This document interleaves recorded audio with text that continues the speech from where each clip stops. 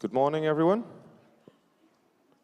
Right, it was a good morning until they switched on the airport lights. Anyway, so I'm going to ask you in a very British way, how are you? And the only acceptable answer is either how are you or fine. There's nothing else you can really tell me. So it's excellent. not. Excellent. Well, yeah, I mean, excellent if your state of mind or body allows you to. I just have a feeling I've only seen you a couple of hours ago somewhere out of town. Anyway, we're glad you're all here, and we would like to welcome you to the second day of the European Forum of Young Leaders. We would like to spend a few minutes with you here, getting to terms where we are and what is it that we'll be doing here on the second, but also closing day of the forum. So we are asking how are you doing, but yeah, also yesterday, did you have fun during the evening? Yeah. Who did play bowling? Very good. And pool? Oh, a little bit less. And how about dancing? The dance floor is not. There was one, at least. Is dancing not a thing anymore? Because the dance floor was just quite empty. So anyway, you can try tonight. Yeah. Okay. And we hope. Do you have a new friend from yesterday? Any new connections? All right, some of you. Okay. And interesting conversations during the whole day, not only in the evening. Okay, great. So that's also our invitation for today, to continue, yeah, and to have more friends and more conversations. So what will happen today? Right, I'll run you through the program. To make it easier, we try to align it in a way similar to what happened yesterday. So if you remember that we had an opening panel yesterday morning. Does anyone still remember this?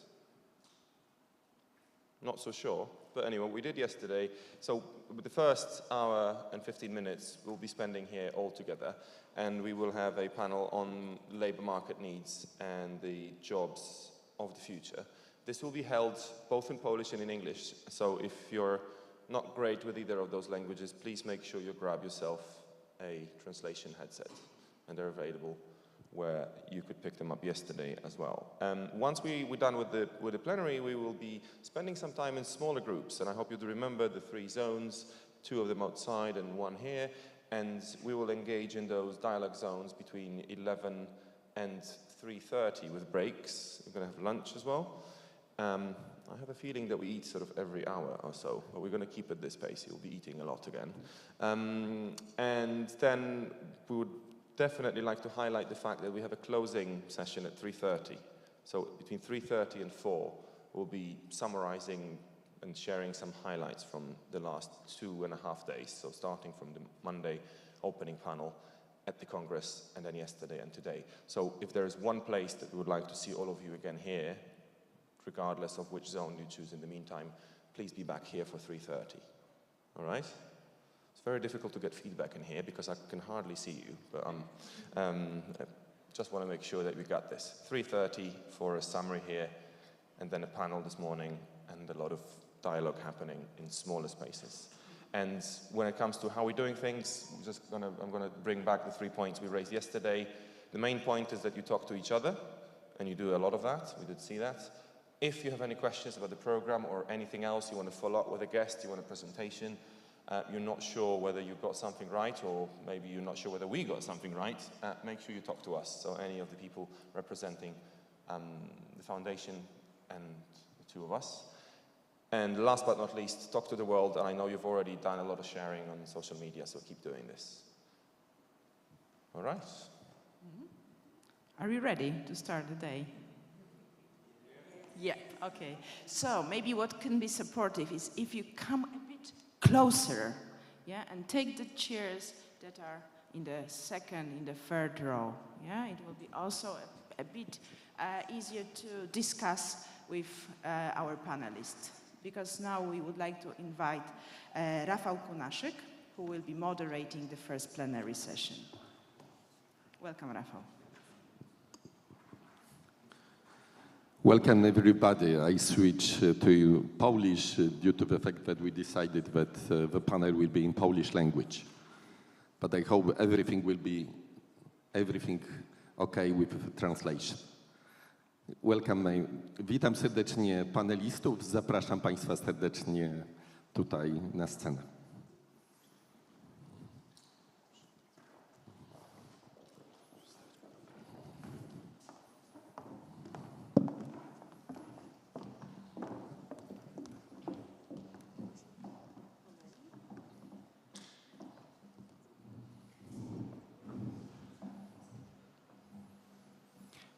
Szanowni Państwo, zanim przejdziemy do naszego panelu, to chciałbym, żeby przedstawili się nasi paneliści, ale też chcę powiedzieć jedną rzecz bardzo ważną. Zawsze, kiedy prowadzę dyskusję, to dla mnie problemem jest podzielona sala. Na tych, którzy słuchają i mają bardzo dużo do powiedzenia i chcieliby się tym podzielić, i tych, którzy biorą udział w panelu i też mają dużo do powiedzenia i nie chcą dopuścić do tego, żeby te osoby z sali włączyły się do dyskusji. Ja tutaj chcę zaproponować jedną rzecz w odniesieniu też do tego, że rozmawiamy o kompetencjach młodych ludzi, rozmawiamy o kompetencjach przyszłości w gronie przedstawicieli pracodawców, instytucji wsparcia, organizacji pozarządowych, wyższych uczelni. A kogo brakuje? Najważniejszych osób, czyli młodzieży, czyli was. Jak będzie trwała dyskusja, to w każdej chwili będzie można po cichutku, schodkami, wejść tutaj na miejsce. Jakby ktoś chciał, może nawet rękę podnieść, żeby łatwiej go było tutaj zaprosić na górę i dołączyć do nas. Zadać pytanie, skomentować, być częścią tej dyskusji. Bo można powiedzieć nic o was, z wami. Bo to, co najważniejsze i najbardziej kluczowe, to jest rozmowa na temat tego, co my w naszej ścieżce rozwoju edukacyjnego, w naszej ścieżce też z rozwoju własnej kariery zawodowej możemy zrobić. Może zmienić, może udoskonalić, może poprawić, a może czegoś się też nauczyć. Poproszę dosłownie takie 20 sekund, gdyby każda z osób, uczestników panelu króciutko się przedstawiła. Musimy te mikrofony sobie podzielić tutaj. Myślę, że 2 wystarczą. Ja pozwolę sobie trzymać ten jeden mój. Dzień dobry Państwu. Bardzo dziękuję organizatorom za zaproszenie. Nazywam się Robert Musiałkiewicz. Jestem profesorem, przedstawicielem tych, którzy nauczają. Kieruję uczelnią, Państwową Akademią Nauk Stosowanych, to jest University of Applied Science in Wrocławek. No i będę przedstawiał punkt widzenia ze strony środowiska akademickiego na problematykę dzisiaj omawianą. Witam Was bardzo serdecznie. Nazywam się Aneta Kożuchowska. Na co dzień zajmuję się rozwojem kadry zarządzającej w Banku Gospodarstwa Krajowego w Warszawie. Będę reprezentowała pracodawcę i jego jakby postrzeganie na to, jak mogliby się rozwijać młodzi ludzie i czego pracodawcy potrzebują w zakresie rozwoju i tego, jak przychodzicie do nas i chcecie po prostu być naszymi pracownikami. Dzień dobry, witam Was serdecznie. Ja nazywam się Robert Betnasz, reprezentuję firmę Roku Automation, zlokalizowaną tutaj w Katowicach, dużego pracodawcę zatrudniającego ponad 2700 osób. Będę przedstawiał, uczestniczył w dyskusji, pokazując naszą perspektywę jako pracodawcy, jako podmiotu, który szuka nowych ludzi, nowych talentów i spotyka się z wami nie tylko na rynku pracy, ale również też na uczelniach i stara się współpracować w tym zakresie. Także zapraszamy, tak jak tutaj Rafał powiedział, zapraszamy was tutaj niżej do nas. Naprawdę będzie łatwiej, a my nie gryziemy, także możecie do nas dołączyć. Dzień dobry, ja również serdecznie witam wszystkich i również dziękuję za zaproszenie. Nazywam się Monika Bezak i jestem przede wszystkim trenerką kompetencji miękkich i psycholożką, ale łączę edukację z biznesem. Określamy to bardzo często takim sformułowaniem education to business i myślę, że to jest taki klucz, czyli z jednej strony to zapotrzebowanie pracodawców, przedsiębiorców, które słyszę ze strony biznesu, a z drugiej strony jak na to możemy odpowiadać, ucząc się przez całe życie. Dzień dobry Państwu. Nazywam się Lilla Młodzik. Przyjechałam do Państwa z Uniwersytetu Zielonogórskiego. Jestem profesorką nauk społecznych, pedagogzką i uważam, że wiedza płynie z kultury i że fiasko systemów edukacyjnych bardzo często związane jest właśnie z tymi elementami kulturowymi, a nie z niedostatkiem technologii i tym się zajmuję. Dziękuję bardzo. Dziękuję. Ja też powiem dwa słowa o sobie. Rafał Kunaszyk, jestem prezesem firmy Eurokreator, firmy rodzinnej, którą prowadzimy razem z żoną. Firma z jednej strony tworzy przestrzenie kreatywne i rozwiązania dla edukacji z całą metodologią podejścia, z drugiej strony rozwija kompetencje w Polsce, tworząc środowiska rozwoju innowacji i technologii. Zajmuję się też transformacją przemysłową, transformacją cyfrową. To są moje dodatkowe obszary zainteresowań. I ostatnia rzecz, chyba najważniejsza. Ileś lat temu byłem po tej stronie, co wy, działając w takich strukturach międzynarodowych organizacji Youth for Development and Cooperation. I wtedy często spotykaliśmy się albo w Strasburgu, albo w Brukseli. Dyskutowaliśmy o wielu zagadnieniach, które mimo że tyle lat minęło, pewno dalej wracają do nas samych, czyli jak wygląda rynek pracy, jakie kompetencje powinniśmy zdobywać i jak odnajdywać się w tym wielokulturowym społeczeństwie. Na początek naszej dyskusji jeszcze kilka zasad. Zasada numer 1 to jest taka, że staramy się w ramach jednej wypowiedzi ograniczać do jednego wątku.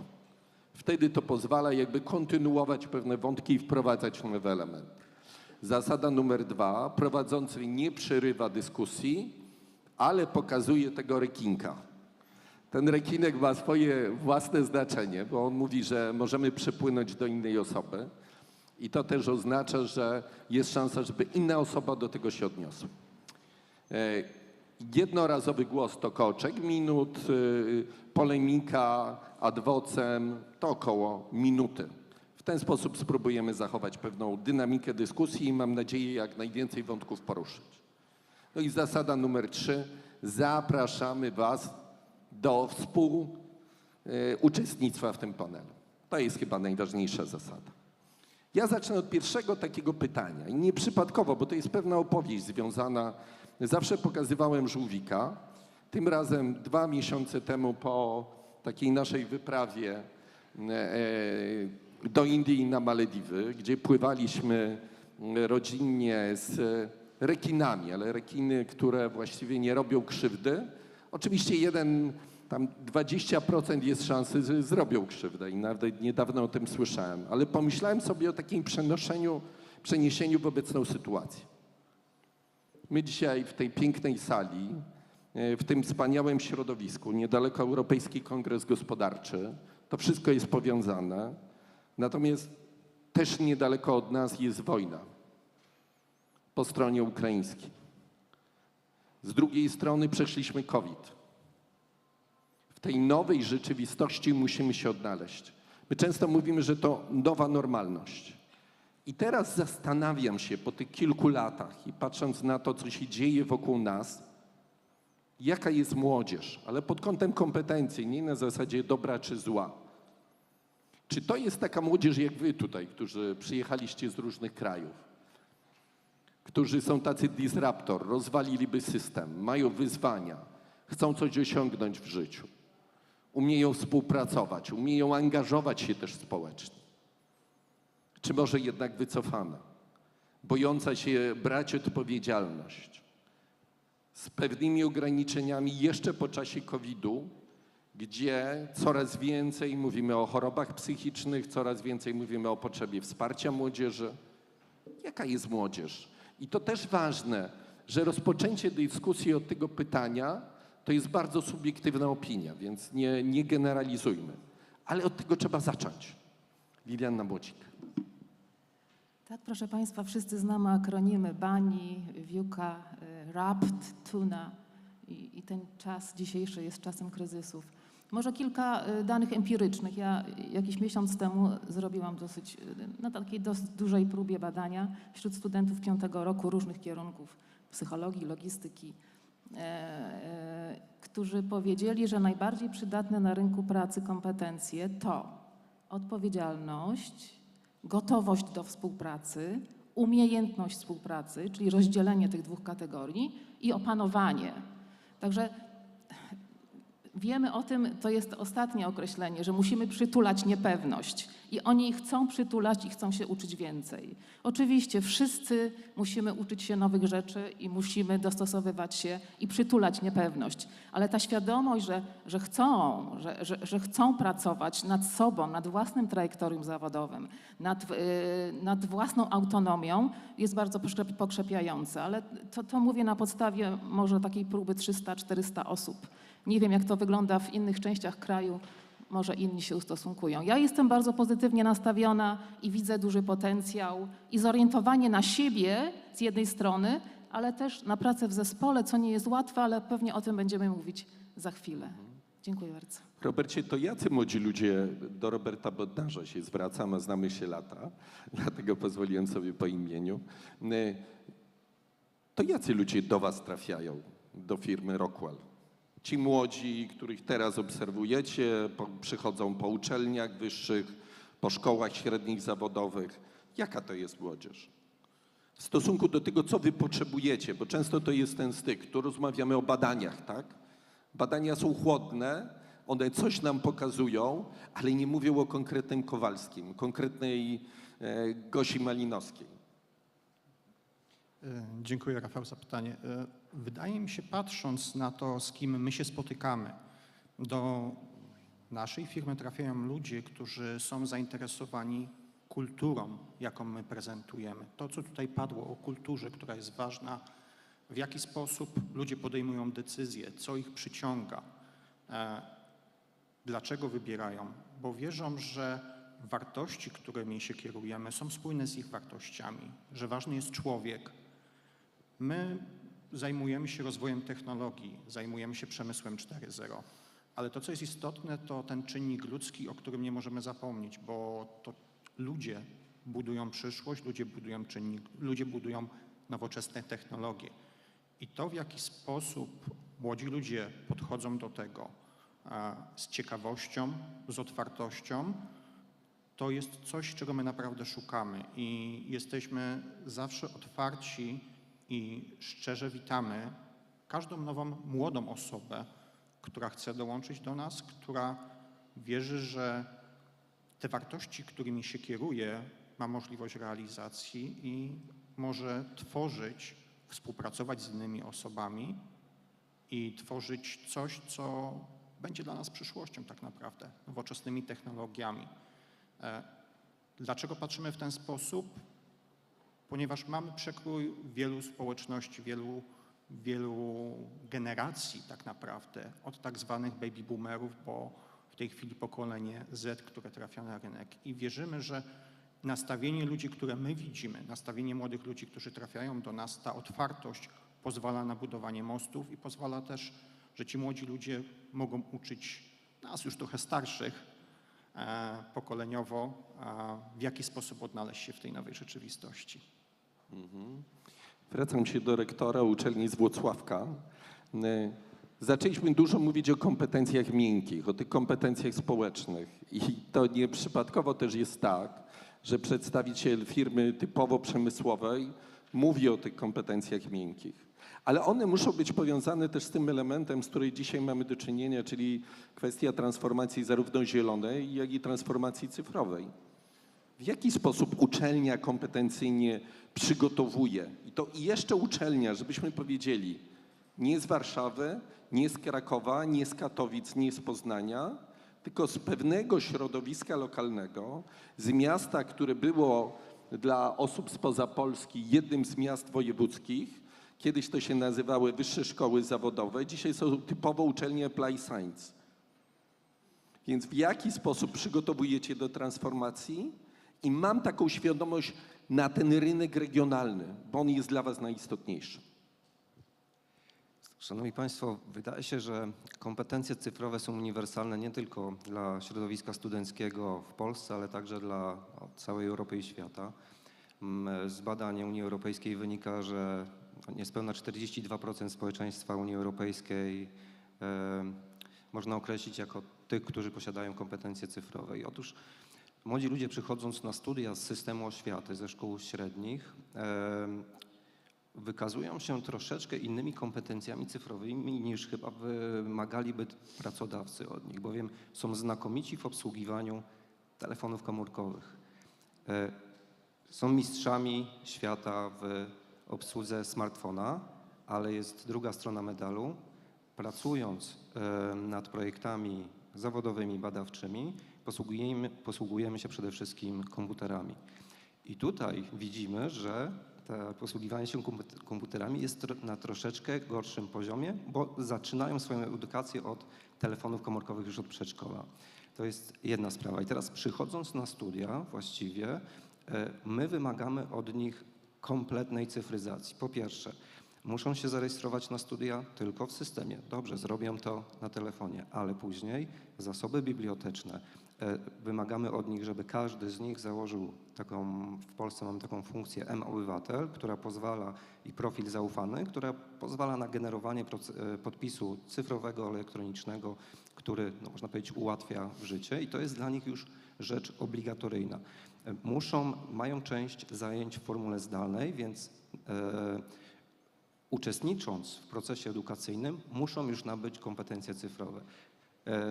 Radzą sobie z tym znakomicie, wiedza do nich w tym obszarze trafia bardzo, bardzo dobrze.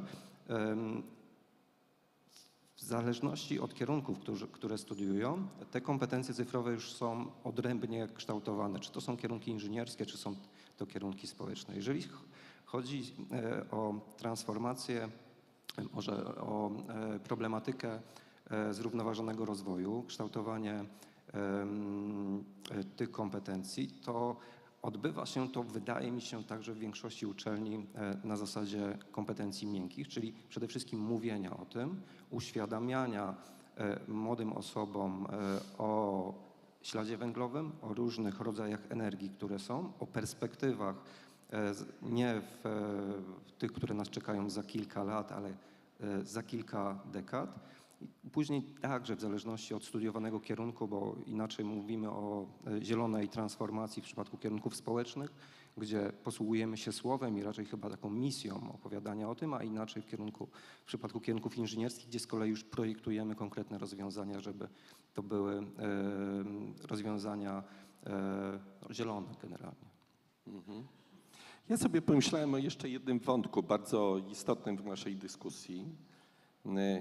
O właśnie właścicielach, o prezesach firm i o tym podejściu do wsparcia procesu edukacji i rozwoju młodego człowieka. Bo to się staje coraz z jednej strony bardziej popularne i to obserwujemy pewno.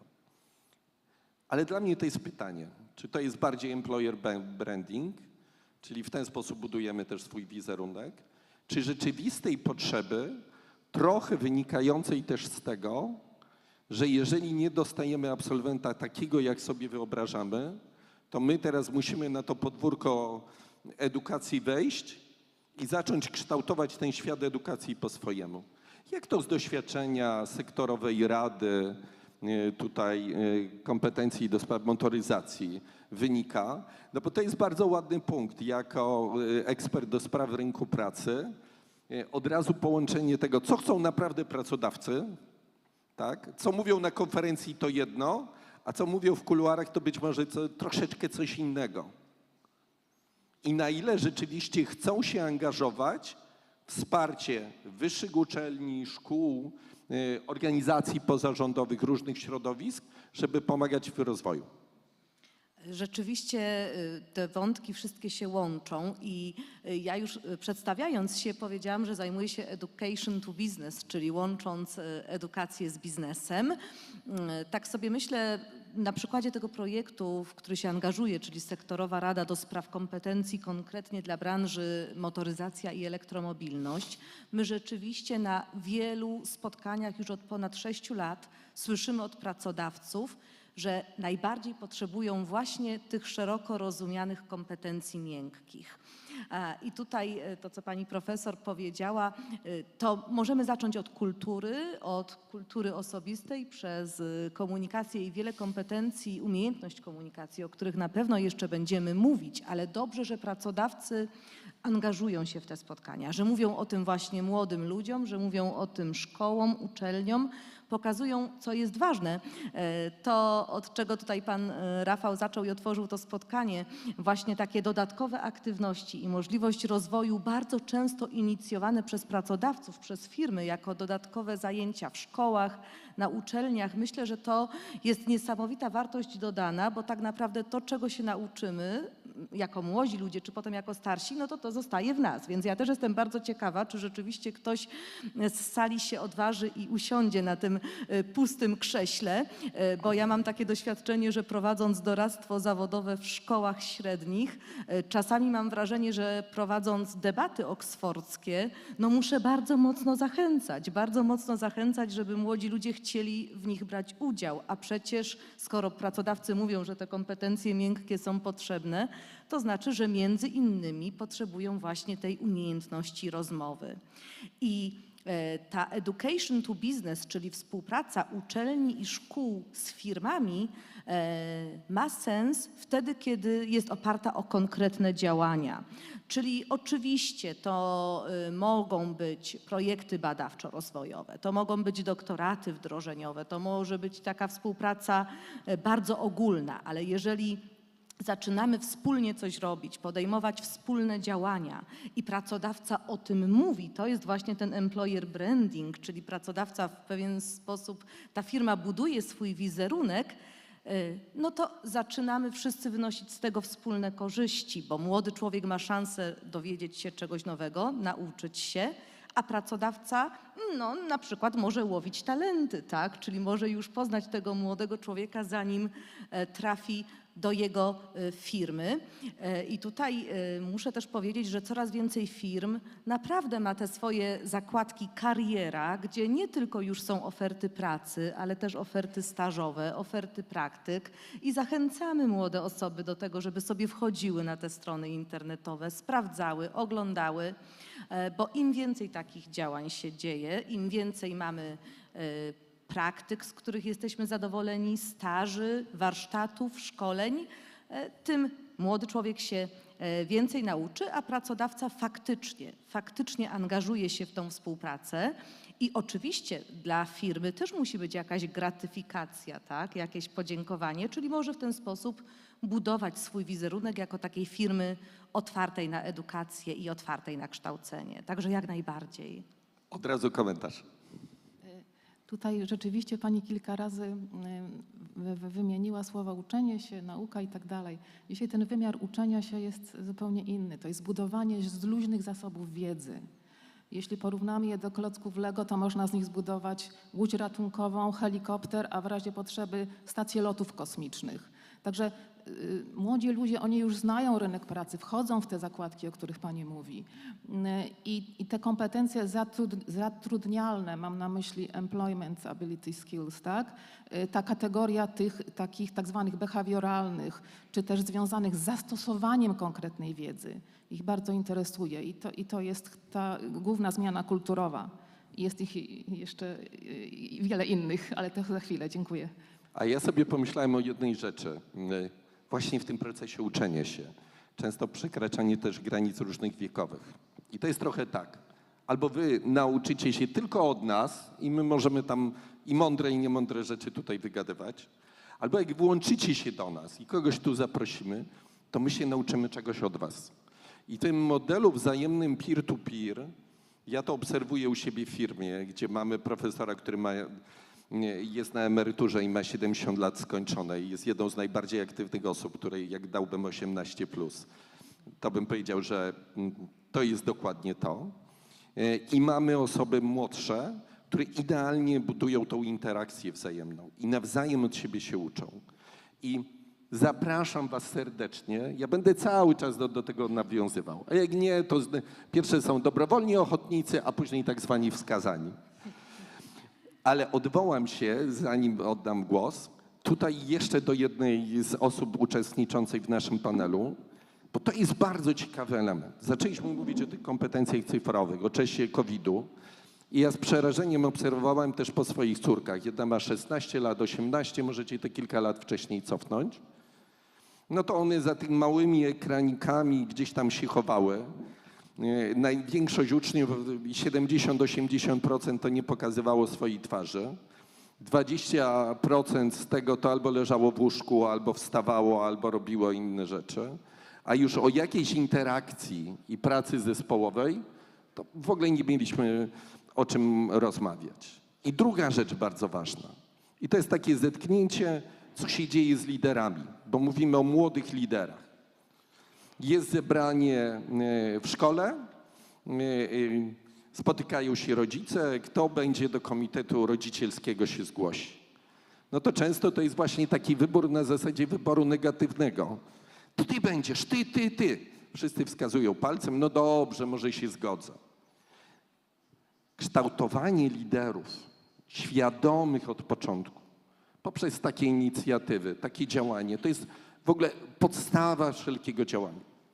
Bo jak będą rzeczywiści liderzy w odniesieniu do tych wartości, których mówiliśmy o pracodawcach, tak, to za tym pójdą następni. I tutaj mówimy o fundacji, ale także Banku Gospodarstwa Krajowego, który wspiera różne programy rozwoju liderów. To co najważniejsze dla was jest w tej ścieżce rozwoju lidera i najważniejsza rzecz, jak wy mówicie, mamy coś atrakcyjnego do pokazania, w jaki sposób zachęcacie młodych ludzi, żeby z tego skorzystali?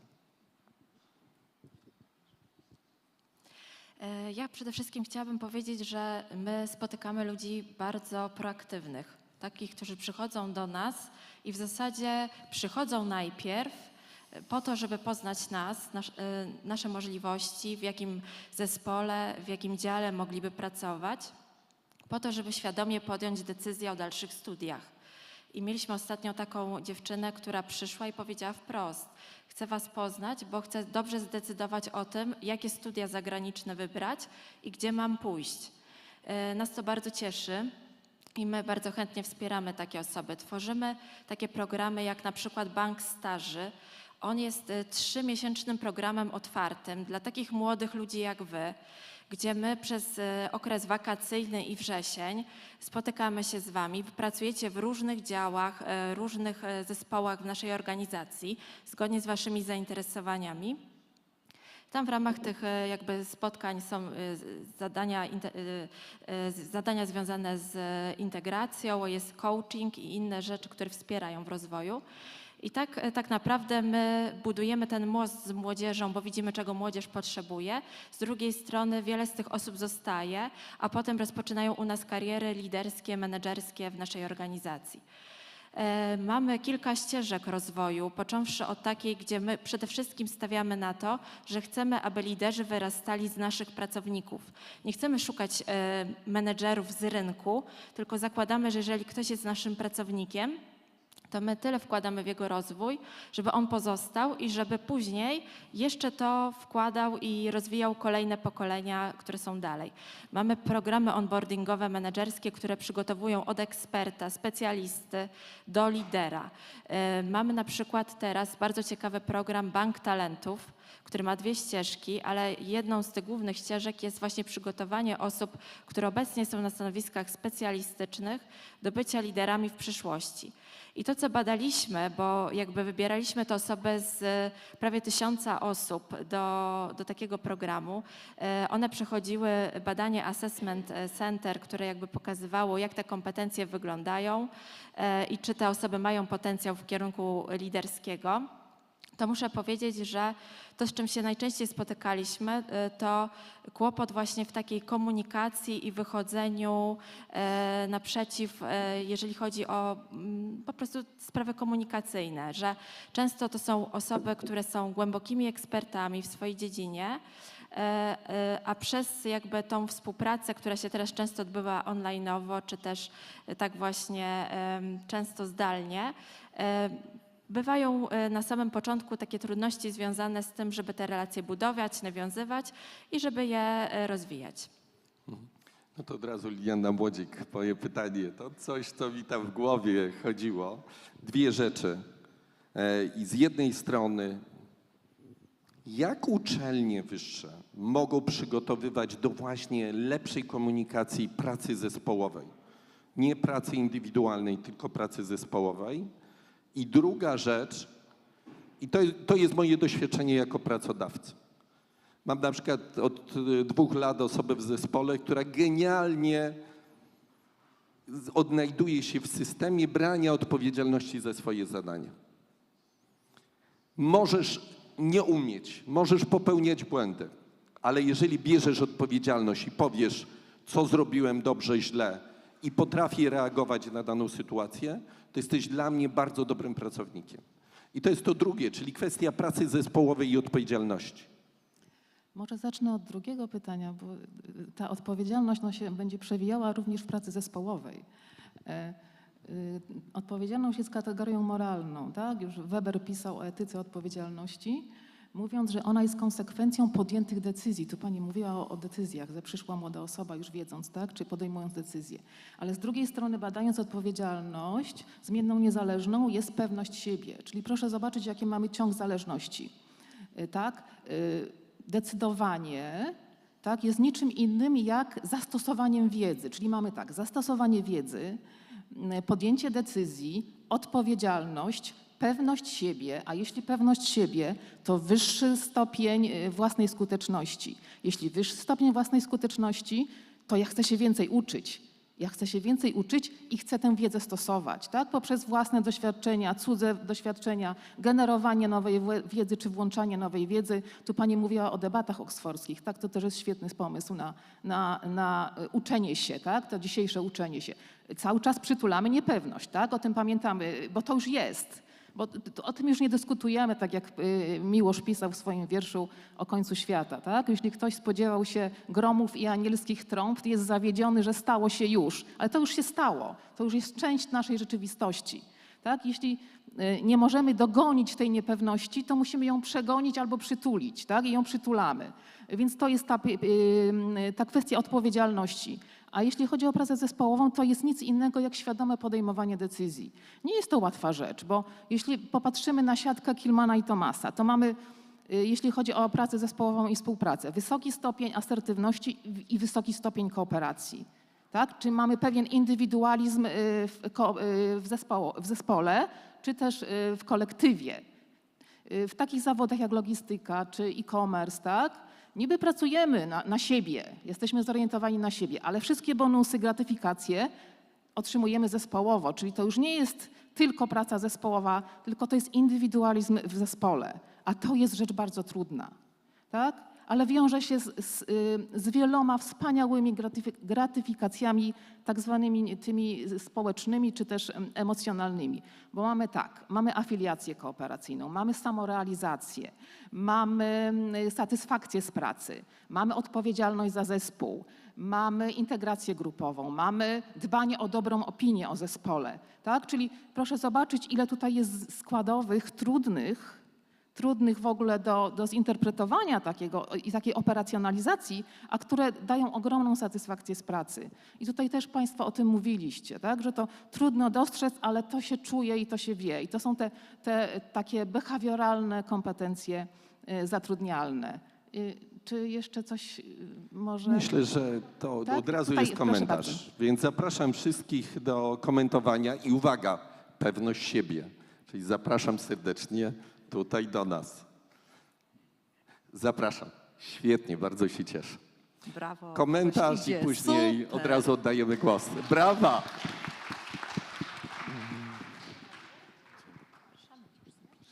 To ja najpierw, tak? Tak. W takim razie ja chciałam się do tego odnieść, bo współpracując ze szkołami, z uczelniami, ale też z pracodawcami, bardzo często mamy różny język i ja bardzo często słyszę, że pracodawcy, firmy mówią o kompetencjach miękkich, a z kolei uczelnie i szkoły posługują się taką nomenklaturą kompetencje kluczowe, umiejętności uniwersalne. Myślę, że na to warto zwrócić uwagę, bo rzeczywiście do tego się wydaje bardzo dużo. To jest cała lista umiejętności, a właściwie troszkę też cech osobowościowych, które powinniśmy mieć w życiu zawodowym, tak? W życiu dorosłym. I tutaj myślę sobie, że to jest ważne, żeby już od szkoły podstawowej, może nawet od przedszkola, przez szkołę średnią, przez uczelnię wyższą i potem w pracy, mieć z tyłu głowy, że oprócz tej mojej wiedzy specjalistycznej, oprócz tej specjalizacji, którą mam i też już właściwie słyszymy od pracodawców, że jest wymagana taka multidyscyplinarność, czyli że nie wystarczy ta jedna dziedzina, powinniśmy to właściwie łączyć, ale powinniśmy mieć z tyłu głowy właśnie całą tą gamę kompetencji miękkich, czyli tutaj pani profesor mówi o pewności siebie, o komunikacji. Ja bym jeszcze dorzuciła z jednej strony taką kulturę osobistą, odpowiedzialność, ale też kreatywność, czyli to, żeby umieć się odnaleźć przy różnych zadaniach i samodzielnie sobie z nimi poradzić. Po prostu ta umiejętność rozwiązywania problemów. No bo jednak w pracy mamy bardzo często pracę projektową i niezależnie od branży i specjalizacji pracujemy nad konkretnym zadaniem. Także tutaj chciałam zwrócić uwagę na te różnice językowe, tak? Co to są właściwie te kompetencje miękkie i dlaczego tak o nich dużo mówimy? Dobrze. Poproszę o krótkie przedstawienie się i od razu komentarz. Oczywiście, dzień dobry Państwu. Bardzo dziękuję za taką dyskusję, za taką możliwość. Mam na imię Katia i jestem studentką Uniwersytetu Jagiellońskiego w Krakowie, gdzie studiuję politykę i także tutaj reprezentuję takie NGO jak Young European Ambassadors i jestem z Ukrainy. I moje pytanie jest bardziej praktyczne, dlatego że tak jak są Państwo ekspertami, chciałam spytać, jak możemy jako studenci walczyć z taką kwestią stereotypami wieku, bo na przykład ja mam 17 lat i nie za bardzo dużo pracodawców chcą pracować z bardzo młodymi studentami, którzy jeszcze nawet nie mają 18 lat.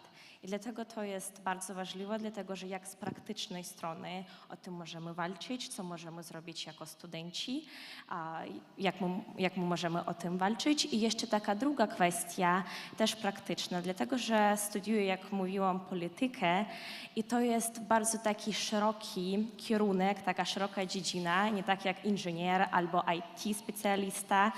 I oczywiście, że mamy dużo takich firm, które szukają IT, inżynierów, ale same coś takiego bardzo szerokiego jak polityka czy ekonomika, to jest bardziej trudniej znaleźć sobie miejsce i dlatego to jest takie moje pytanie do Państwa. Dziękuję. Kto podnosi pytanie? 1, 2 głosy mamy. Tak, to mogę. Ja zacznę od tego ostatniego pani pytania. Studiuje pani politykę, tak? Dobrze zrozumiałam. Czyli jakby patrząc na tę pani uniwersalność, to może być to i pozytywne, i negatywne, ale to pani musi sobie sama określić, jakie są pani preferencje, jakie są pani przekonania i trzecia kategoria, granice, których pani nie przekroczy. Coś, co jest nieprzekraczalne.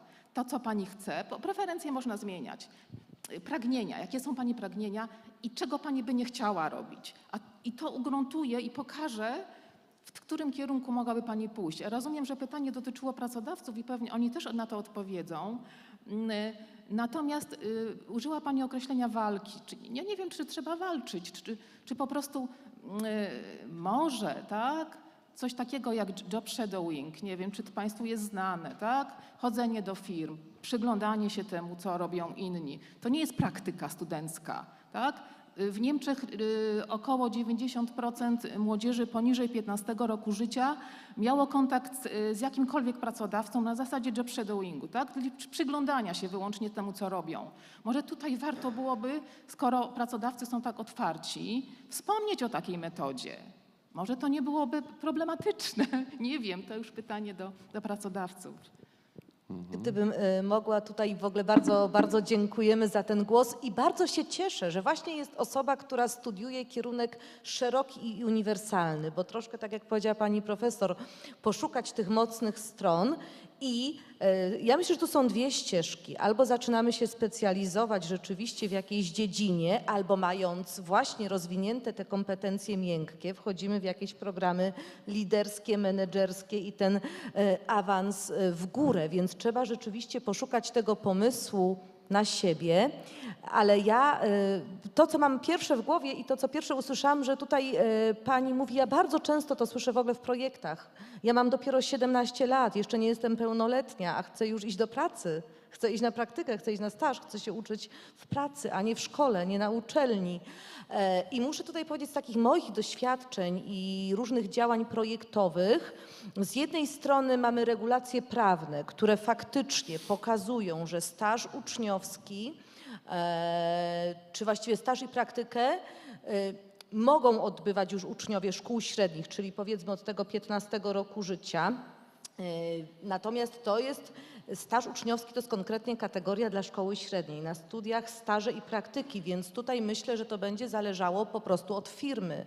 Jeżeli firma będzie na tyle otwarta, że będzie miała taką konstrukcję prawną, takiej umowy właśnie stażowej i praktyki, bo to się przecież podpisuje umowy, żeby takie staże i praktyki zacząć, to tylko w takich osoby niepełnoletnie mogą podejmować, więc to nie jest łatwe. To nie jest łatwe, ale jest możliwe. Od razu z konkretem. Jesteśmy, Eurokreator to firma z Krakowa, realizujemy działania w całej Polsce, międzynarodowe. Jesteśmy obydwoje z Krakowa. Zapraszam do współpracy. I to jest tego typu doświadczenie ze strony pracodawców. A dlaczego o tym mówię? Dlatego, że sam przeżywałem to w 1991 roku. Organizowałem jedną z pierwszych konferencji na AGH, przygotowującą do Rio, kiedy w ogóle powstawało podejście do zrównoważonego rozwoju. I tam myśmy cały czas przychodzili, co możemy do tego wnieść. Nie ile na tym zarobimy od razu na starcie, tylko co my tam zainwestujemy, tak? I do mnie często przychodzą ludzie jako pracodawcy, na przykład z technikum łączoności, którzy dokładnie zdobywają swoje portfolio w ramach praktyk, staży, ale współpracy z organizacjami pozarządowymi. I co się dzieje dalej? Ja jako pracodawca, jak widzę ich zaangażowanie, to ja im płacę za dodatkowe działanie. Oni zdobywają doświadczenie. I często nagle dostrzegają coś i to jest pewien wyróżnik. Popatrzcie wokół siebie. Nie dzielę korporacje i niekorporacje, bo mamy też korporacje w firmach rodzinnych. Ja reprezentuję Stowarzyszenie Inicjatywa Firm Rodzinnych, czyli firmy rodzinne. Od tych małych, najmniejszych, po te duże, innowacyjne, Wiśniowskiego, Fakro, wiele innych firm, które pewno znacie, a które są już na rynkach międzynarodowych. I to jest bardzo istotne. W jaki sposób znajdziemy punkt zaczepienia? I drugie pytanie, które pewno też wymaga komentarza. Sam jestem ze świata humanistyki, ale co najważniejsze, dzisiaj funkcjonuję w przemyśle. Tylko gdzie ja potrzebuję inżyniera, to on tam dokręci, pokaże inne, ale tam, gdzie potrzebne jest procesy, gdzie potrzebne jest połączenie wiedzy z różnych dziedzin, z różnych obszarów, bo tak budowałem swoje portfolio, to nagle okazuje się, że ja jestem im potrzebny. Że ja odnajduję coś, co jest jakby moją przewagą. I tym bym skończył. Szukam tego, co moją przewagą na rynku jest. I to od razu, nawet miałem, Robert, zapytać o komentarz, ale od razu złapałeś. Jasne, dzięki, Rafał. Już wiemy, że możesz znaleźć pracę. Rafał już tutaj zaproponował, więc bardzo szybko. Rzeczywiście ograniczenia pod kątem przepisów, jakie funkcjonują w tej chwili w Polsce, troszeczkę nie sprzyjają akurat sytuacjom osób, które mają 17 lat. To jest fakt i z tym się musimy zmierzyć, więc tutaj prośba do Was jako do liderów o lobbowanie zmian w tym zakresie. Ja swoją karierę zaczynałem też będąc młodym liderem, będąc aktywnym uczestnikiem parlamentu studenckiego, zarówno tutaj na Uniwersytecie w Katowicach, jak i parlamentu studentów RP, więc też byłem na Waszym miejscu, też lobbowaliśmy za zmianami, które się zadziały. I to jest czas i to jest miejsce, żebyście mogli zadziałać. To jest pierwsza rzecz.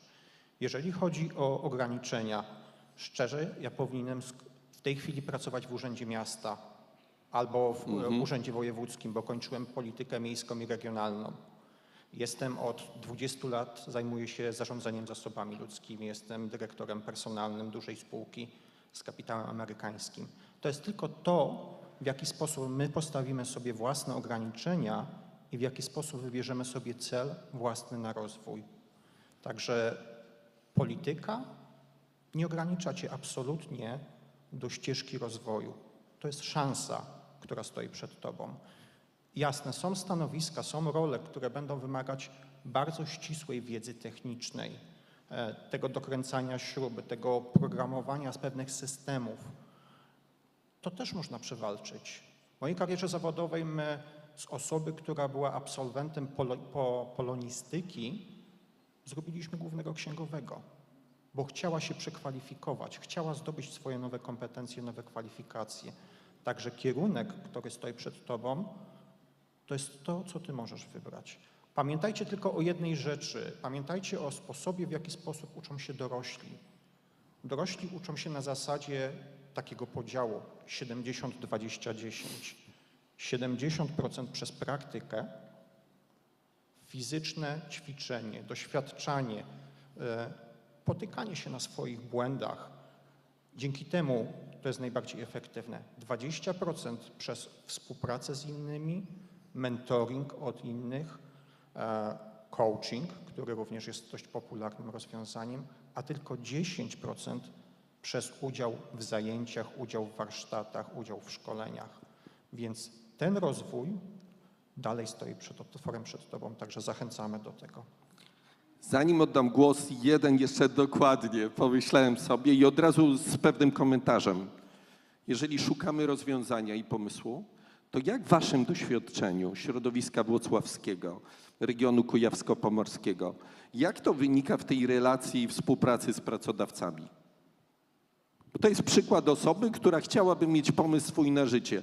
Czy ze strony pracodawców jest jakiś sygnał i wy możecie powiedzieć, o, to jest wspaniała osoba, angażuje się na uczelni, jest kole, działa w parlamencie studenckim, no to bierz pracodawcę, taką osobę.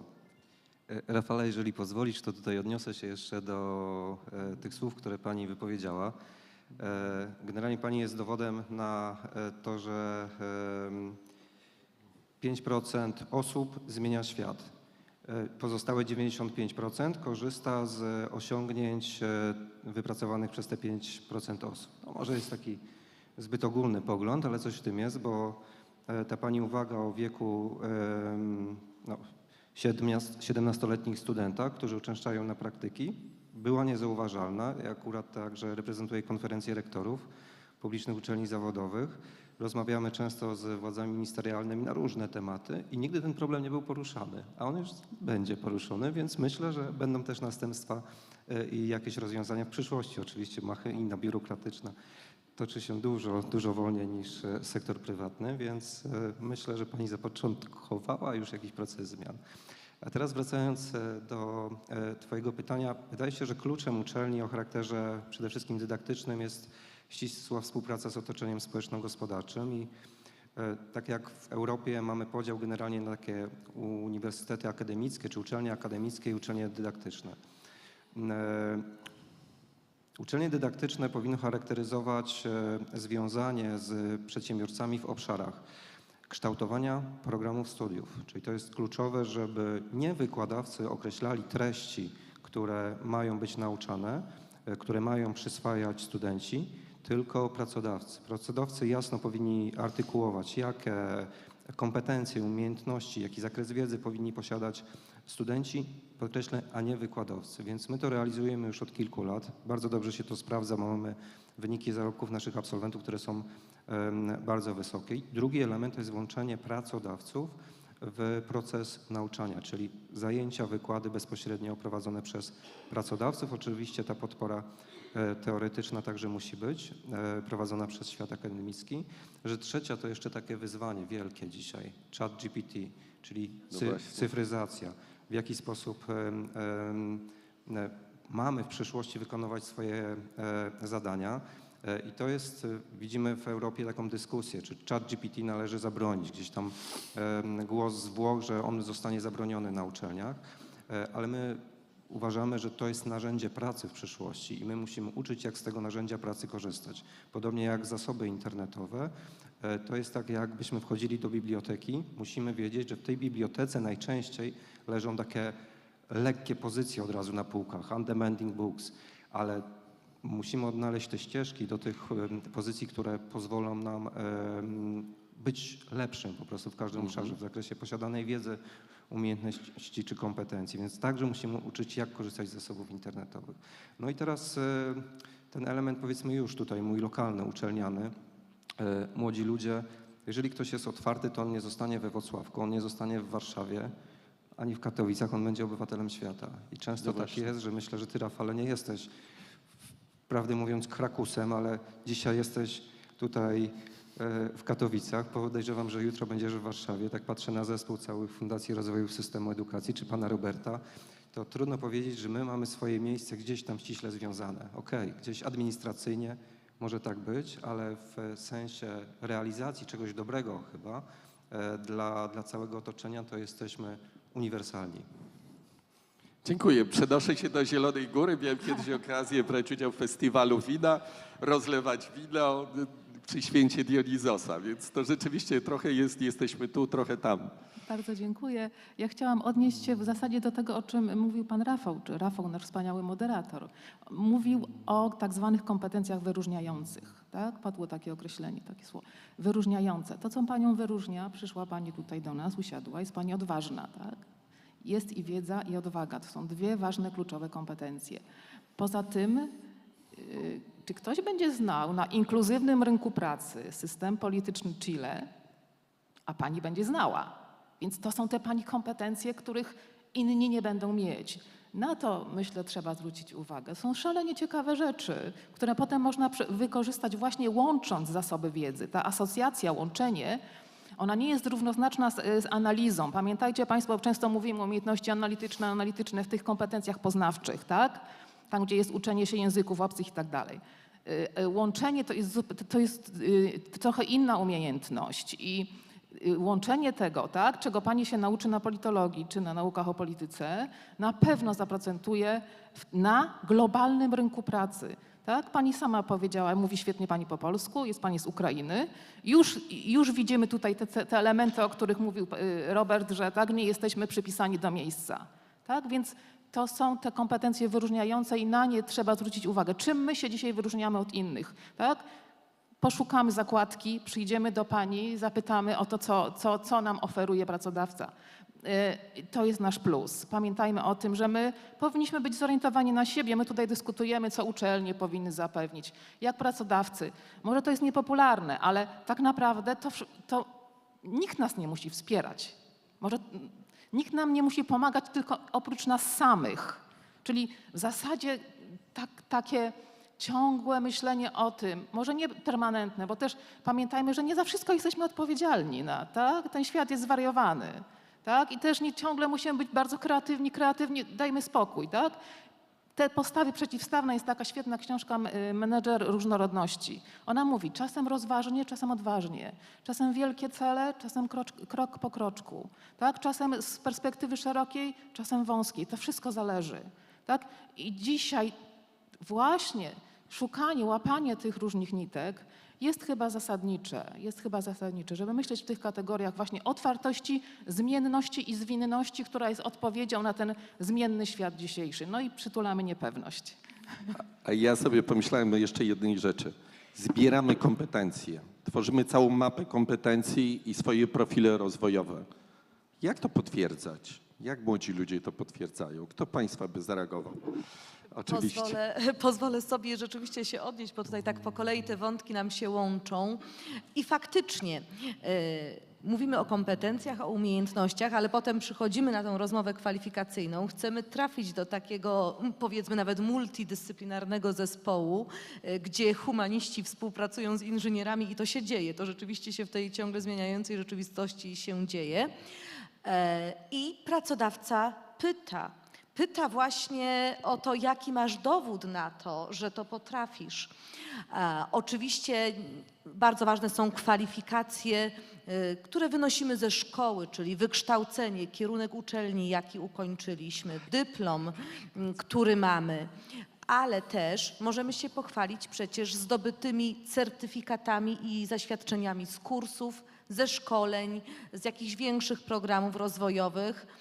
Ja też tutaj Państwo tak mówicie o swoich wcześniejszych doświadczeniach. Ja rzeczywiście też byłam takim typem, który na studiach próbował bardzo różnych rzeczy. Ja też wzięłam udział w wielu różnych praktykach i stażach. I te dokumenty, te potwierdzenia w ogóle, referencje, opinie z tych staży, to się naprawdę przydawało.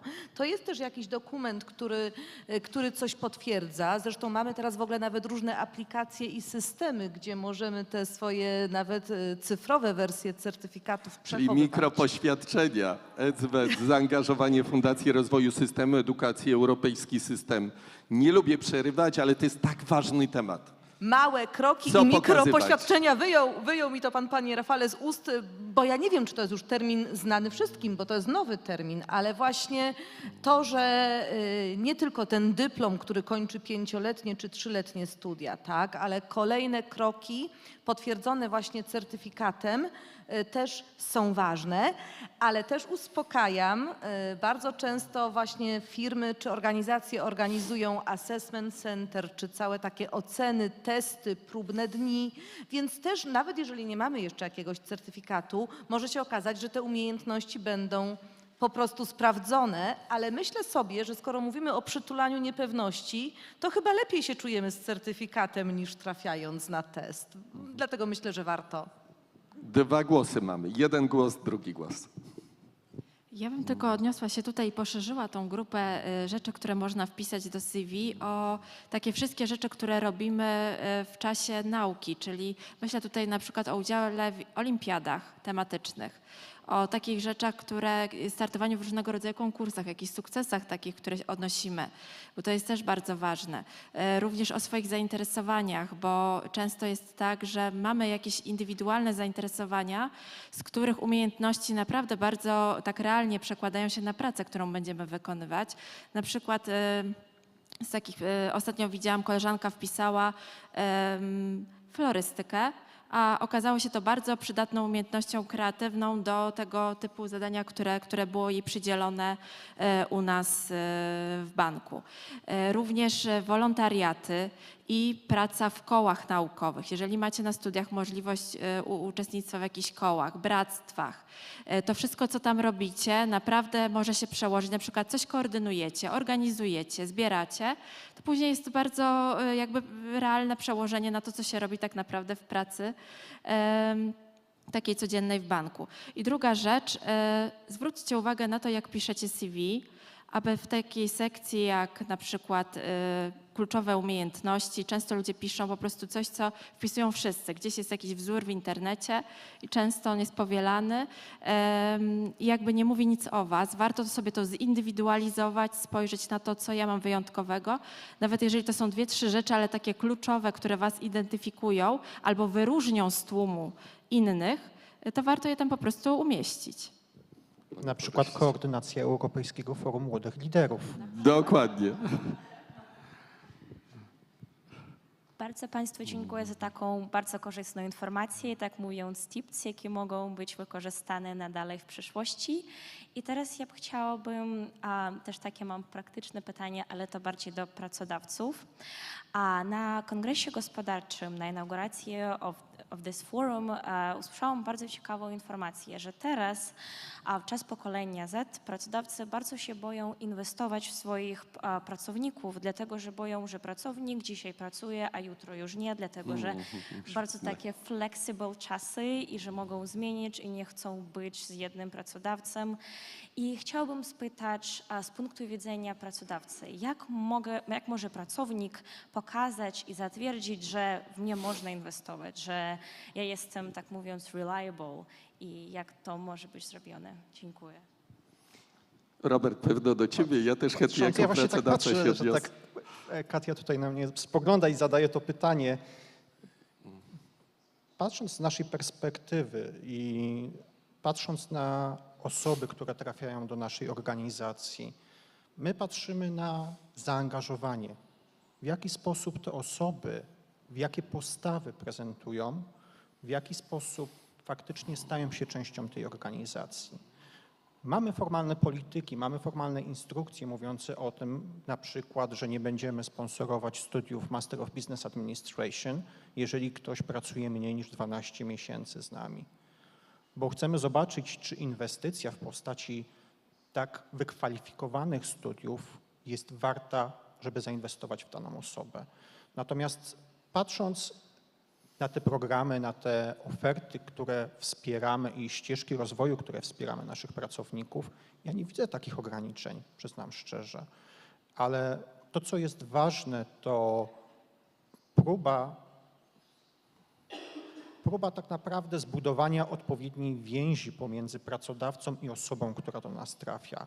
I wierzymy, że ten onboarding, ta więź, która naprawdę powstaje na początku, w pierwszych dniach, w pierwszych tygodniach pracy, ona buduje pewne zaufanie. Jeżeli to zaufanie jest zbudowane w odpowiedni sposób, pracodawcy nie powinni się obawiać inwestować w tych nowych pracowników. Pamiętajcie tylko jedną rzecz. Przychodzicie ze studiów, przychodzicie z uniwersytetów, ze szkół wyższych, ze szkół średnich. Wychodzicie ze środowiska, w którym rozwijaliście swoją wiedzę.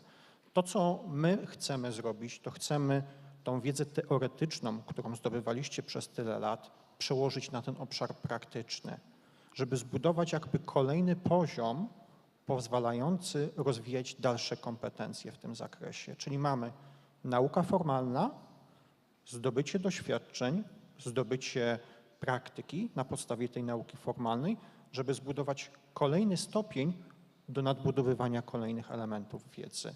I w ten sposób patrzymy, oceniając, czy warto inwestować i czy warto zachęcić daną osobę do rozwoju takich czy innych kompetencji. Ja dodam z punktu widzenia pracodawcy jakby dwie perspektywy. Perspektywa moja jako firmy rodzinnej i my często mówimy, my do firmy zapraszamy nie pracowników, tylko współpracowników wspólnie z nami realizujących nasze często marzenia. Bo firmy rodzinne to nasze marzenia, które przekładają się na twardy biznes. Ale ciekawe jest doświadczenie też pewne korporacyjne. Mikropoświadczenia IBM, wczoraj miałem spotkanie jednym dyrektorów takich ponadregionalnych IBM-a. IBM tworzy ten system potwierdzania tych mikropoświadczeń, gdzie jest doradca, który mówi, no zdobyłeś kurs taki, to teraz warto, żebyś zdobył taki, następny. I ja myślałem, że to może to taka teoria. I mam sąsiada, który albo jest informatykiem, albo gotuje, albo robi różne inne rzeczy. Obsługuje systemy bezpieczeństwa IBM-a na pół Europy, a czasem i na świat. I tam 24 godziny pracuje, 48 godzin ma dla siebie. Ja powiedziałem, dlaczego cały czas pracujesz dla IBM-a? Bo przecież twoje relacje to są głównie relacje online, czasem pójdziesz do firmy, ale to tam raz na miesiąc. I on mi powiedział, wiesz co? Bo właśnie ten system mikropoświadczeń powoduje, że ja nie będę skoczkiem. Dlaczego? Bo oni zawsze w zanadrzu mają coś, co podnosi moje kompetencje, co kosztowałoby mnie dokładnie te kilkanaście tysięcy może dolarów, może więcej, ale ja mógłbym już uciec na rynek pracy i podnieść swoją pozycję i swoją pensję. Dlaczego jestem? Bo oni nie już za kilkanaście tysięcy, tylko widząc, jak ja w tym systemie i w tej kulturze funkcjonuję, następnie mi za kilkadziesiąt tysięcy coś proponują. Czyli wiem, że ja jestem na stabilnej ścieżce rozwoju i myślę, że to jest bardzo istotne w kontekście tego doświadczenia, którym pewno warto się podzielić. Ale to na przykład przy motoryzacji, jak to jest?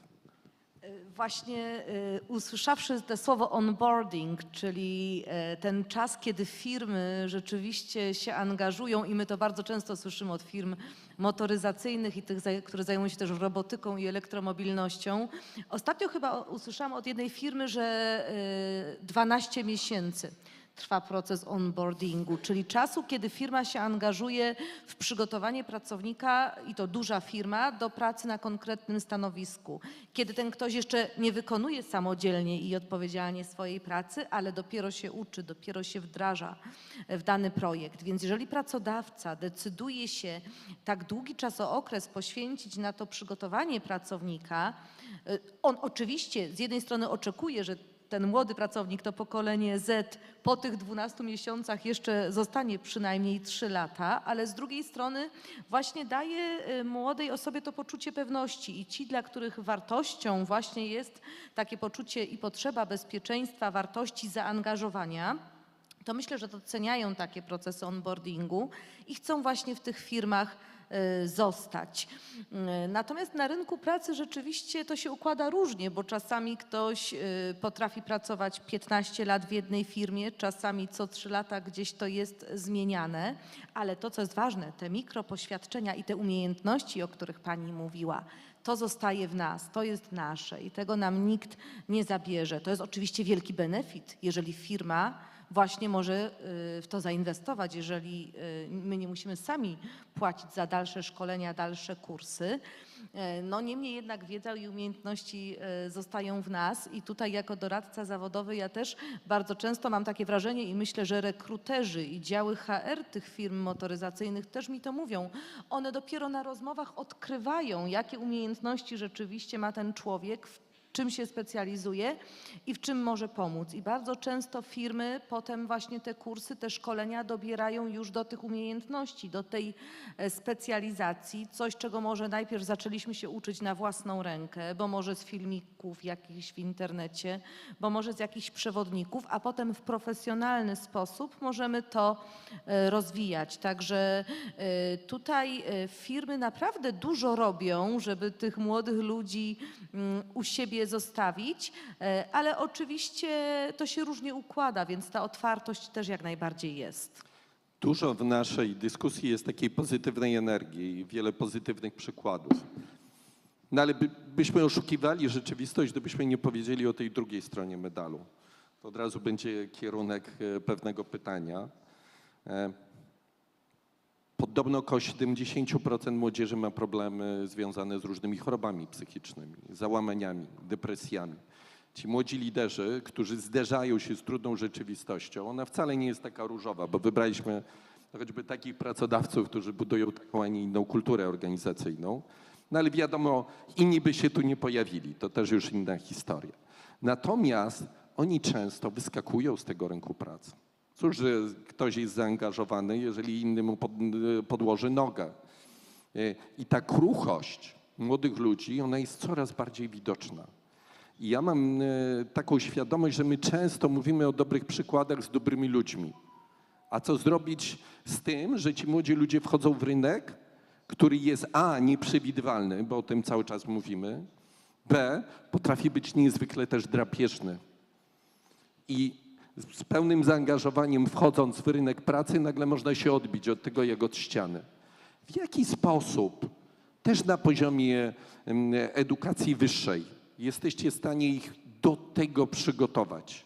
Do zarówno takich dobrych relacji i sytuacji, ale też tych trudnych relacji. No i pewno doświadczenie psychologiczne, więc jakie instrumenty mogą i co możemy młodym ludziom podpowiedzieć, żeby się nie poddawać? Może zacznę od tych elementów takich praktycznych. Jest coś takiego jak macierz kompetencji czy skupisko kompetencji. Niech oni rozwiązują to, niech robią, niech patrzą jacy są, niech sami poznają siebie.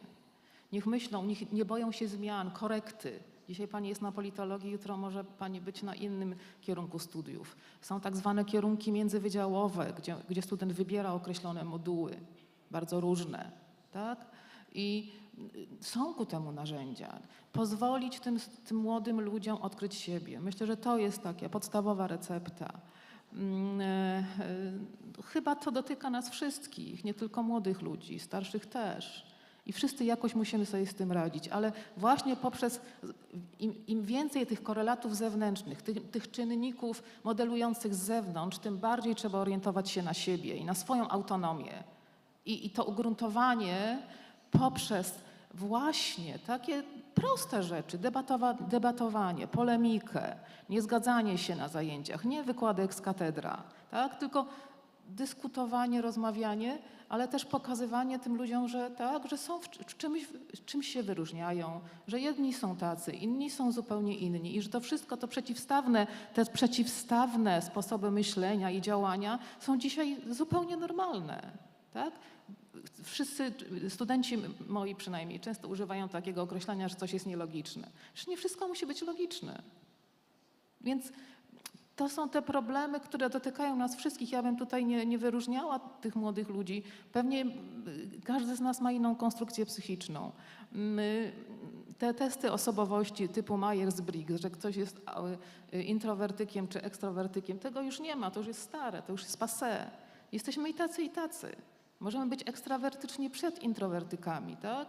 Więc pokazujemy siebie jako taki koktajl przeróżnych cech, tak? Tych cech, które nas budują, tak? Pamiętając o tym, że mamy też pewnie te złe do korekty, tak? Ale zawsze skupiamy się na tych pozytywnych, analizując negatywne i je w jakiś sposób poprzez tych starszych ludzi, nauczycieli akademickich, doradców zawodowych, tak? Tutaj można przekierować, tak? Tę karierę dryfującą, poszukującą, czy kalejdoskopową, gdzie tam przesunięcie kalejdoskopu to jest kolejny kryzys, tak? Na ten typ osobowości zupełnie inny, pokazać im. Bo dzisiaj mówi się, że na rynku pracy najbardziej oczekiwany jest typ osobowości podobny do typu osobowości hazardzisty, tak? Który szuka okazji, żeby ją wykorzystać. A dzisiaj tyle powiedzieliśmy o odpowiedzialności, czyli musimy też być odpowiedzialni. I tak, i tak. Tak? Dać sobie to przyzwolenie, otwartość na zmianę, na korektę, na modyfikację, na to, że coś się nie udało. Wtedy to nas buduje bardzo, tak myślę. Powoli zmierzamy w stronę takich wniosków, podsumowań. Czy mogłabym Tak, jeszcze i później już przygotuję tą rundkę podsumowań.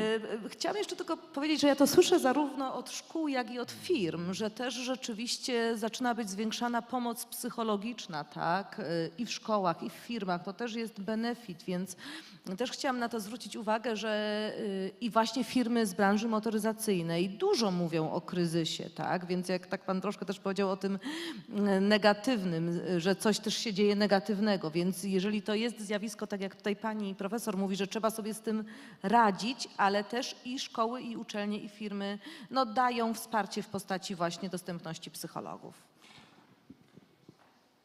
Ja jeszcze jeden komentarz, jeżeli mogę. Tak jest. Bo mówimy tutaj o negatywnych aspektach funkcjonowania. Ja chciałem troszeczkę zmienić narrację. Pamiętajcie, i to jest rzecz, którą my doświadczamy, budujmy na mocnych stronach.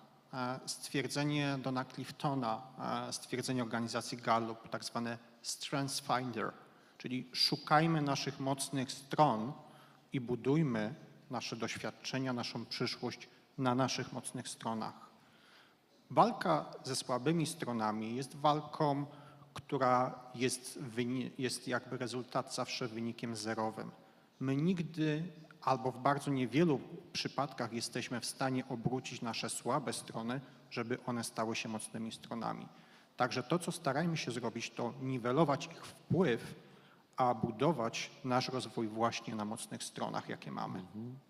Od razu przypomniała mi się myśl, nazwiska nie przypomnę, jeden z doradców prezydentów Stanów Zjednoczonych, finansista, który powiedział: nie skupiajmy się na rozwiązywaniu problemów, tylko rozwijajmy się, pomimo że one istnieją. I to myślę, że to jest taka ważna myśl.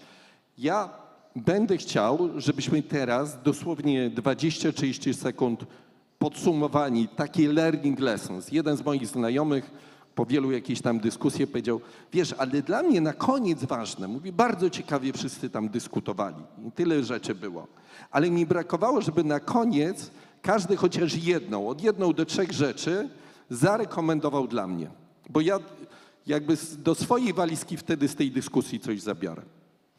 Od kogo zaczynamy? No oczywiście od naszego gościa, który do nas dołączył.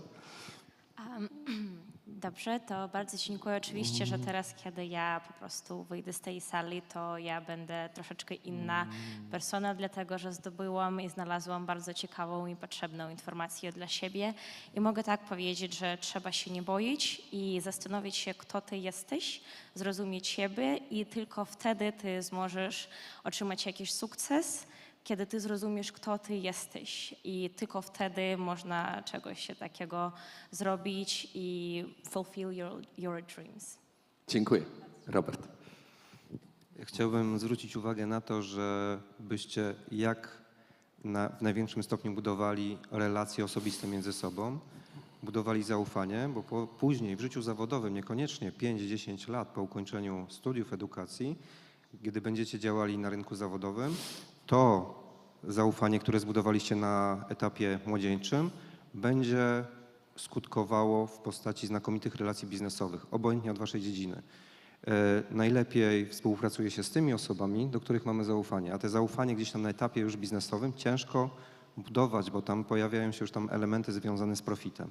Ale to, co przeżyjemy razem w młodości, pozostaje z nami na zawsze, więc życzę wam, żebyście mieli podczas tego kongresu bardzo dużo pozytywnych wrażeń i dużo przyjaciół. Dziękuję. Chciałabym was zachęcić, żebyście patrzyli na kulturę organizacyjną firm, o których myślicie. Wchodzili, poznawali te firmy, być może szukali opinii na ich temat i patrzyli, czy one są zgodne z waszymi wartościami, bo wtedy możecie uniknąć wielu takich niepotrzebnych rozczarowań, a praca, do której traficie, będzie bardziej zgodna z tym, jak wy myślicie o sobie, w jakim środowisku chcecie się rozwijać, jakich ludzi chcecie poznawać i kim chcecie się otaczać, bo pamiętajcie, że w pracy spędzacie minimum te 8 godzin dziennie, a jeszcze patrząc na to, jak rynek pracy się zmienia i to, jak nasza długość życia się zmienia, prawdopodobnie będziecie pracowali jeszcze dłużej, więc warto zwrócić uwagę na to, żeby po prostu ta praca była przyjemnością i miejsce, do którego chodzicie, żeby było przyjemnością, żeby nie trzeba było zostawać w domu i chować się za monitorem komputera z wyłączoną kamerką, tylko właśnie, żeby to była taka przyjemność spotkania się z ludźmi i miejscu, w którym mi osobiście odpowiada i lubię tam przebywać. Z mojej perspektywy była mowa o kulturze organizacyjnej, tak, żebyśmy odnajdywali się w dobrym miejscu, tam, gdzie ta kultura jest zbieżna z naszymi wartościami. Pamiętajcie, że kulturę wskazują organizacje, ale kulturę budują ludzie. Angażujcie się tam, gdzie trafiacie. Bądźcie częścią tej społeczności, bo to wy, dzięki waszym wartościom, waszej różnorodności, to wy tak naprawdę tworzycie kulturę, w której jesteście. To wy macie wpływ na to, co się toczy wokół nas. Czasem są to korporacje, czasem są to mniejsze firmy, ale to, co dla was będzie najbardziej istotne, to wasze najbliższe otoczenie, bo na to będziecie mieli wpływ. Bądźcie zaangażowani i bądźcie tu i teraz tak naprawdę, bo to jest ważne. Ja natomiast nie byłabym sobą, gdybym nie zarekomendowała 2 rzeczy. Pierwsza to, skoro są już mocne strony, to otwartość. Otwartość na możliwości, otwartość na świat i szukanie tego miejsca dla siebie właśnie poprzez rozwój kompetencji miękkich, niezależnie od tego, jaki zawód będziecie wykonywać. Drodzy Państwo, pamiętajcie, że każdy bez wyjątku, każda osoba, z którą rozmawiacie, z którą macie kontakt bezpośrednio czy online, ma też jakąś kulę, którą toczy. I nie jesteście wyjątkiem. Naprawdę. To po pierwsze. Po drugie, kultury są jak żywe organizmy. Mają swoje cele, swoje ścieżki, swoje metody, sposoby.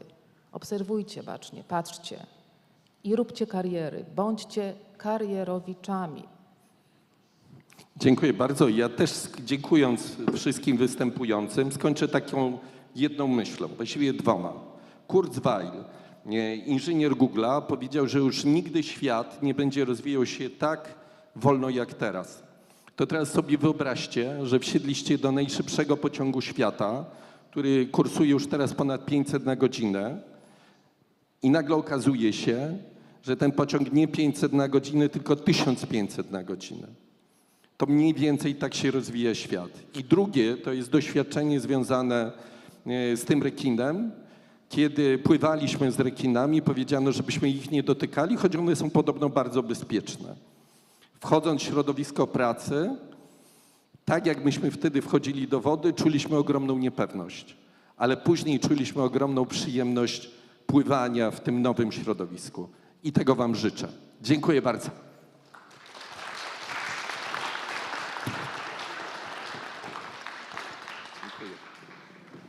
My już schodzimy jeszcze zdjęcie.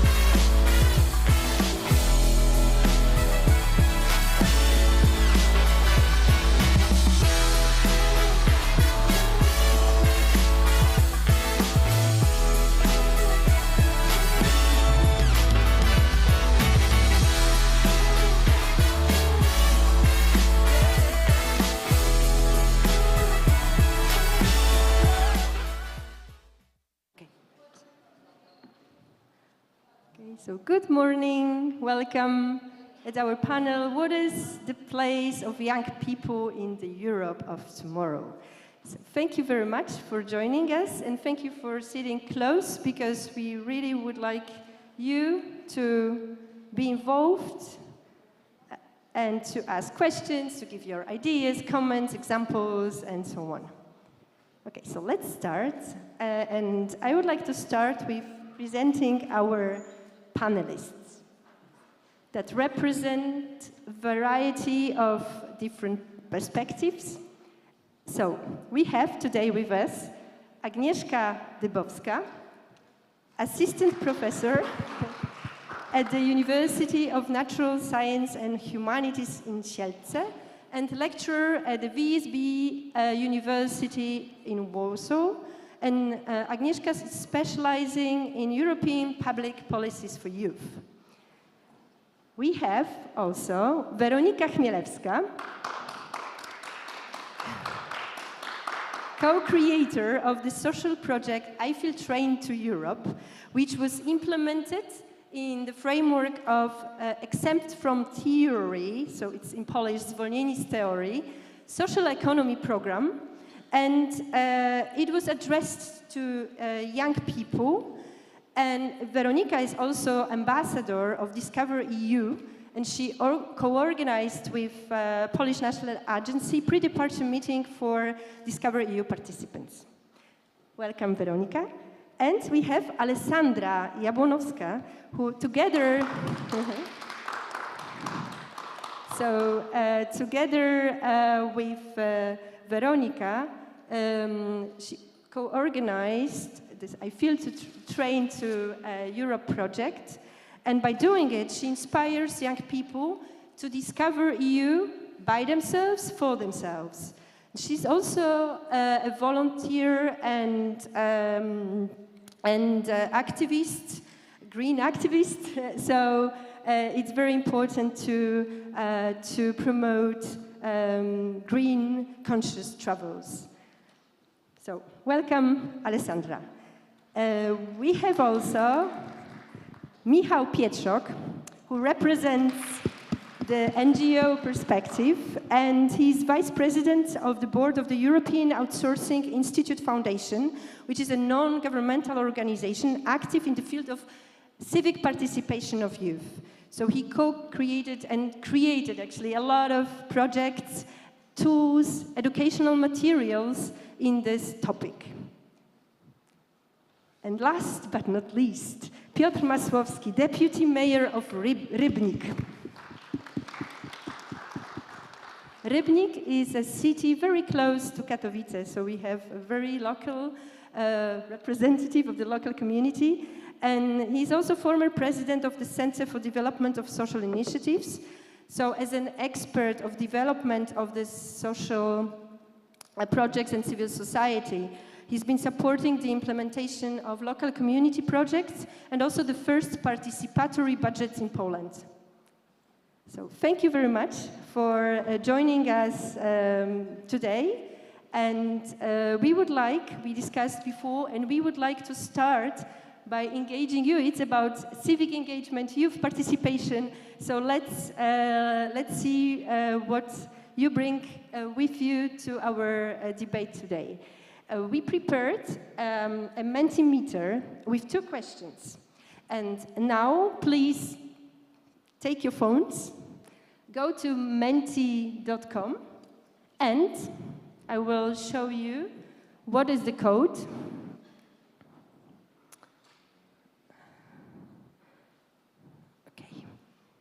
So this is our first question, and the code, I hope you can see, that's why also you are sitting in this first rows. So it's 36940409. Is it clear? Should I repeat? Yes? Okay, great. So, yes, so you can choose now several options that we have found in different resources and also from our experience. So, do you engage civically in activism, advocacy, volunteering, political engagement, voting, social entrepreneurship, youth participation projects, raising civic awareness, youth council, donating things, money, blood, don't forget about it, civic learning, and also maybe something other that is not listed here. You can choose one or more options. So if you are engaged in several areas, you can choose several options. So we wait for a moment.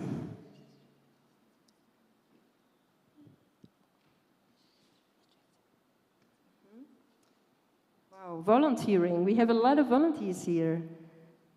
And also a few people involved in youth participation projects, but actually almost all options are covered. And remember that you can choose different things as well. If you do a couple of activities, you can choose them all. Yes.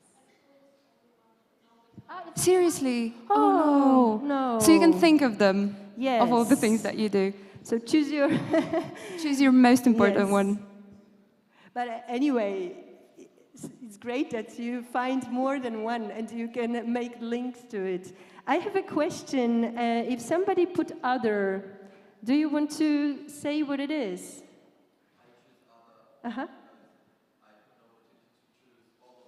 Okay, all of the above. Yeah, this is also a good point. So thanks a lot. We will make reference to that later on. And we have another, so the last question so far. Which civic competences do you have or you want to develop? And now, no options available. You need to write it. And please be concise and clear. 2-3 words maximum. But you can write 2 or 3 competences. It's not just one this time. Use the nominative, maybe a noun. Be precise. So which civic competences do you have or you want to develop, acquire? And take a moment, think for yourself.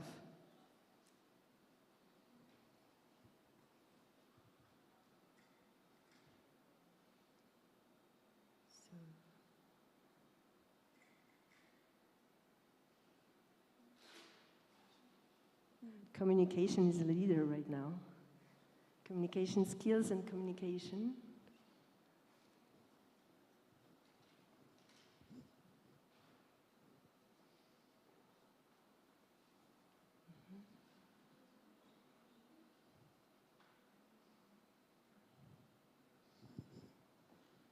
And remember, you don't need to try to be original. If you think that you've developed something that's already on the board, then it's also great to mention it, because then we see this word gets bigger as many people developed it. Yes. So we have also a lot of synonyms. So for sure, communication and communication skills, but also collaboration skills and teamwork. Conflict solving, networking, teamwork is it's getting stronger. Openness, empathy, engagement,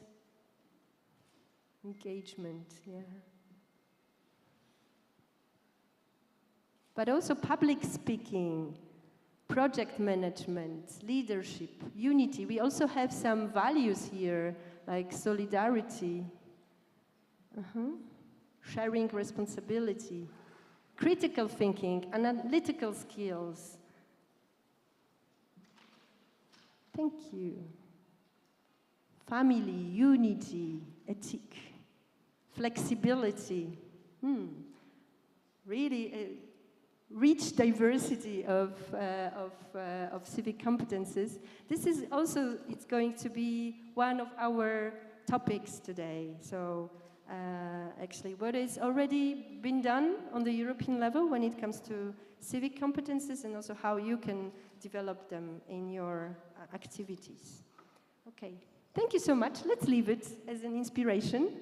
And I would like to start with the question to Alessandra and Veronica. So could you please tell us more about your project and to which needs of young people it responded? Okay, so I can start. And I'd like to demonstrate our first goal that we undertook during making our project. Do you know an initiative called Discover EU? Did any of you take part in it? Oh yeah, we have one, we have 2 people. Anyone else? Raise your hands. Oh yeah, 3, 4. Okay, so not many of you, and I think this number is the first reason why we undertook our initiative. This is a free travel experience that you can have going around Europe in trains for free, but only if you're 18 years old.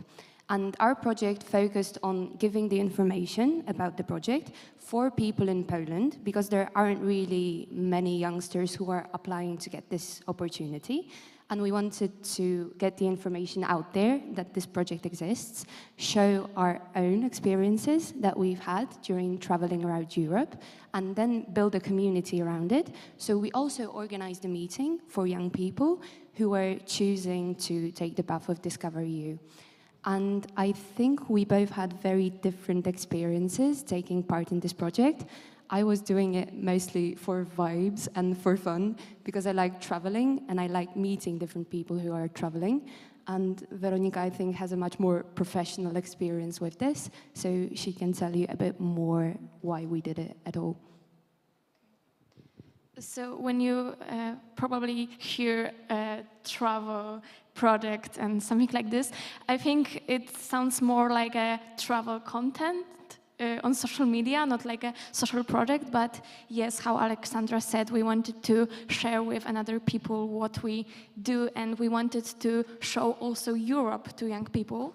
And we decided to do a social project because we know that it develops lots of soft skills in our lives. And it was, we had help with creating this. We took part in a big program in Poland, and we had online platform where we had mentors to creating this, and also lots of materials. And after our trip and project, I feel like I learned lots about organization, because I had, for example, one point on my to-do list to, for example, start social campaign. But after it, I learned that it's not only to start something, for example, posting one post on social media. It's more and more, for example, not only one post, but 10 posts, because it's hard to take lots of people and invite on our event for 100 people pre-departure meeting. And we also asking newspapers to promotion our initiatives. And I think the organization skill was the most important thing which I learned. Thank you so much. Would you like us to add something more? I don't know if it's clear, but what we did, we created a social media platform where people can learn about Discover EU. And then, as Veronica said, we created a pre-departure meeting for people who are going to those train journeys. So if you have any questions about participation in those types of fields, they are very welcome. But anything else you'd like to ask us about? Yeah, we will continue with, because you already touched also the topic what you have learned, so later we come back to it. And now just to... One thing, you can watch our project on social media, on Instagram, I Feel Train to Europe. Yes. You will learn more. This is a nice play of words in Polish, yeah, because I know not all of you may understand, but when you translate it literally in Polish, this is some tricky combination. Yeah, so a very nice name. Okay, I would like to move to the local organizational perspective and ask Michał how young people engage in your organization. What are the examples of civic engagement there? Well, when I remember first projects connected with the civic society development among youth, the name of the project was Youth Councils, Advisors or Activists. As you already understand, it was our target group were youth councils in the local level, and basically we didn't know who they want to be. Advisors, as this theoretical framework given by the state, or activists, as they would like to be probably, because from my perspective and my experience looks like that young people are coming to the youth councils because they want to do something. Usually they still don't know what they want to do, and definitely they don't know how to do. So basically the task of the foundation and basically of the NGO sector, I believe, is to give them certain tools, structure, and allow them to do whatever they want. Thank you.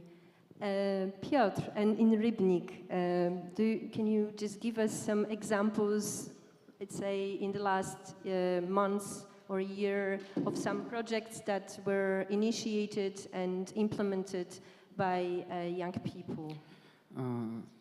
As Michał mentioned, we have a youth council, and it's one of the key bodies, advisory bodies for the mayor.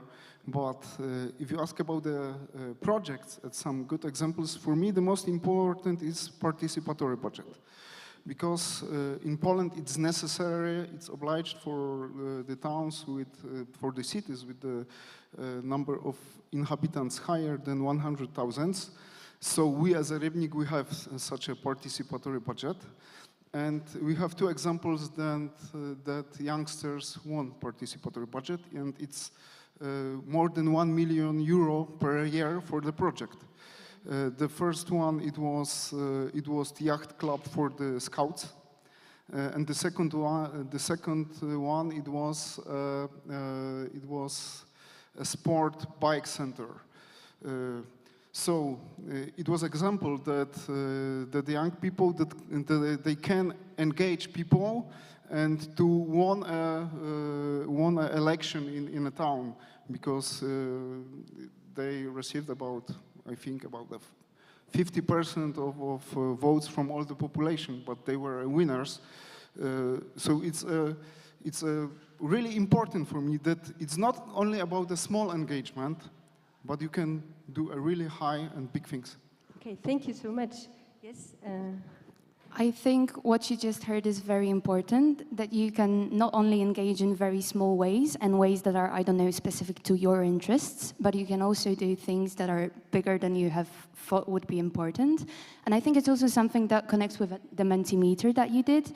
You only had one option to choose from of your engagement, but there are so many different things, as you said, you're already doing. So you don't need to be focusing on one specific thing. That, I don't know, you only do volunteering or you only participate in elections, as some people said here, but you can do many different things and have fun from it as well. Yeah, and very often one enhances the other, yeah? So they are also very interconnected. So we are going now also on these different levels. So you can start locally, you can do the things really that respond to also your personal needs and the needs of your friends. But at the same time, you can go to different levels. And up to this, we come to the European level. So Agnieszka, you are an expert, and can you give us some examples? So if somebody from here would like to engage on the European level, what are the possibilities? When we think about European level, we must remember that there are a lot of programs, there are a lot of recommendations. We have also policy strategies.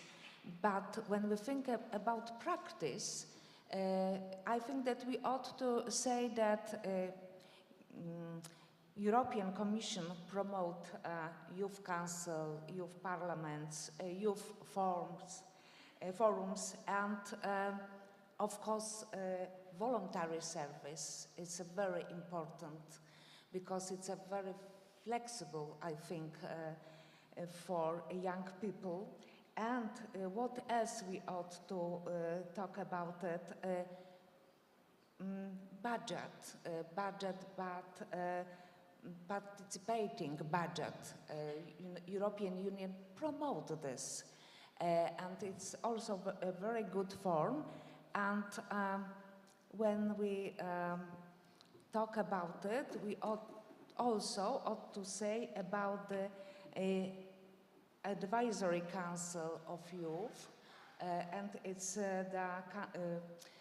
the Council of Europe Forum for Young People, and I think that it's very important also.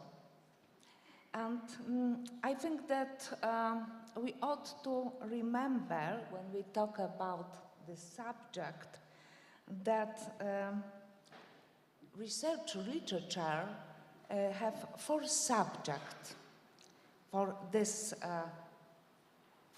our question: civic action, civic commitment or duty, civic skills, and social cohesion. Thank you very much. Yes, Michał? Yeah, if I can add to this European level, European layer, for me personally, it's important that some of the documents are getting more and more accessible to young people. Yeah, like several years ago, there were developed youth goals, for example. Before, we were using United Nations sustainable goals, and they were not very understandable, even for us, like representatives of the third sector, not saying about basically you, the young people. And now youth goals are, I believe, much more understandable. And the same about the strategy for the youth development. Yeah, we have these 3 magical words of engage, connect, empower, and I believe everybody can understand them. Yeah, and also use them in practice. Thank you. So, as we can see, we opened the topic from various perspectives, different doors to youth engagement. You have here your practical experience, and I would like to ask you, maybe there is somebody, and I believe there is, who would like to share also some example of concrete civic engagement that you were involved in, something that you would like to inspire the others. So please raise your hand. Let's hear your experience. Yes, please. Mm-hmm.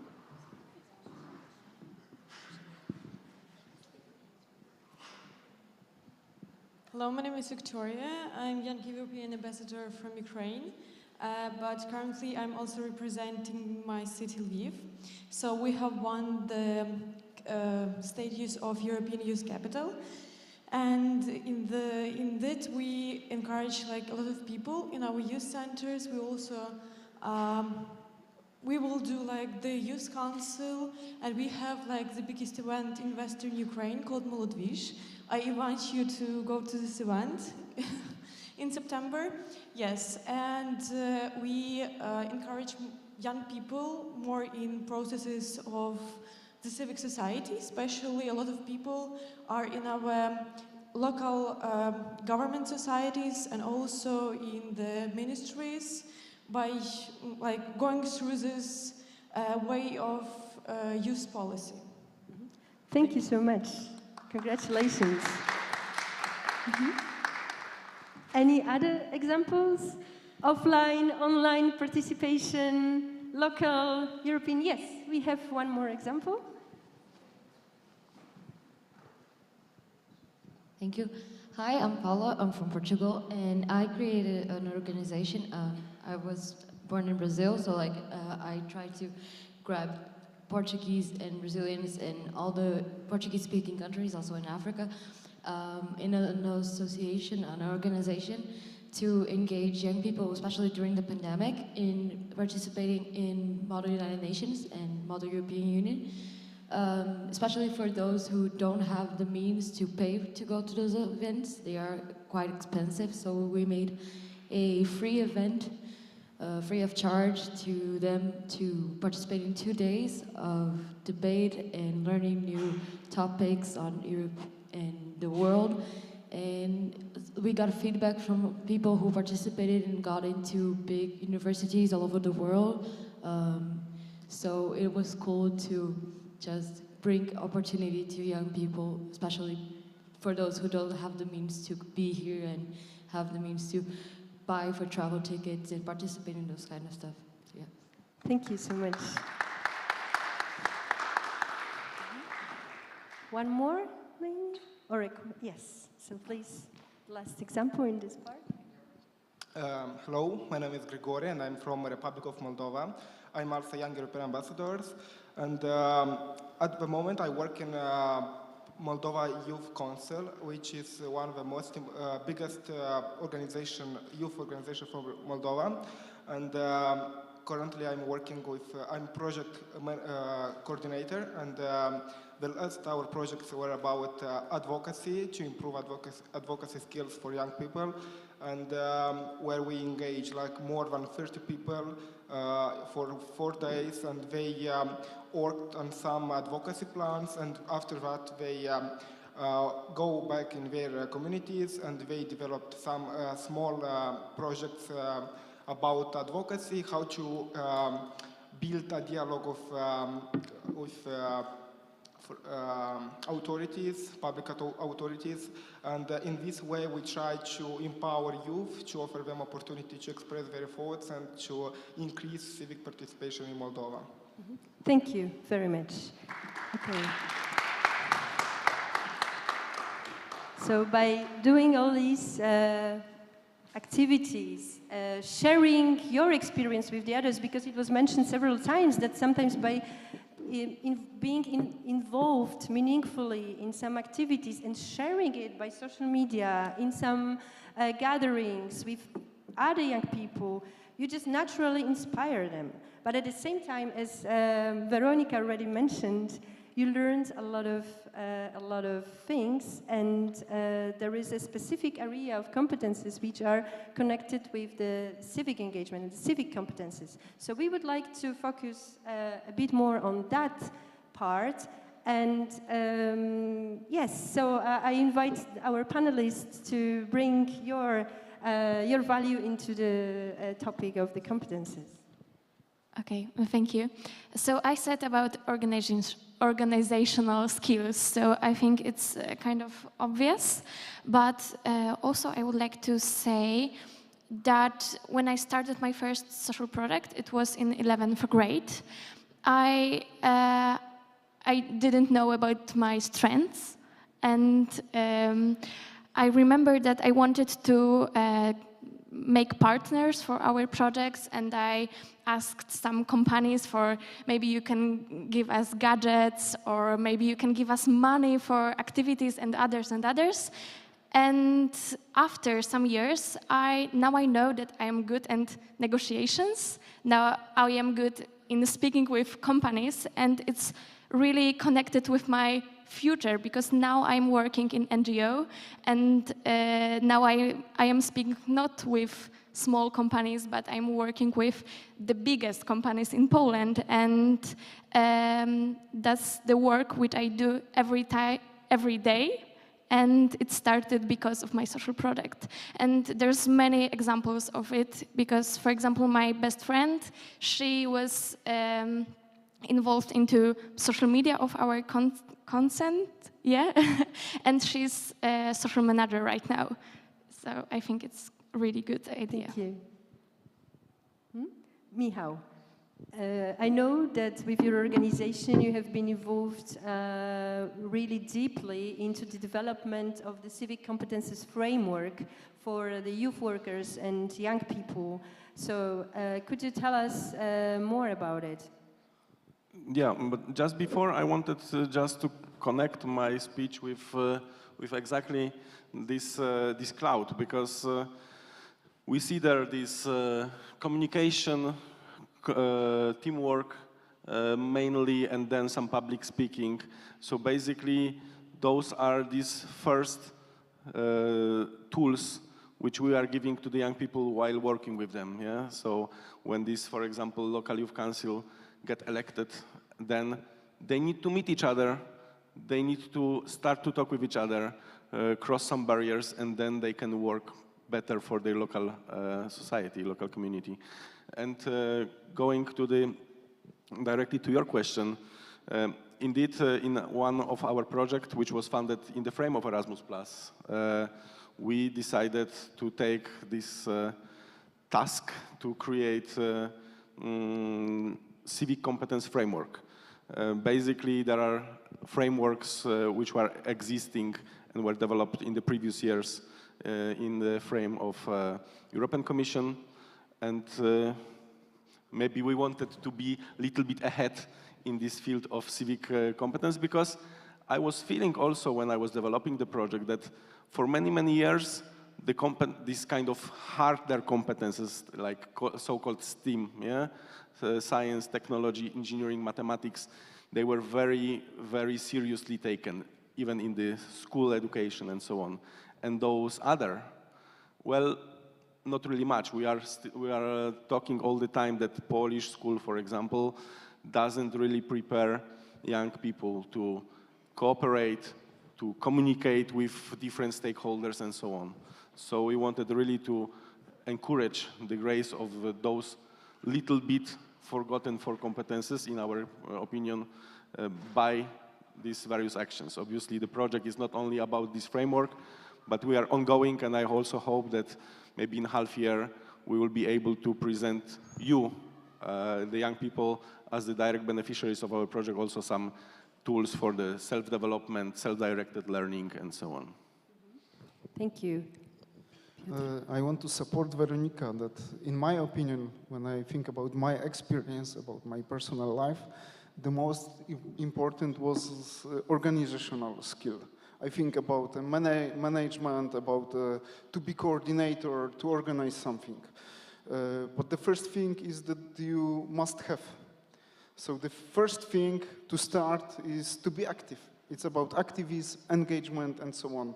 And then the second one is connected with the organizational skills, with the management, and so on. And I can see that there is a networking skill. When I was younger, it seems to me a little bit tricky, not quite clear, but it's really, really important. It's much more easier to live and to organize anything when you have a lot of friends and a lot of people you know. Last week I was in Riga, in the capital of Latvia, and we have a discussion about the food management during a crisis, for example, refugees crisis. And we share our experiences between Scandinavian countries, Baltic countries, Poland, Germany, every country has procedures for this kind of situations.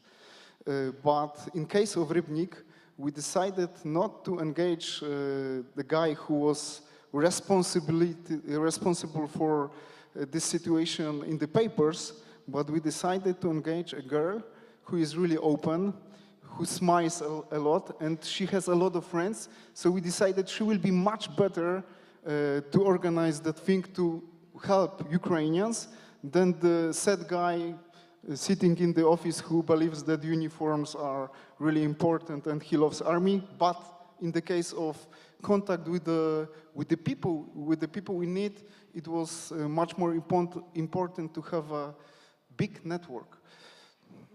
Thank you. You wanted to... And please listen to the point about networking, because remember, some of you came a very long way from the places you live to be here and meet people who are already engaging in different activities. And it's, I don't know, totally amazing that most of you, as the 3 people who said, but there are many more, are already doing great things. So I know it can be a bit strange sometimes to come up to someone and say, oh yeah, I'm doing this very important project, you really need to listen to me because I have something important to say. But please do that, because now is the best opportunity for you to start. So listen to the advice of someone who went through it already, and don't be in the position that, no, I don't really know how to start with networking. Just go up to someone after the panel and start talking about what you're doing. Maybe you'll find some interesting people, or maybe you already did, and I think you did. Yeah. This is actually a good question. We can go a step further and ask you, who has really took advantage of this networking at the forum and had some ideas to make maybe international project or a local project together with the people you met here? Anybody here? Raise your hand if you met one yes. important person to you, like one interesting person here. Just one. Anyone? Yes. Higher. Yes, great. Not everyone. Okay. But you still have some hours, yeah, to do it. Yeah, we still have some breaks to go and to talk with people. So we had so many inspiring topics at the forum that are really strongly connected with youth participation and civic engagement. So so go and look for your potential partners in the projects. Okay, thank you. From the European perspective, it's also, we already touched this topic too, that actually this is a bridge later to your future on the labor market and your participation, volunteering activities. Even if you work, you can still be civically engaged in your free time. Yeah. So, any examples again from the European level, or maybe your personal experience, Agnieszka, how these civic competences are helpful? Yeah, I think that it's an European and local and all levels, and I think that the most important is to be open for another people. And it's, I think that it's first option, and on all level.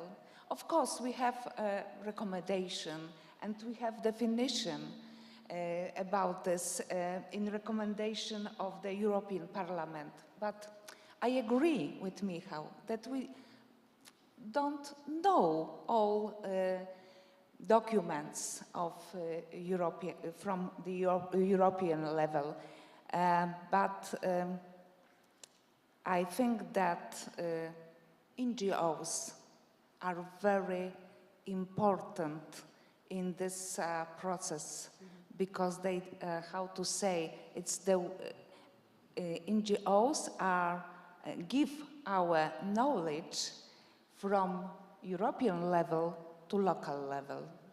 Thank you so much. You want to add something, Michał? Yes? Yeah, please. basically, in my opinion, the most important is this cooperation between all the sectors, yeah?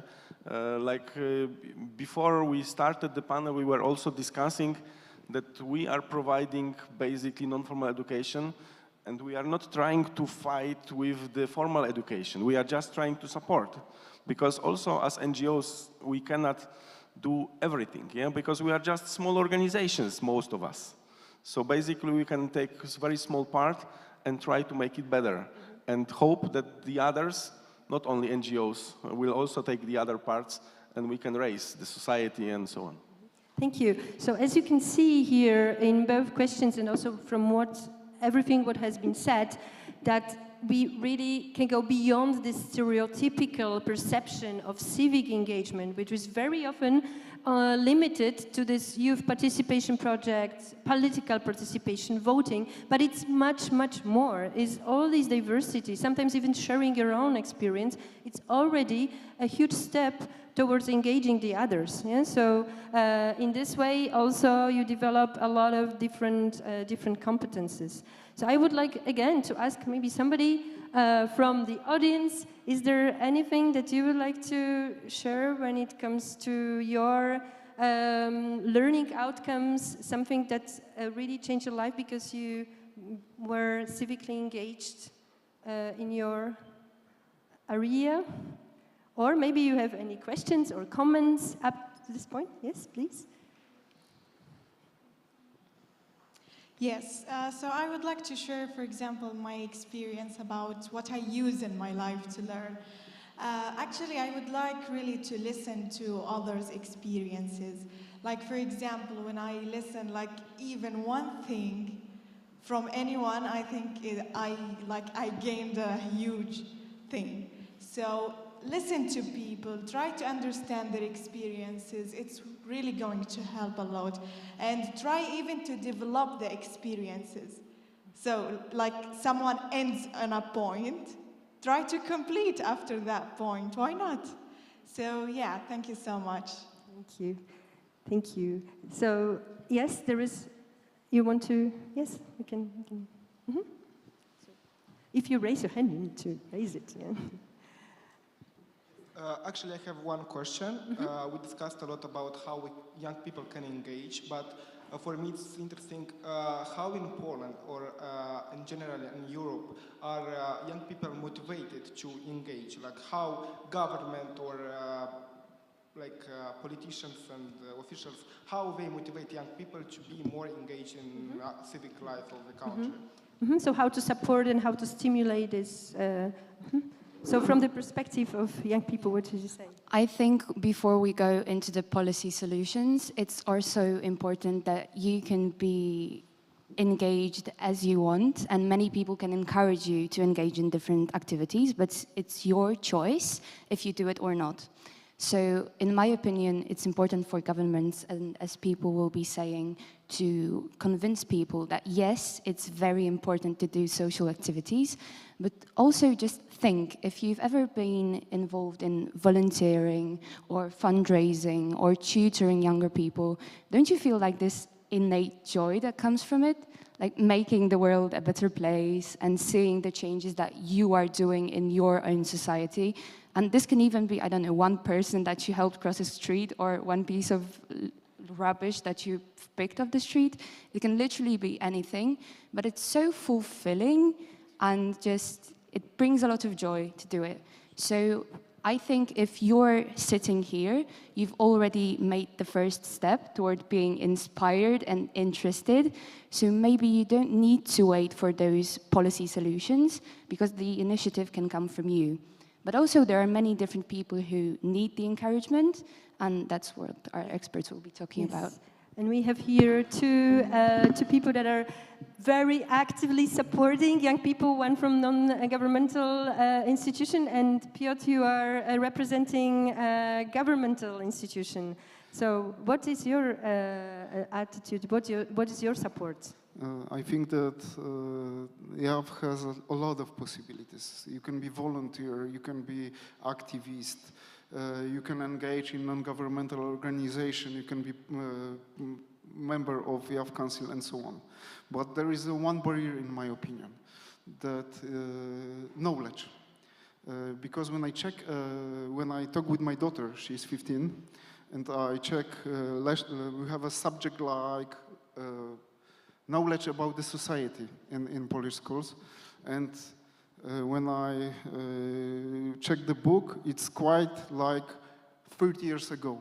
It's quite the same level of knowledge, and it's now according to the present situation.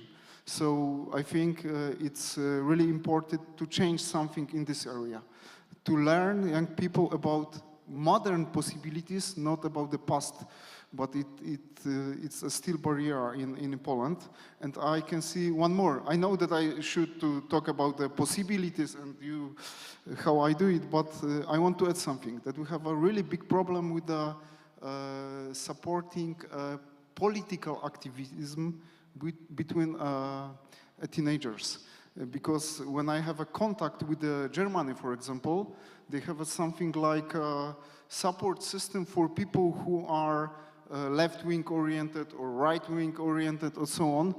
In Poland, we used to think about that like it was bad or something, but parties are normal part of democracy, and we have to learn people and we have to show them a way how it works. But in my opinion, it's a really big gap in Poland. Thank you. Anything you want to add? Also, I feel that maybe I understood this question a little bit differently, but I guess this question might be also connected with the importance of the voice of the young people. Because you are often not really heard by those politicians, stakeholders, decision makers. And there is no simple solution for this unless you will convince them that you must be heard. And I mean that, like, even if we will come back to this name of our first project, advisors or activists, I was always saying to you, like the young people, if this person on the chair, they don't want to listen to you, do something. I mean, be active and show them that they must listen to you. Otherwise, you will have huge community behind you, and you will show that, first of all, they are losing something, and second of all, you can make, at the end, big chaos in the city, because you will be very big force. But you need to gain this force, and this is also a long process. Yeah, thank you. So we want to listen to your voice now, yeah, and to your ideas and recommendations. Maybe there are some needs you want to voice up and to make others hear you, what you would need to engage even more meaningfully. Yes, please. Thank you so much. My name is Pavel. I'm coming from Belarus, and I have a comment to your comment about what Piotr you just said about political involvement of young people. I have an example, my own. Yeah, I'm coming from a very specific country, which is called Belarus. I think we all know the background. Yeah. My whole story started in 2009 when I was a student at State University, and I would like to ask you what is going on in Rubnik. I think you know about the situation. And I was a student, first course, so among other students, there was one interesting person. He turns out to be my friend. He was already at that time, he was representing an oppositional party. So he turned on all my methods of thinking. So, oh, there's something alternative towards Mr. Lukashenko, yeah? So I thought, wow, it's totally different points of view. So I was involved in these activities. And we were protesting. Our first protest was in 2008 with Mr. Frank Večorka. I think most of you heard about him, yeah? So it was for Belarusian languages, the universities. So as a result of my political activeness, I was thrown away from the university. The university was a state one. I studied theology there, and the head of it was rector, was Metropolitan Filaret. He's the head of Orthodox Church in my country. So he told me that I'm not their guy. He said it to me directly in my face. And I was thrown away because I joined a political party without his own personal permission. That's what he said. And I would like to ask, for example, if in Rubnik there will be a protest of students, let's pretend, yeah? Let's imagine the situation, against peace.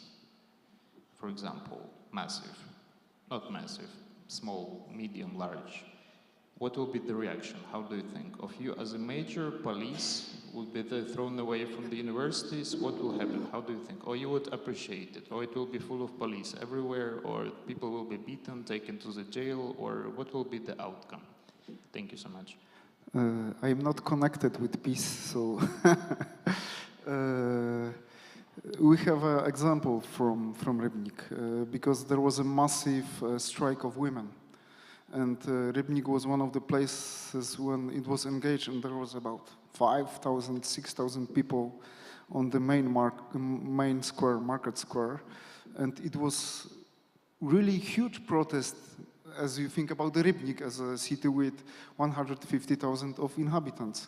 And even we as mayors, we were engaged because we support this kind of thinking about the world, and we want to live in an open country.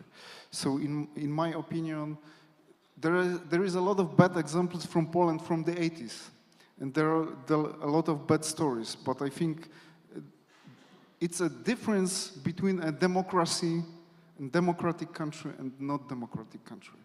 And we are in the moment something at the border in Poland, unfortunately, but I hope that it will change in the autumn. Thank you. And thank you for sharing your experience. Okay, we are slowly going to the final of our meeting with you. And thank you very much to our panelists, but also the same big thanks to all your examples, ideas, and personal experience. We know we opened a lot of questions and further ideas and dilemmas to be developed.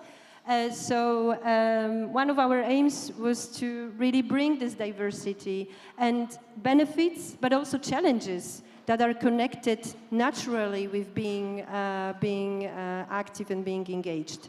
So the last thing, we still want to invite you, if you are not in the rush and you can spend 3 more minutes. This is our invitation to you.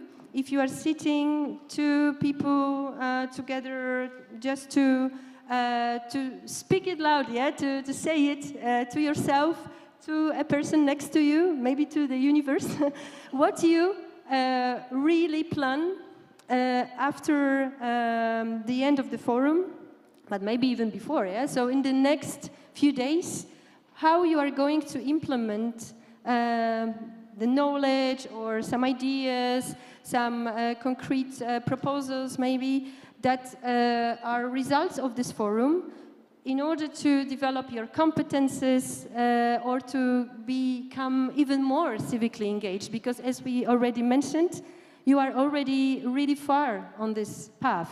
So what is your next step? Yeah? Share it with the person next to you right now. And we would like to thank you very much for this time and for your ideas. And now, before you leave, please say it, share it with a person. Okay? Thank you. And thank you so much.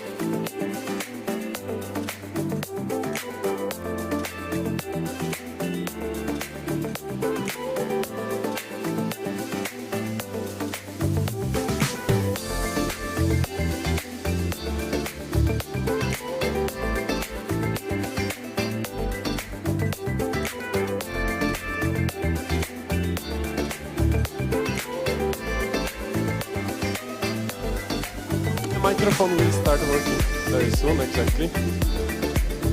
So I think we should be starting, because I see some participants, they will join maybe only if they see that we really do something.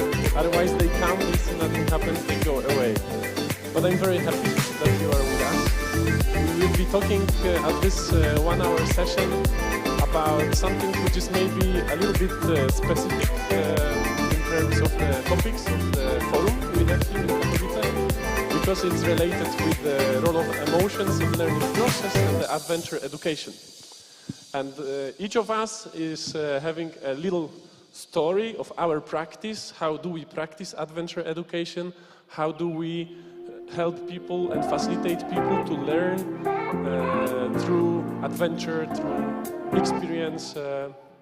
So that's what we would like to invite you.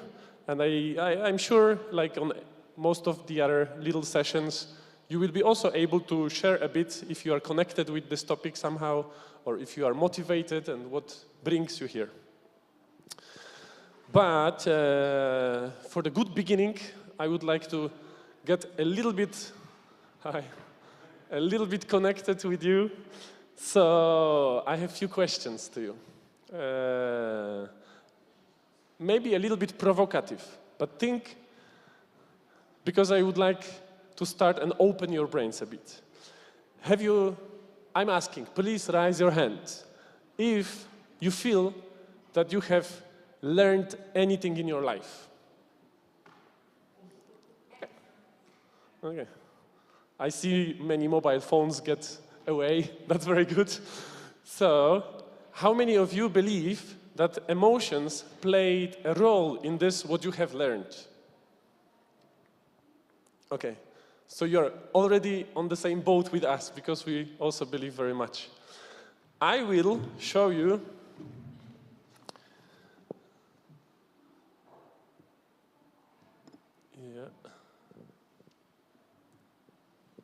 I will show you 3 sentences, and I ask you to talk with 2-3 people that are next to you if you agree or disagree with it. So, a person might be able to control the expression of emotion. You're angry, you're happy, but you can control it, maybe not show it. But you cannot avoid experiencing it. It's simply too deep, it's simply too direct. It will be, if you experience it, it will be in your body. Please, 1 minute, not longer, make up your mind.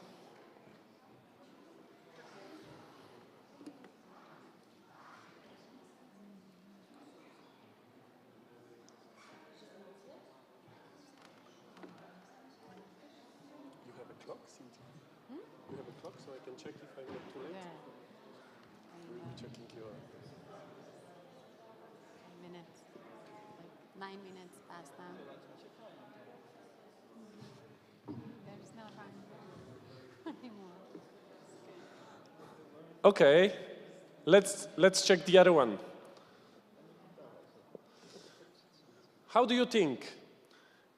Do emotions participate in information processing? When your brain is processing information, is emotions involved? Are emotions involved?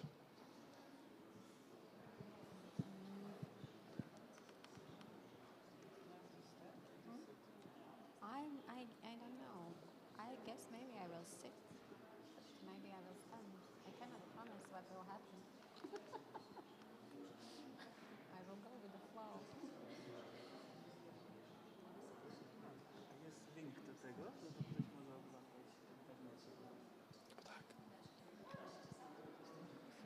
Maybe I will stand. Okay, and the last one. The last one is a little bit longer. Also controversial, of course. So we evaluate each other constantly and quite automatically. We evaluate each other's behavior, motives, and consequences of different behaviors. Meaning that you are meeting somebody, it takes few seconds, and you already have an opinion about this person. Of course, sometimes we say, I'm so surprised because I was believing you are like this or that, but actually you are different. But just the fact that it's a surprise, it already shows that you had your opinion just after meeting a person, without even talking to her or him. You agree or not?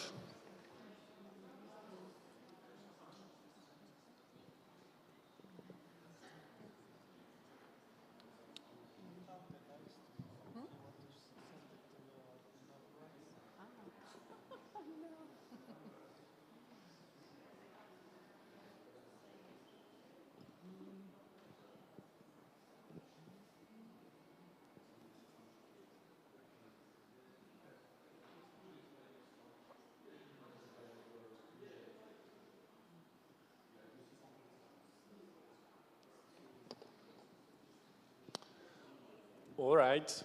Thank you for discussing the quotes. They come from this essay of Robert Zając. And if you speak Polish, don't be surprised that it's written in this way. It's probably Americanized way of writing Zając. He was an American psychologist, and he was very much researching about the role of emotions in learning process. If you want to read the essay or find more of such controversies, you can look there. But actually, in the theory of pedagogy, education, in psychology, until more or less 16 and 70s, these two areas of intellectual cognition, information, and emotions and feelings were very much disconnected. But already for 50 years, in the field of science, there is a lot of research showing that it's not only that emotions help to learn better, help to learn deeper, but actually that in most of cases, learning is impossible without emotions. So we as human beings, we just implement and react emotionally to all the contexts when we learn. So we cannot kind of switch like on-off. We switch off emotions, I don't know, we read a book or we read a paper and memorize. There will be always emotions involved. If you like to have two more sources, which I'm sharing as a gift to you, a very inspiring book from Manfred Spitzer, The Human Brain and the School of Life, very much about neuroscience and how our brains actually learn. If you are already involved in educational process, or you are going to be involved in facilitating and helping other people to learn, this is very good to know, because that's the base, that's the fundament. And of course, you build a strong house on a good fundament, right? And there is also this professor lady from the States, Mary Helen Imordino-Young, also a neuroscientist and psychologist, and I'm inviting you to see her TED Talk at YouTube. Very interesting, very easy to digest, you know, not the big scientific language, but in her TED Talk, she explains a lot about the role of emotions in learning process. So if you like, take a photo, because I don't think you will get the slides, but if you like to come back to this, take a photo.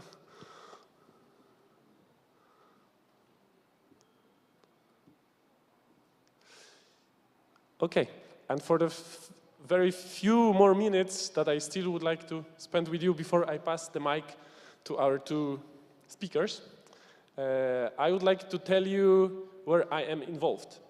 So I used to be very much a youth worker, and I worked in the youth organization. I was volunteering during my studies. Like many of us, we are civically involved, right?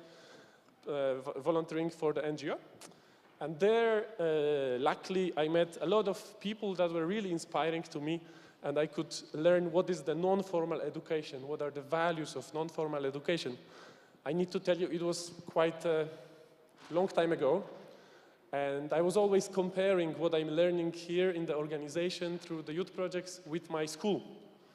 Maybe back then the school in my place was not the best, because I always felt that this organization is so much appealing to me, maybe to the way I learn, or maybe to the skills I perceived, or the competences I perceived are really necessary for me.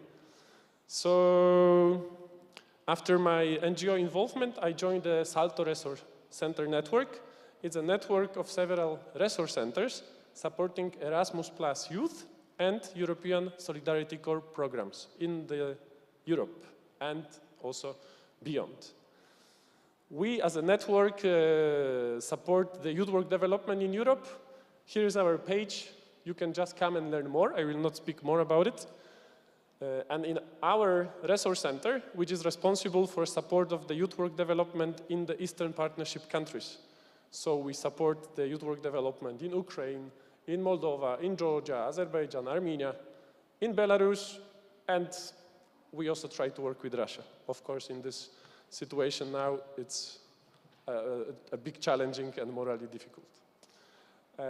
One of our fields is adventure education. And we do a lot of initiatives here. You can come and see, there is the very interesting recordings of practitioners, what kind of projects they do, how they run adventure education.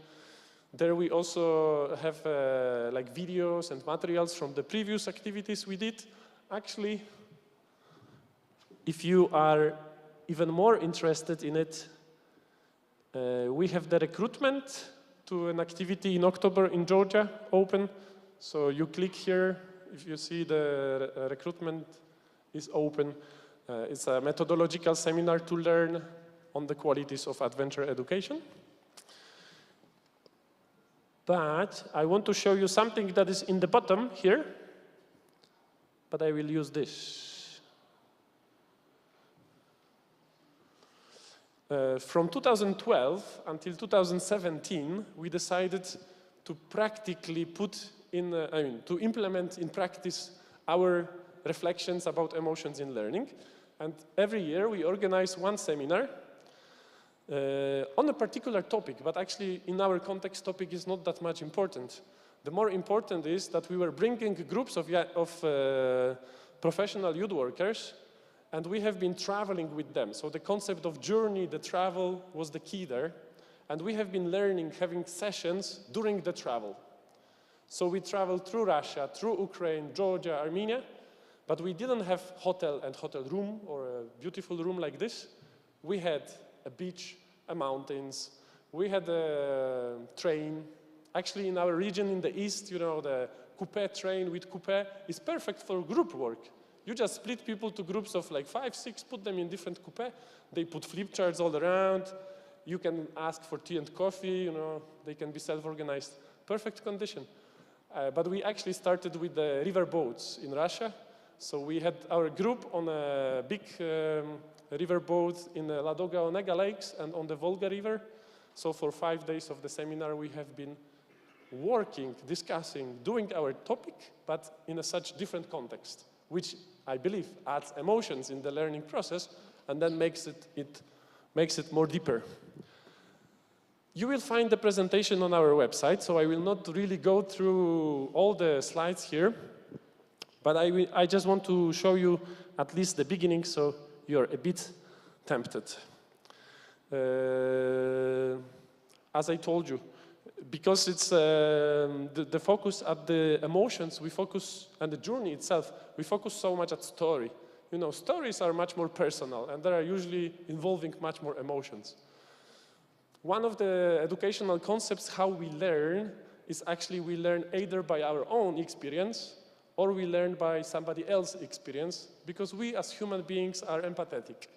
And that's actually the only two channels we can learn. That's why telling stories to each other is also a very good way to learn. And our seminar was very much based on that.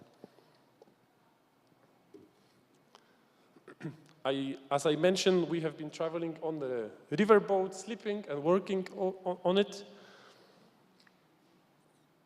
There were different moments. Some of them were group moments, some of them were individual. On the other slides here, you will also find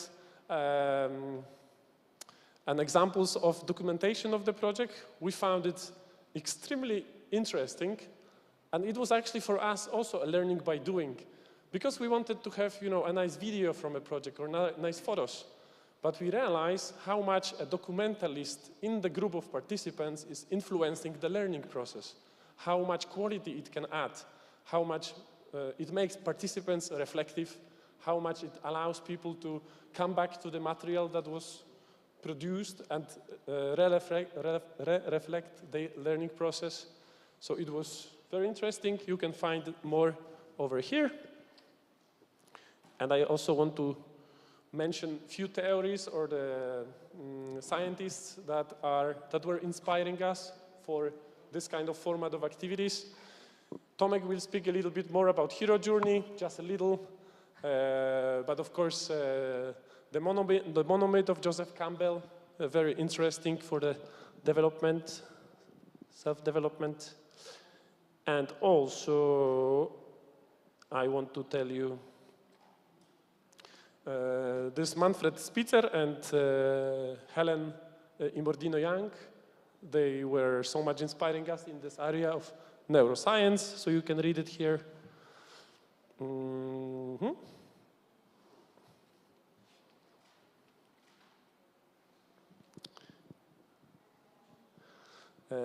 Pedagogical concepts, or the maybe more psychological concepts of Albert Bandura, that we learn actually by interacting with other people. Social learning, learning in the group plays an important role. And in our projects, we always involve this aspect. So we do not bring people to sit only and to watch and listen, but we want to talk to each other, right? So for this kind of activities, this format is a bit unusual. But of course, we also appreciate a lot that each our participant is individual, right? We do not work only with a group of 25, 30 people, but we work with different individuals. And here, the concepts of Carl Rogers were very inspiring for us. This individual approach to learning. We always try to tailor the learning process to the needs of every participant. Of course, sometimes it's challenging, time-taking, difficult, but it's not impossible. And then it also brings participants to co-own the process, to be also responsible for the learning process. So they are not a class sitting and only receiving, but the communication is both ways, and then they can be, again, more deeply involved in the learning process.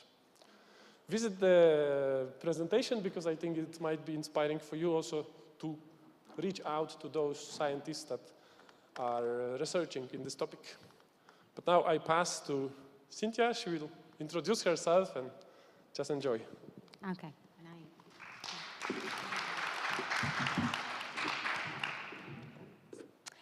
Okay, hello. My name is Cynthia Olase. I'm coming from Latvia and also from Latvian Sail Training Association. And yeah, here it is. Is it working? Yeah, and now you can also read more facts about me. So who I am and what I'm going to tell about is, so I am, first of all, a trainer of non-formal education involved in youth work for more than 10 years. But also, I'm a very passionate sailor, and today I will tell you how I put these two passions together and what we have been doing. So just to know who we are in this room, can you raise your hand if you have been sailing at any, yeah, one hand, 2, 3, so many people are sailing. And have you been involved in some sail training activities? One hand, okay. So this is going to be more the focus of mine. So yeah, I have been trainer and sailor. I've been sailing more than 22,000 miles across the Atlantic Ocean twice.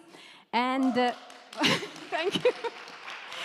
But it's not about that this time. So it's more about what you can actually do on a sailing boat. And this is a bit of magic, what happens, at least in my experience. So, yeah, sailing and sail training, especially with young people, can be very, very strong and powerful tool if we implement it properly and we know the environment what we use for learning. Because I think that I guess you talked about so many leadership forms and so on, but I think the real leadership starts when you take off your tie and go into the wild. And my favorite place in the wild is the sea and on different boats. So yes, so this is a very good place to learn about yourself and also about others. And honestly, it's a very empowering tool as well, because if you can sail the ship, you can basically do anything. And yeah, and many people maybe think it's so much about technical skills, which it is, but it's a process of learning. But living in such a small space, being together with others, and also facing, you do some actions, you face some consequences right away, and there is no actually place to escape.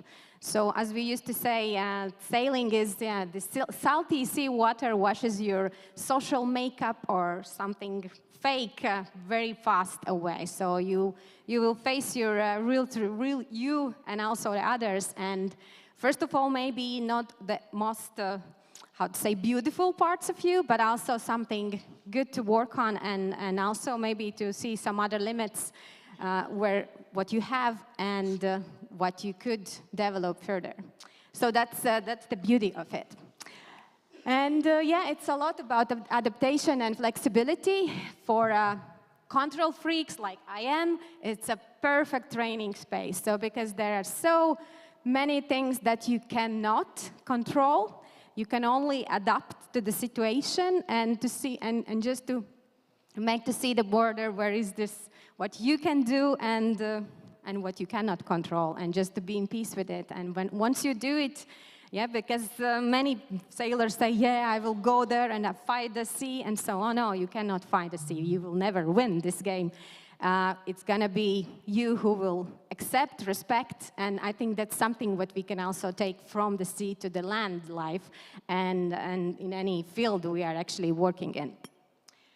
So sea can bring you very deep and life-changing lessons, and you can do everything if you can find yourself in there. And I have seen actually many cases where people, like young people who have no idea about the sea, they go for a week, and in the last day, they actually take over the ship for a few hours. They do everything, and they have this empowerment feeling like, okay, this is what we are doing here. And then you can bring this feeling with you. And speaking about emotions, there is a lot of emotions on board. How did I get there? Okay. Okay. So, and sailing can be many things for you. And it can be also community where you belong to, and I will talk a bit later what is this and how does it work and why this feeling to belong to. It can be also a green traveling opportunity, using wind as a powerful and natural resource of moving your boat forward. And also, for many people, that's just a lifestyle, and a lot of personal development happened there, and also career path for some. Becoming a professional sailor, it's also something that you can choose. And how does it happen? The ones who raised your hand, you already know how and what happens on the boat. But first of all, you are kind of united by force and by nature. And so there's no space to escape. You are just there, and you need to deal with what's happening here.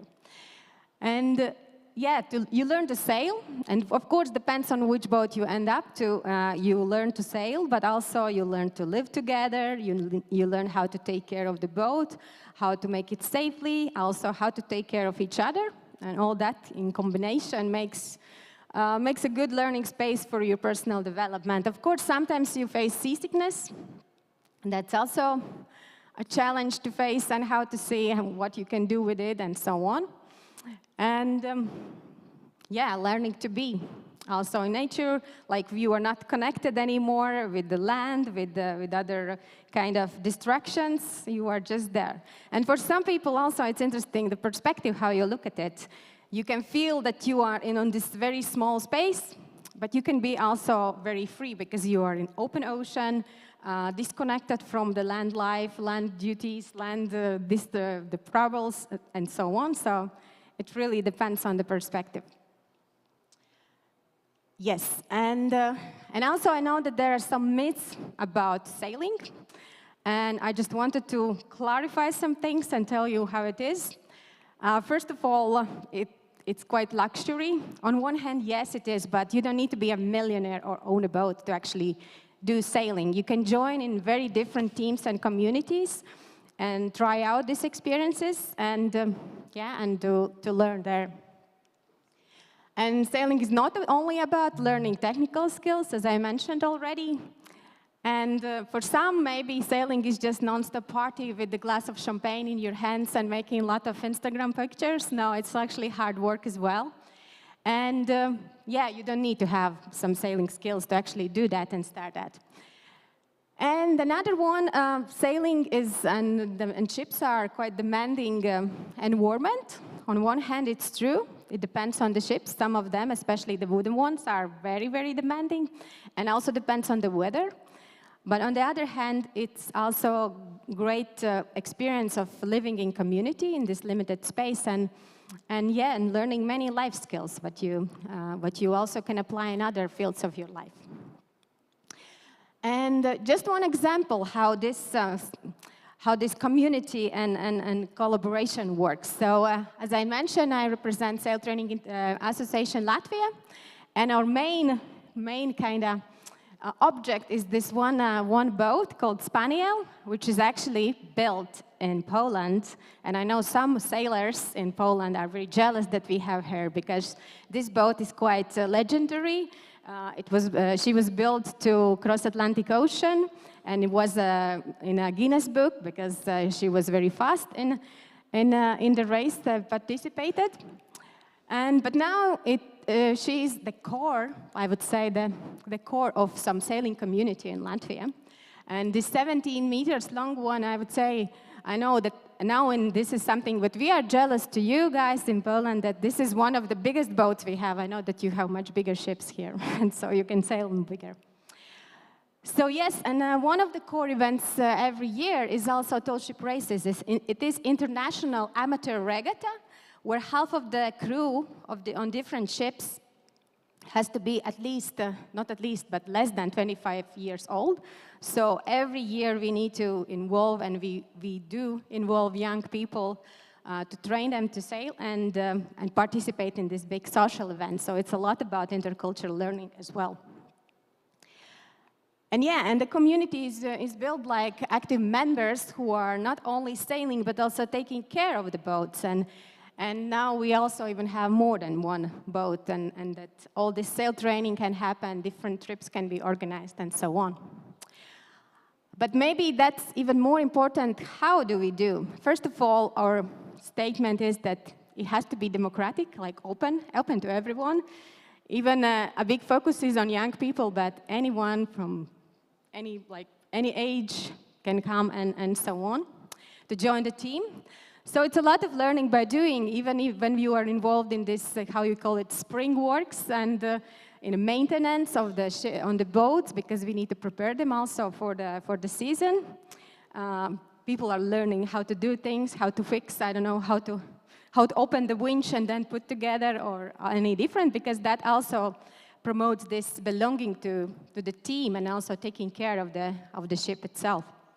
And of course, it's a lot of work to do, so we split the works, because we don't have much money to put and to hire someone, but we do by ourselves a lot of things. And this is the key thing, how we actually make it happen, that it's not very expensive to join, and it's available for everyone. And there is a list of different projects, because when I joined the team of Sail Training Yacht Spaniel, I was very into, I couldn't sit still with my all non-formal education and youth work experience. I couldn't sit still on the boat because I saw so many opportunities to learn. And it just took me one season to sail and to see how it works that I started to do the international youth work projects on the boat and in collaboration with other boats in different places in Europe as well. And and one very nice annual activity that we do, every year we give a chance for 100 young people in Riga to try out sailing. They have no idea of what sailing is. They can come, we have 5 boats for 3 days. We give them a place to, and a chance to learn. That's one thing that is happening already for 7 years, and many of them join the community, they join the team and becoming active sailors. And it's so funny and nice to, when I go to the harbor, I always meet someone who is looking at me, yes, Cynthia, it was you why I started sailing. So it's like every year 100 and 100, and that's nice to see the community growing. And by community, I mean it's not just one hobby, you know, sailing, going to the sea. It's really also somehow helping each other and supporting each other, and yeah, this feeling of belonging from many different social groups. We have like this belonging to the sailing community is one quite strong one, and young people sometimes stay there just because of that, because they don't feel that they belong somewhere else, but in the team they do. And yes, this is also one of the projects we did, Sail for Youth. We developed even more, we explored even more ways how to combine, how to bring non-formal education on board, and how to actually start to grow this sailing youth workers community, because there are not that many people yet who can do non-formal education trainings, and also who feel very comfortable on a sailing boat. And so we are showing them possibilities, what and how can be done, because if you don't have such experience in sailing, and I have seen people seeing this way, then a sailing boat can be also very limited environment for you, but you cannot do anything. There's not huge conference hall where you can do different active, you know, energizers and different activities as well. So you need to kind of adapt, but once you get to know the environment itself, you can see even deeper levels of learning, what can happen there and what cannot happen in a very comfortable conference hall, because so many real things happening, and then you need to face also real emotions, what you talked before. You need to face real consequences of your actions, and every little interaction actually impacts the whole thing, the whole teamwork. And that's something where you cannot escape, neither physically or even emotionally, and you need to address it. And so the impact actually is much, much deeper than maybe in some other environments. So yeah, and in this year we developed some kind of guidebook if you want to try out sailing. So and working with young people, we developed some tips and ideas how to do that. Maybe you see some familiar faces there, because there were also participants from Poland. And one of my super favorite projects is Sail Deeper. This is how we collaborated internationally, and for the long term, we have amazing partners in Finland and Spain, different types of ships. And we worked on non-formal education, what to bring on board. Was that for me? No?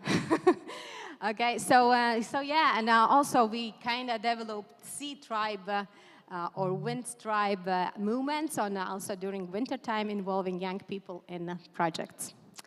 And these are our amazing little ones, ships. And yes, and these are two amazing ships, the big ones that we were jealous we don't have big ships, so we collaborated with Spain and Finland. This is also how you can do. And this is another training where we noticed that it's good to involve young people, but we are short of hands because not so many sailors actually do sail training and work with young people. So we developed a program for them to develop competencies, how to work with young people on board. And then some pictures from our project experiences. Yes. And so, yeah, and that's what my invitation is, to try out, see what you can do, how does it fit to your understanding and with your methods, and also develop some of your competencies, how you work with the crew, because that's quite challenging environment. Also, logistically, it's super challenging to organize it, especially if you want to visit different places. But at the end of the day, it's totally worth it, because it gives much, much more than just if we sit and talk. Thank you.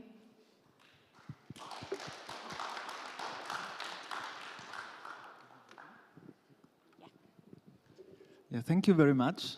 I felt it very inspiring to speak after these two speakers. And first I would like to say thank you for the invitation for Tomek, and I feel very honored to speak in front of this public under the topic of European Forum for Young Leaders. I feel it's a very ambitious title of a meeting, and in 3 days we create a space where we can come together and talk what does it mean to be a young leader, what we would like to lead, what is probably the challenge and the calling of the world where it's lead needed. And I would like to bring a little bit this perspective of learning into the leading of change, leading of transformation, and bring the learning as a journey from my personal perspective, but also as a more wider concept on the table. So learning as a journey, I would like just to refer as learning as not something which happens and then it doesn't happen, and then it again happens, and then somebody say that now it's learning, and probably afterwards somebody else ring a bell and tell that it's learning is over. But just to put the focus on a lifelong learning, at a holistic learning, which a little bit is the base of the concept. And who I am, I'm Tomek. I'm from Poland, living in Berlin. I have a background in learning education from my early start as an activist, trainer, youth worker, project coordinator, artist, community leader. So a little bit feeling that my role is not just from a professional perspective to tell you something, but also to tell something from a personal perspective, because I'm kind of very much believing in the journey as a concept of development and learning as such. So that we are on a journey in our personal lives, which started with the birth and probably will go till the end of our time here on the earth. And this journey which we take, we can share with others, we can fill it with meaning, we can give purpose to it, we can invite probably other people to co-create something, and then to develop our skills and competences which we need to be happy and fulfilled. So I want to look on the journey from 4 perspectives. So one perspective is the personal perspective, to show a little bit how we can identify where we are in our life journey, because everything starts from us. So, of course, there can be an external pressure of having a job, an external pressure of being successful in our community, but at the end of the day, it's about you to have a personal fulfillment. So I would like a little bit to stress out how to connect to your true calling and to be aware about what is your journey. Then I would like to look on the pedagogical perspective, how we can facilitate and how we can support young people's path to develop through inviting them to be active creators of their life journey. How we can create environments and circumstances, create processes where young people have a successful learning and growing experience. And I speak about young people because I believe that everybody can find this young person in themselves. So there's no limits of age about learning. I want to look a little bit from the organizational perspective. What does it mean to hold space that these activities can happen, and have an institutional perspective, which is probably the level of responsibility according youth policy and stakeholders, which having funds, which having resources for education and learning. But as this presentation is very short, it would be more like an appetizer, probably to inspire you to look further, but also to carry this perspective on in the next sessions and to look a little bit deeper. I want to spend just a few moments to tell my story and just to develop an awareness about if you come and you speak about learning, especially with young people, and you don't do that, they will recognize after 5 minutes that this is fake and they will go, not giving you the attention and the connection with their heart. So it's important that you identify yourself as a learner. And I think my whole adult life, I was trying to find a space where I can be authentically developing myself. And I looked for different experiences related to formal education, university courses. Then I started to look about informal learning as an active participant in Erasmus, Youth in Action activities. But then I recognize it's also a lot about finding your compass. So what is your passion which drives you? Because without this compass, you will just jump from one event to another and don't get the pearls on a beautiful, connected treasure, but you will just drop informations inside a bucket without the bottom. So this is important about recognizing what you want, and somehow this was my main learning. So I started with youth work and education through personal experiences of bringing circus to crisis areas, going to Israel and to Palestine and exploring how much this fulfills me to work in a team and in environments which needs this kind of relief. And I'm still doing stuff like that. So it means that somehow this is deeply inside me. And I just wanted to encourage you to look where in your life you have been connected to this passion, to this fire, to this inspiration of growing. And probably to recognize these moments, put them together, and to feel that this is a foundation which you probably can grow further. Because no one will tell you what to learn when you don't tell it by yourself. I wanted to have a short look about two approaches of learning. And I don't say that one is better than the other. I think they're just existing in this world. So one approach is like that there is a highway. The highway which is built by other people, which they think this is needed, that we have in our lives. And they will create a kind of signposts, which is probably about employability. So if you learn this and that, you will be successful on the market of the needs of the economy. You will probably make a career in that or this company. And of course, you learn to obey. You learn to function as part of a system, which have a certain purpose, which is like maximizing capital and to creating a plus for companies to grow.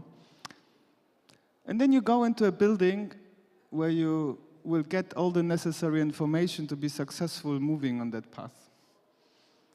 And nothing bad about it. If this is your choice, good luck. Be happy on it. But you need just to understand that this whole thing is like a construct which people develop to have efficiency in the dealing with economy. I have nothing against economy. I think it's a good thing which motivates people to do stuff. The question is only if this is stuff which we really want to have in our world, and this everybody needs to ask this question. On the other side, there is a river of life. It's there, even if you don't recognize it. It flows every day, and it moves every day a little bit further, the experience of being alive. And you're in a boat, if you want. And you are not alone in this boat. There are other people which are joining you on this river of life. Probably they are your friends, people which you share passion with, probably people which you are growing up together, people which you probably just met sitting next to each other. You are together in a boat. And in this boat you travel on the river of life. And if you wish, this boat can lead you to happiness, because you can share something with these people around you which gives you a fulfillment. Probably you discover love, something which probably the economy is not so much looking on, something which gives you the feeling of a purpose of being alive. And the question is how to move on this river of life, how to create boats where you can be moving towards your aims, how to follow a compass inside you which is related to values, feelings, which Tomek was speaking a lot about your inner true needs, and how to make intentions become shaping your journey. And I think this is a kind of important question where you are in your life and what you want, because of course you can see that you need to have the job to pay your rent, you need to have a stable income to be able to feed your family. And you probably need to be successful in the eyes of your mates in the career you have chosen. But at the end of the day, if you are lying on the bed and saying goodbye to this world, probably you will ask your question, what have you made in your life to be happy? And I don't answer this question, I just would like to ask it. When we speak about learning as a journey and creating environments for that, we need to consider certain pillars, foundations, which needs to be part of an experience like this. So we need to create a supportive environment where people feel safe. There is a social connection which is empowering trust, where you have the necessary know-how to deal with the challenges. On the example of the boat journey, probably this is the understanding of all the safety measures, and the boat can really sail to the other side of the Atlantic. You need to create spaces for reflection, spaces for sharing, dialogue, common planning, where you can empower the people actually recognize that inside the experience there is a deeper learning happening. Because if you just see it as a sailing experience, you probably at the end of the day will recognize you are able to sail, but you didn't get really the impact of the community dimension because you never reflected. So this is why when we speak about the pedagogy related to sailing, we don't speak just about the technical way of putting the sail up and to move the boat from A to B. We speak about the whole impact on the individual being part of a community which is following a common mission. And this mission includes collaboration, communication, and needs to be reflected to get to the depths of the learning in it. So we also need to have an impact. So we need to have a social value, a meaning, a purpose of what we are doing. So if we just create something without the connection to the reality which we are in, then probably it's artificial. It needs to have an empowerment structure so that we get the young people where they are and make them shine their light, give them the necessary wings to fly towards their fulfillment. So we need to address towards the young people a language of gratitude, celebration, bringing them to a higher level that they have been before. And this is for many young people something new because they know the language of punishment. They know the language of being not good enough. They know the language of pressure and tension. And they have been functioning in the system for a long time. And probably it needs a shift to be able also to accept that other people value who I am. And not just because I do what they want, but because I am who I am. And this is something in the pedagogy of educational activities which we are presenting here very important. Community aspect, this is of course a very crucial one. Tomek already spoke about the social dimension of learning, how important it is. So create this feeling of togetherness, the team spirit, the common goal, the crew is a very important feature. And the last which I would like to mention here is the co-creation, that we get the young people to the feeling of being shaping and designing the process together while we are walking it.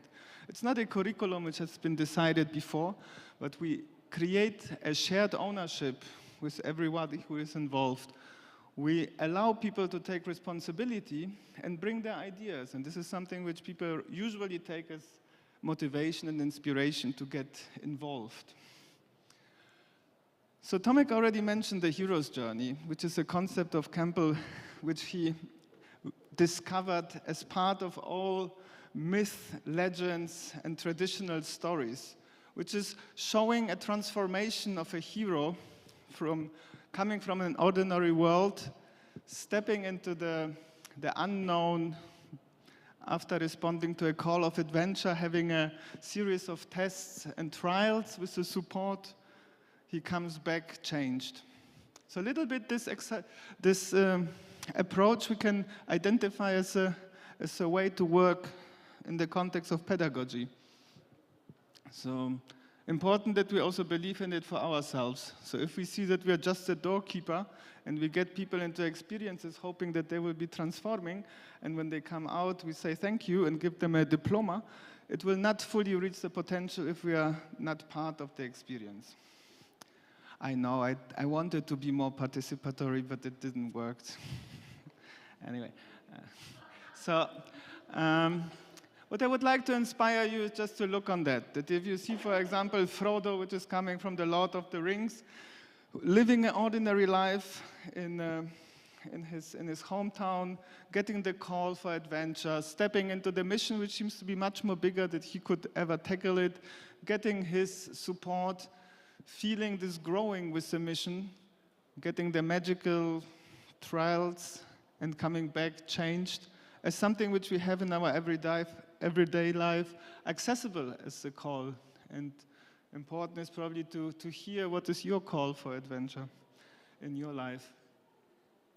I wanted to shortly look how to put this into practice on a concrete example. So the idea is a little bit to see what needs to be put it in space, that we have a successful learning experience connected to adventure and a journey. So I choose the example of the Mobile Circus for Peace. It's a project which we created after the war started last year in Ukraine. And it was like a response from our community of circus passionate people to bring something which we believe and what we love as a relief and a support for the community in Ukraine. So important is to see this project was based on an open call. So we felt it's a nice idea to do that. And we invited other people to join and come together around the table, which was kind of empty. We didn't have the funding. We didn't have an idea fully developed. We just wanted to bring circus in the context of the war as a way to work with the kids. So from that, we started the process, which was facilitated and co-created by all the different perspectives. There were younger people, older people, around 20 people created the initial group, and we developed a concept of activities for Berlin and at the Ukrainian border in Przemysl. So we decided to go there. And without having any kind of idea what reality will meet, we just raised money for a gala. So we created a show where people can donate money, and with that money we finance our trip with 8 people going to the Ukrainian border. What is important to see that we didn't knew. Oh, you are back. Now I understand. You brought some more. We can do a whole short break. You go out, come back with one person more. So we created an invitation, a process, which was not defined by an outcome. Usually when we look on educational measures, we see a concept of a seminar, 5 days, you come and then you go and you learn that, and at the end you probably get the diploma that you learned it, and even if you don't learn it, you still have the diploma, so it's kind of nice. And it's like finished. Somebody else make thoughts about what kind of learning should happen there. And you need to be busy to catch up, to get all the learning goals done and tick the boxes. Here what we created was more based on a need, an idea to go and explore what is the actual situation at the border.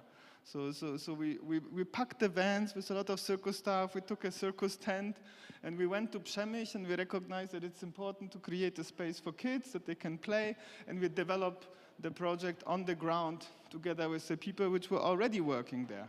And so we developed a circus space for 4 months, keeping a tent at the Ukrainian border, doing also activities directly at the border, and went to Ukraine. From the learning, we took this on to reflect about where actually the journey leads us. Does it lead us to where we think it's the best, or does it lead us to where we probably most need it, or does it lead us to something where we feel the most potential for? And for me, this is a very good example to look on how the dialogue is a crucial element here. Because we need to be able to look from a perspective of being inside the journey and being also reflecting and looking from above on where the journey is going, to basically see the bigger map of possibilities. So here we needed to develop, of course, the pedagogy and the facilitation on the spot to see what actual situation we meet, which also was changing. And sometimes we had a lot of Roma kids which were living there, which was a totally different work than the kids from Eastern Ukraine, which came from experiencing directly the war battles. We had times where we had huge number of kids, then again less numbers of kids. And this was our learning to be constantly reflecting our work. And here also was an important one to document it. So we had a movie maker with us, we did a lot of interviews with the people involved, and tried to tell the story to the outside world as an inspiration, especially for people which are working in the context of humanitarian aid, just to show them that sometimes the concepts which we developed behind closed doors from people which probably have experience, but they never went to the field to check them, are not fully reaching the potential. And if we speak with the community and to get to their needs and invite them to be part of the journey, we probably will go much more further. So the conclusion of that would be that we make the way while walking, and that where everybody is invited to contribute to shape the way together. And I would like just to underline that we need to be also humble towards the diversity of needs when we create learning experiences. Because we very much put the institutional needs on top, because we recognize that from a money point of view, the person who gives the money, he's like expecting that the money is put into something that he or she thinks it's important. But sometimes there is not really the dialogue to ask what the people really need, especially when we speak about nowadays young people, which have suffered like 2 years of Corona, 1 year of the war going on. They probably don't need new skills to be effective on the labor market. Probably they need some skills to understand what is their place in life, that they feel kind of safe. So this is an important question. I just wanted to invite you, because as we are talking about the calling, I wanted to call you in, if you like to support this year continuation of the Circus project. And we want to do a tour in West Ukraine, working with young people from the Kiev Circus Academy, and to do shows and also travel for animation and workshops to smaller cities in June and July. So whoever feels to support it and be part of a life-changing educational journey is very welcome. I put some stickers here you can later take and get on board. So thank you very much for being so patient with listening. I think it's just perfect timing. No. And probably this is a good moment to ask your questions, to give us a little bit the chance to have a dialogue. I will be honored to come. Hi, my name is Olga, and I was also working in humanitarian sector. So, like, when I was listening to you, I got like 2 questions or 2 topics in my head. First one, how often did you hear from serious humanitarian aid workers that the circus is not serious and this is not something what refugees need? And second, what was the real reaction of children when they were escaping from the war and then they were coming to circus? Yeah, thank you for this question, Olga. It's very much respected what we do in the context of humanitarian aid, because not many people are doing that, and especially because there is a first response, which usually is called the response towards the actual survival needs, the needs of food, shelter, medicine. And there is a lot of organizations which are taking care about that. So let's say 80% of the organizations which we met were dealing with the first response. But there is a lot of needs if the first response is successful, that the people have the food, they have a center where they can stay, and they get the medicine, that they need to get the support to move on. Move on can be different ways supported, but one of them is to give them the feeling of being connected to themselves again. And what Circus is doing is reaching on different levels the needs of the people. Of course, the young people will be moving their emotions which have been stuck through the traumatic experience through playfulness. This is kind of clear that this is very important, that people can reconnect to their inner child. We saw it a lot, how the children open up and after even few days could again playfully be joyfully with other children. Then you have the level of the parents which are witnessing that. So many parents which we met were very much under pressure about what will be the future for me and my children.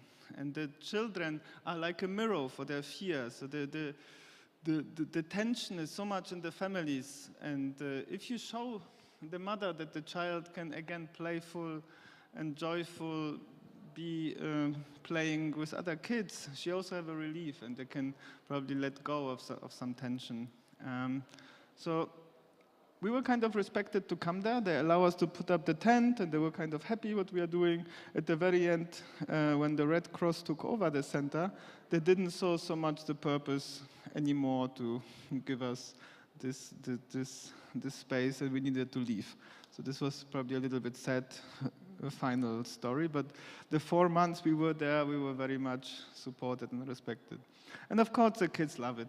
I mean, the kids love it for different reasons, because when they're in the center, the everyday life is very monotonic and boring. They basically wake up, they run around, get some food, run around, get some food, run around, get to sleep. So there's not even a lot of education happening. And they're like out of their usual environment where they are together with other kids. So they need to develop friendship in a new way. But the space is very limited. So in the circus tent, they can just step into a flow of being with other kids without having the pressure of following instructions from the adults and just being a child again. And many of them have been very much enjoying that. Of course, in the beginning, sometimes you need to take them by the hand and allow them to feel safe. That is like the main focus. And then slowly you add elements. And kids have very different paces. Some of them are jumping on you and want that you will be hugging and doing the stuff with him. Others want to try alone, so you need to see the needs of the kids to address the right support. And to be honest, the learning as a journey concept fits wonderfully to that, because you allow the kids to step in their own dynamic, to find their space, to be probably giving ideas. So we try to make it a dialogue also, which is led by the children. But thank you, Olga, for the question. Any other question? Probably also to Cynthia or to Tomek.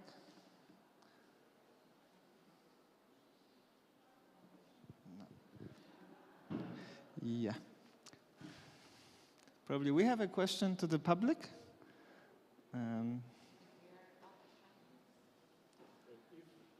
Because now is what we wanted to finish with, because there is a lunch going, so we wanted to give you a purpose for the lunch. This can also be more than just putting food in your mouth, because this is the last lunch of this forum for young leaders. So you can probably take this invitation to explore a little bit during the lunch. What adventures are waiting for you to get connected? Yes. So yeah, I have a question to you. So what is gonna be your next adventure and what you would like to learn out of it? So that would be lunch, like thinking of next hour, next year, next 10 years, something, and so on. So yeah, plan some, because then you can discover interesting things about yourself and the world and everything. Yeah, that's an invitation. Thank you very much. Thank you for joining the session. I hope we widened your horizons, maybe inspired you a bit, shared with you some resources, our stories, our personal experiences, something that you can also take with you and also reach to join this journey. I mean, to follow the journey of learning. We are running different activities. You are very much invited. Thank you very much.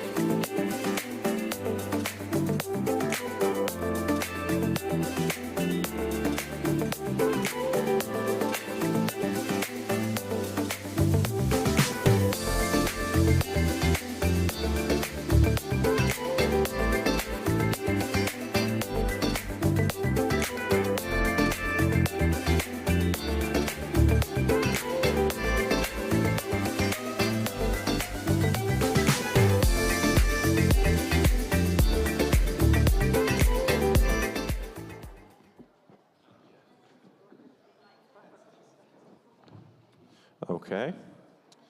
Good afternoon, everyone. Welcome back. Quick technical announcement before we move further. The panel will be held in Polish, so if your Polish is still not up there after 3 days here, you might want to grab translation sets. Right.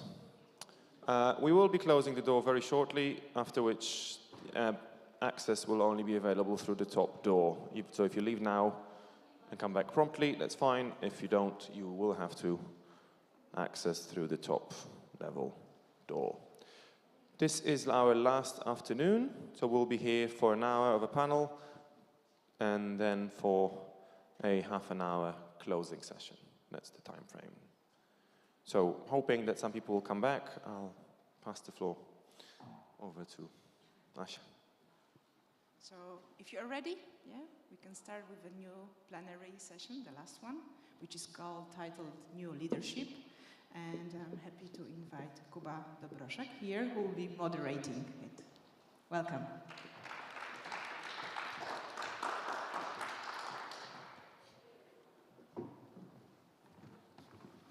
Dzień dobry, dziękuję za zapowiedzenie. Do samego końca miałem nadzieję, że organizatorzy zrobią mi niespodziankę i będę wychodził do Highway to Hell AC/DC, ale jak widać się nie udało. Witam Was na panelu. Porozmawiamy sobie troszeczkę o liderowaniu i przywództwie w rzeczywistości WK. Mam tę niezwykłą przyjemność, żeby zaprosić naszych panelistów.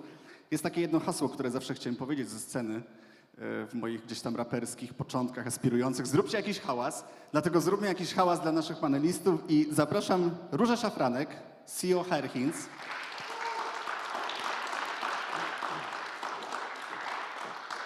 Dzień dobry. Zapraszam Przemka Zakrzewskiego, dyrektora Centrum Badawczego ABB w Polsce. Jak również Daniela Di Giusto z Tech to the Rescue.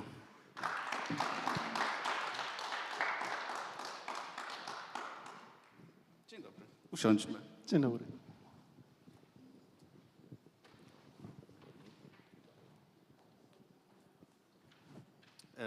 Dobrze, porozmawiamy sobie o liderowaniu i przywództwie w rzeczywistości WK. Tak jak już zostało to zaanonsowane. Przygotowałem sobie definicję z Wikipedii, o czym jest ta WK, ale stwierdziłem, że może nie będę Was tutaj zanudzał i od razu oddamy głos naszym panelistom. Natomiast w WC generalnie chodzi o to, że czasy są bardzo niepewne. Przedsiębiorcy czy startupowcy, z którymi bardzo często rozmawiamy, mówią, że największym problemem obecnie jest nie kryzys, ale właśnie te niepewne czasy i niepewność, w których przyszło im działać. Bardzo nie lubię zaczynać paneli z wysokiego C i z grubej rury, dlatego może zaczniemy od takiego pytania rozluźniająco wprowadzającego. Skoro rozmawiamy o liderowaniu, kto był Waszym takim pierwszym liderem w życiu zawodowym, który sprawił, że jesteście tu, gdzie jesteście, czyli na tej wspaniałej scenie? Moją liderką, dzień dobry, cześć, bardzo mi miło tu być i cieszę się, że możemy dzisiaj pogadać. Dziękuję za zaproszenie, Kuba. Odpowiadając, moją pierwszą liderką była dziewczyna, to było bardzo ciekawe, to była dziewczyna, która nie miała żadnego absolutnie doświadczenia w leadershipie. To znaczy uczyłyśmy się wzajemnie, to znaczy ja ją uczyłam, jak to jest zarządzać pod kątem właśnie bycia zarządzaną z tej perspektywy, a ona się uczyła planować pracę, ona się uczyła rozdzielać taski. To jest bardzo ciekawe, później ja zostałam jej liderką i ona teraz pracuje dla mnie, więc to jest super rzecz. Uczeń przerósł mistrza. Chciałabym, żeby to tak było, ale pewnie nie powinnam tego ja wypowiadać, ale tak, trochę tak było. No. Okay. Przemku? No ja mam inną historię. Ja byłem nastoletnim chłopakiem, gdzie moim liderem był muzyk, który rzucił pracę, bo stwierdził, że z muzyki nie da się wyżyć i utrzymać rodziny. I mi jako nastoletniemu chłopakowi dał odpowiedzialność za prowadzenie swojego warsztatu mechaniczno-elektrycznego. I to było niesamowite doświadczenie. To jest jedna z pierwszych lekcji, którą powtarzam wszystkim dookoła. Jeżeli dasz komuś odpowiedzialność i ktoś chce coś zrobić, to na pewno uda się. Także to była moja lekcja, mój pierwszy lider, który wniósł wiele do mojego życia o myśleniu, o leadershipie. Okej, Daniel? Wydaje mi się, że ja przez wiele lat zakładałem trochę omylnie, dzisiaj tak patrzę na to z perspektywy czasu, że autorytet i pozycja bycia autorytetem czy posiadania jakiejś roli w organizacji, to nie jest to samo, co bycie liderem. I Pewnie kiedyś powiedziałbym, że moim liderem byli moi szefowie albo że w jakiś sposób traktowałem ich jako liderów, bo mnie się to kojarzyło z tym, że ktoś kogoś prowadzi i decyduje o wszystkim. Tak naprawdę wydaje mi się, że trochę podobnie do Przemka.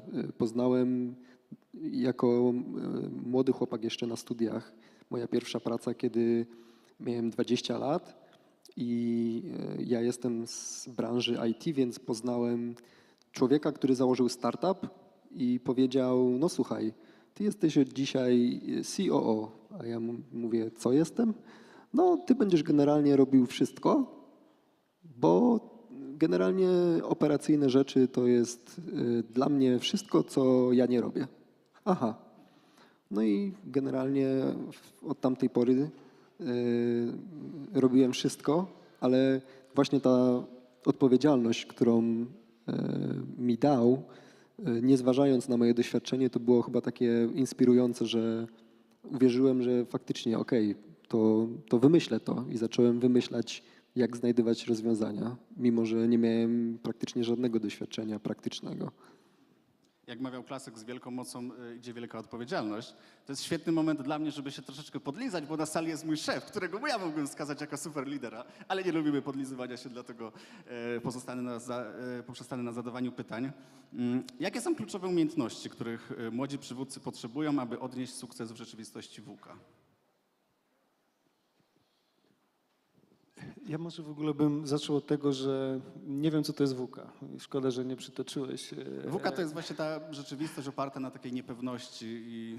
Ja próbuję powiedzieć, że nieważne jak definiujemy obecne środowisko, pewnie dopasowujemy się do niego i mi się wydaje, pewne cechy, wartości są niezmienne od wielu, wielu lat. Ale gdybym miał wskazać jedną moją taką ulubioną, to ja powtarzam sobie, którą używam codziennie w mojej osobistej zadaniu, to show, don't tell. To znaczy uwielbiam jakby pokazywać przez konkretny wynik, że jestem w stanie coś zrobić, nauczyć się w jakiś sposób, pokazać, że można wyjść spoza swojej comfort zone i jednak w pewien sposób dotknąć nawet rzeczy, o których nie myślałem, że mógłbym dotykać. No i lubię małymi krokami pokazywać małe sukcesy. To jakby jeden z takich cech w środowisku zmiennym. W ogóle jakby niepewnym bym tego nie używał, ale dynamicznym i zmiennym środowisku, w którym żyjemy. I żyliśmy w przeszłości. Nie chcę mówić, że kiedyś to było, ale myślę, że tyle lat na swojej karierze zawodowej, myślę, że to jest niezmienne. Dynamiczne środowisko, jeżeli chce się żyć w dynamicznym środowisku oczywiście. Ja mogę pociągnąć, Daniel. Ja może dam trochę kontekstu, z jakimi liderami ja pracuję i na podstawie czego ja się będę wypowiadać nie tylko w kontekście tego pytania, ale też w ogóle. Ja prowadzę taką firmę, która się zajmuje wspieraniem startupów i scale-upów, zwłaszcza firm takich w intensywnej fazie albo wzrostu, albo zmiany w ogóle. I my się zachowujemy jak taki zewnętrzny dział HR-u. To znaczy, to jest tak, że albo firma jest na przykład bardzo mała i nie ma jeszcze HR-owca, albo ma na przykład dział HR-u, ale ten HR potrzebuje pomocy. Więc my mamy bardzo dużą skalę, dlatego że my przez ostatnie 2 lata wsparliśmy ponad 70 firm i to takich topowych firm z Europy i ze Stanów w tej chwili. I to, co bardzo dobrze widać, my mamy dużą ekspozycję i też ekspertyzę w pracy z ludźmi, którzy zaczynają być liderami bardzo często. To jest trochę to, co ty, Daniel, powiedziałeś, że zakładam startup albo właśnie jest przede mną duże wyzwanie skalowania i mam jako founder, jako business owner, jako założyciel pomysł, który często jest super, na który dostaję kasę od inwestorów, ale jakoś moje środowisko często zakłada, że skoro ja jestem dobrym pomysłodawcą i mam dobrą ideę, no to też będę dobrym liderem. A to wcale tak nie jest. To znaczy ludzie bardzo często albo nie mają czasu, albo nie mają kompetencji, albo nie mają po prostu doświadczenia w zarządzaniu.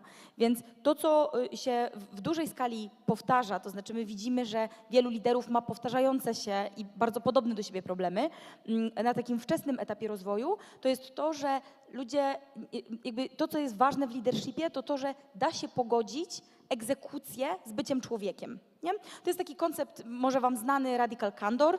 Jego autorką jest Kim Scott, która jest super. Jak nie lubicie czytać, to ma też świetne podcasty 2, jest naprawdę bardzo polecam.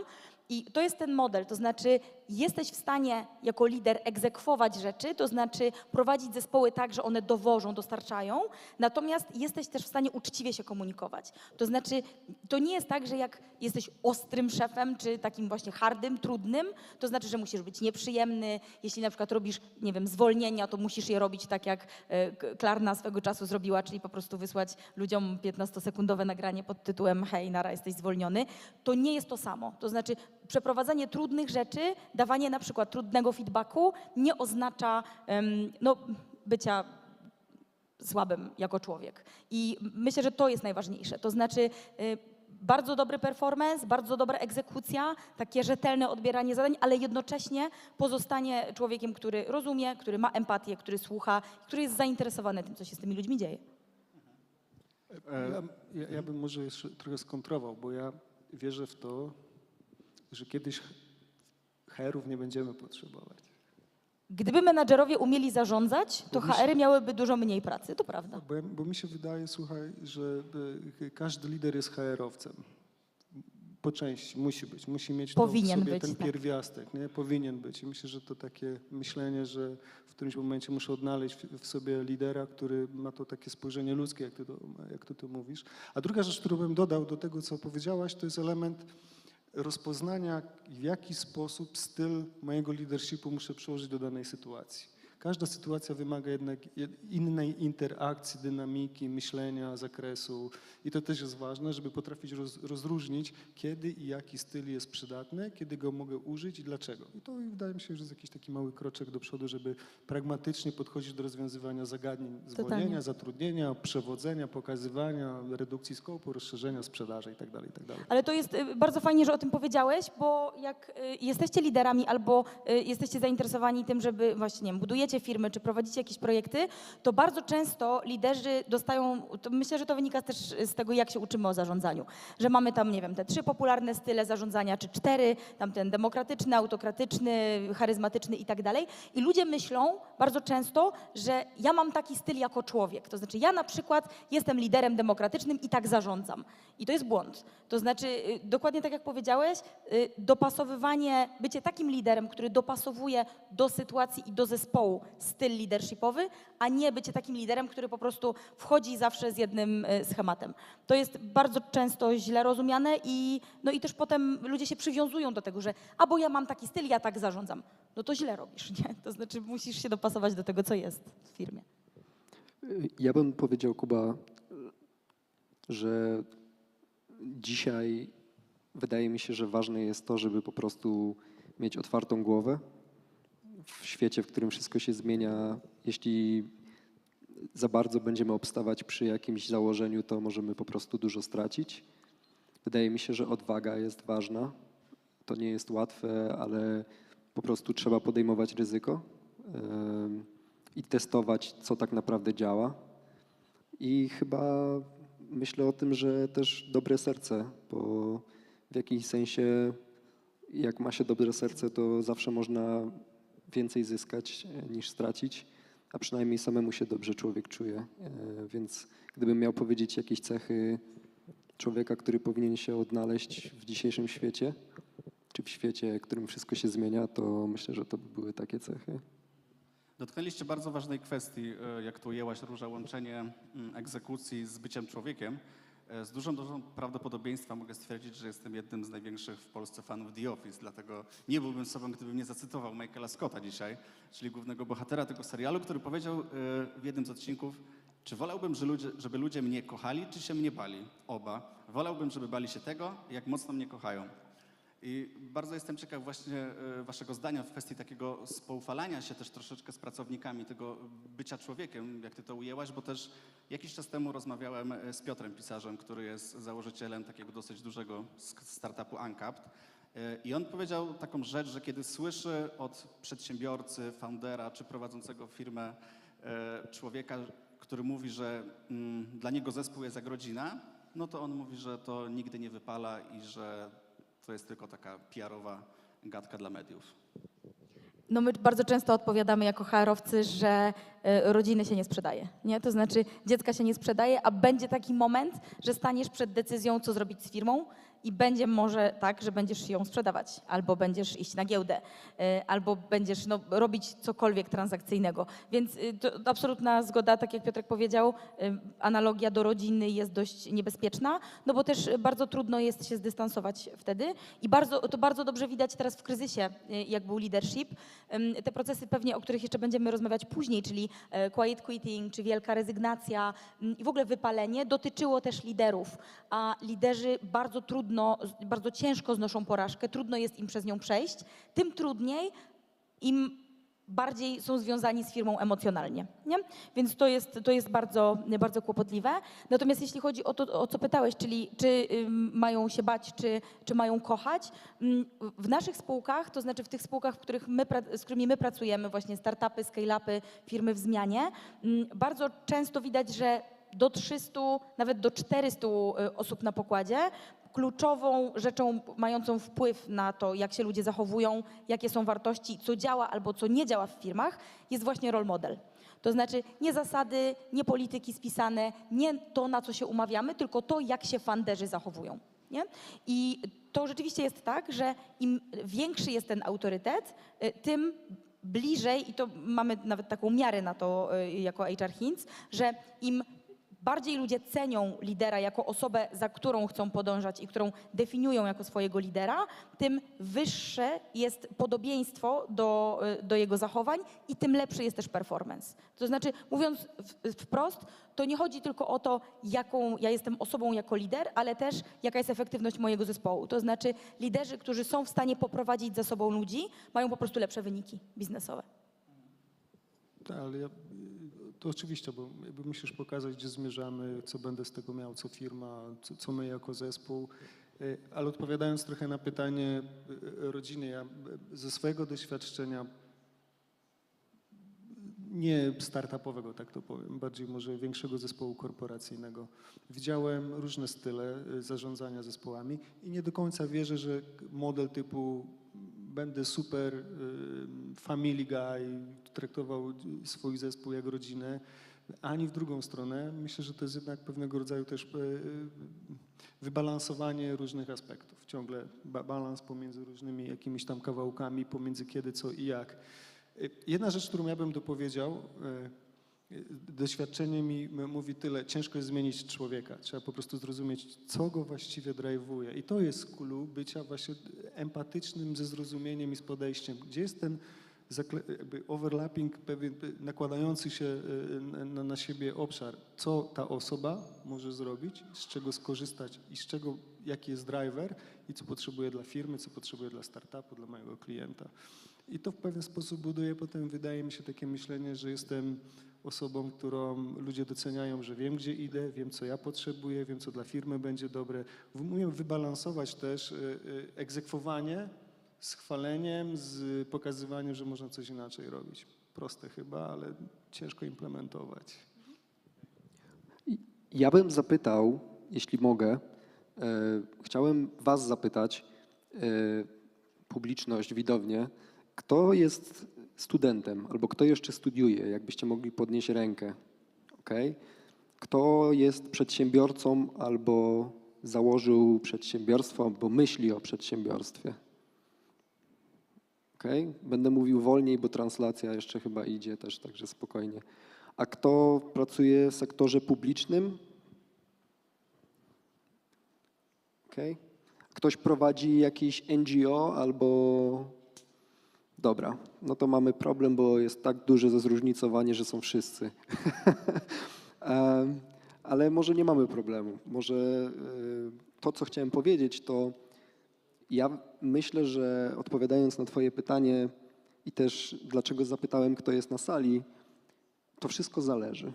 To wszystko zależy od tego, jaka jest sytuacja, z którą się mierzymy i jaką wartość chcemy dowieść. Bo jeżeli mamy sytuację, w której mamy chaos, totalny chaos, zaczyna się palić ogień, to ja nie oczekuję, że ludzie będą myśleli o tym, że muszą mnie kochać, bo będę się skupiał na tym, że muszą wykonywać moje polecenia, albo nawet nie moje, tylko kogokolwiek, kto jest na tyle przytomny, żeby podjąć właściwą decyzję, która uratuje innych. Jeżeli będę miał sytuację, w której problem jest oczywisty, to wtedy będę myślał o innych rzeczach, tak? Więc ja bym powiedział, że to wszystko zależy i to też jest niestety albo stety to, jak wygląda świat, który się zmienia, że dopasowywanie swojego podejścia tak naprawdę trochę zależy od tego, na czym nam zależy, na jakiej wartości, którą chcemy wytworzyć i jaka jest sytuacja. Tak ja na to patrzę. To My mieliśmy jeszcze, jeśli mogę podać taki case, bo my bardzo często my się spotykamy z tym właśnie, że liderzy chcą poprowadzić zespół w jakiś tam określony sposób, ale nie tylko właśnie to, co ty mówisz, Daniel, to jeszcze właśnie ad vocem, nie? Że to nie jest tylko kwestia tego, na jakim etapie rozwoju jest firma, jakie są potrzeby, jaki jest kontekst, ale to, co jest zaskakujące, na przykład mieliśmy ostatnio takich parę case'ów z branży mediowej i okazuje się, że styl, który tam panuje, przynajmniej w tym kraju, w którym to robiliśmy, styl, który tam panuje, jest tak mocno narzucający i określający to, kim powinien być lider, że ci liderzy byli właśnie tacy bardzo włączający, tacy bardzo pytający zespołu o zdanie i okazało się, że ten zespół po prostu zgłupiał kompletnie. To znaczy oni nie wiedzieli, w ogóle oni nie wiedzieli, o co tym ludziom chodzi, nie? To znaczy byli tak nienawykli do takiego sposobu bycia właśnie włączanymi, pytanymi o zdanie, że mieli takie, ej, znaczy o co wam chodzi? Znaczy wy pytacie nas, jak macie zarządzać, znaczy co, jesteście tak słabi? Nie? I oni całe szczęście szybko zrozumieli, co jest grane i odwrócili to, ale to czasami to, że my właśnie przychodzimy z jakąś nową ideą albo jesteśmy liderem, który chciałby coś innego zrobić, no czasami po prostu jest taka blokada ze strony branży i ze strony starych nawyków ludzi, takich mentalnych, że po prostu to jest nie do zrobienia, nie? Z drugiej strony też jak tak patrzę na przykład na swoje życie, to pamiętam, że parę lat temu pracowałem w pewnej gazecie i tam redaktor naczelny był człowiekiem, delikatnie rzecz ujmując, bardzo trudnym, ale jak po czasie na tym patrzę, to myślę, że dziennikarstwa najwięcej się nauczyłem właśnie od niego. Czyli też chyba jest tak, że nie trzeba być super przyjemnym, super miłym, żeby być jednocześnie fajnym szefem, który potrafi swój zespół wiele nauczyć. Wiesz co, jeśli ja mogę, to myślę sobie o tym, że jeśli spojrzymy na przykład na najbardziej efektywne zespoły na świecie, to są wojska. To są zespoły, w których jest bardzo określona hierarchia, jest bardzo określona kultura, jest bardzo określony jakiś styl, w którym ludzie się komunikują i nie ma tam przestrzeni tak naprawdę na to, żeby wprowadzać kreatywność albo w teorii wprowadzać kreatywność albo próbować dawać ludziom możliwość wyboru. Z drugiej strony tak naprawdę przez to, że tam ta kultura jest tak bardzo określona, bo wartości, którymi się kierują ludzie w armii, muszą być zdefiniowane, musi być jakiś cel, który jest do realizacji i on jest określony z góry, że one definiują tak naprawdę to, jak będziemy postępować. Z drugiej strony rozwój nasz to nie jest kwestia łatwych i przyjemnych warunków, w których musimy funkcjonować.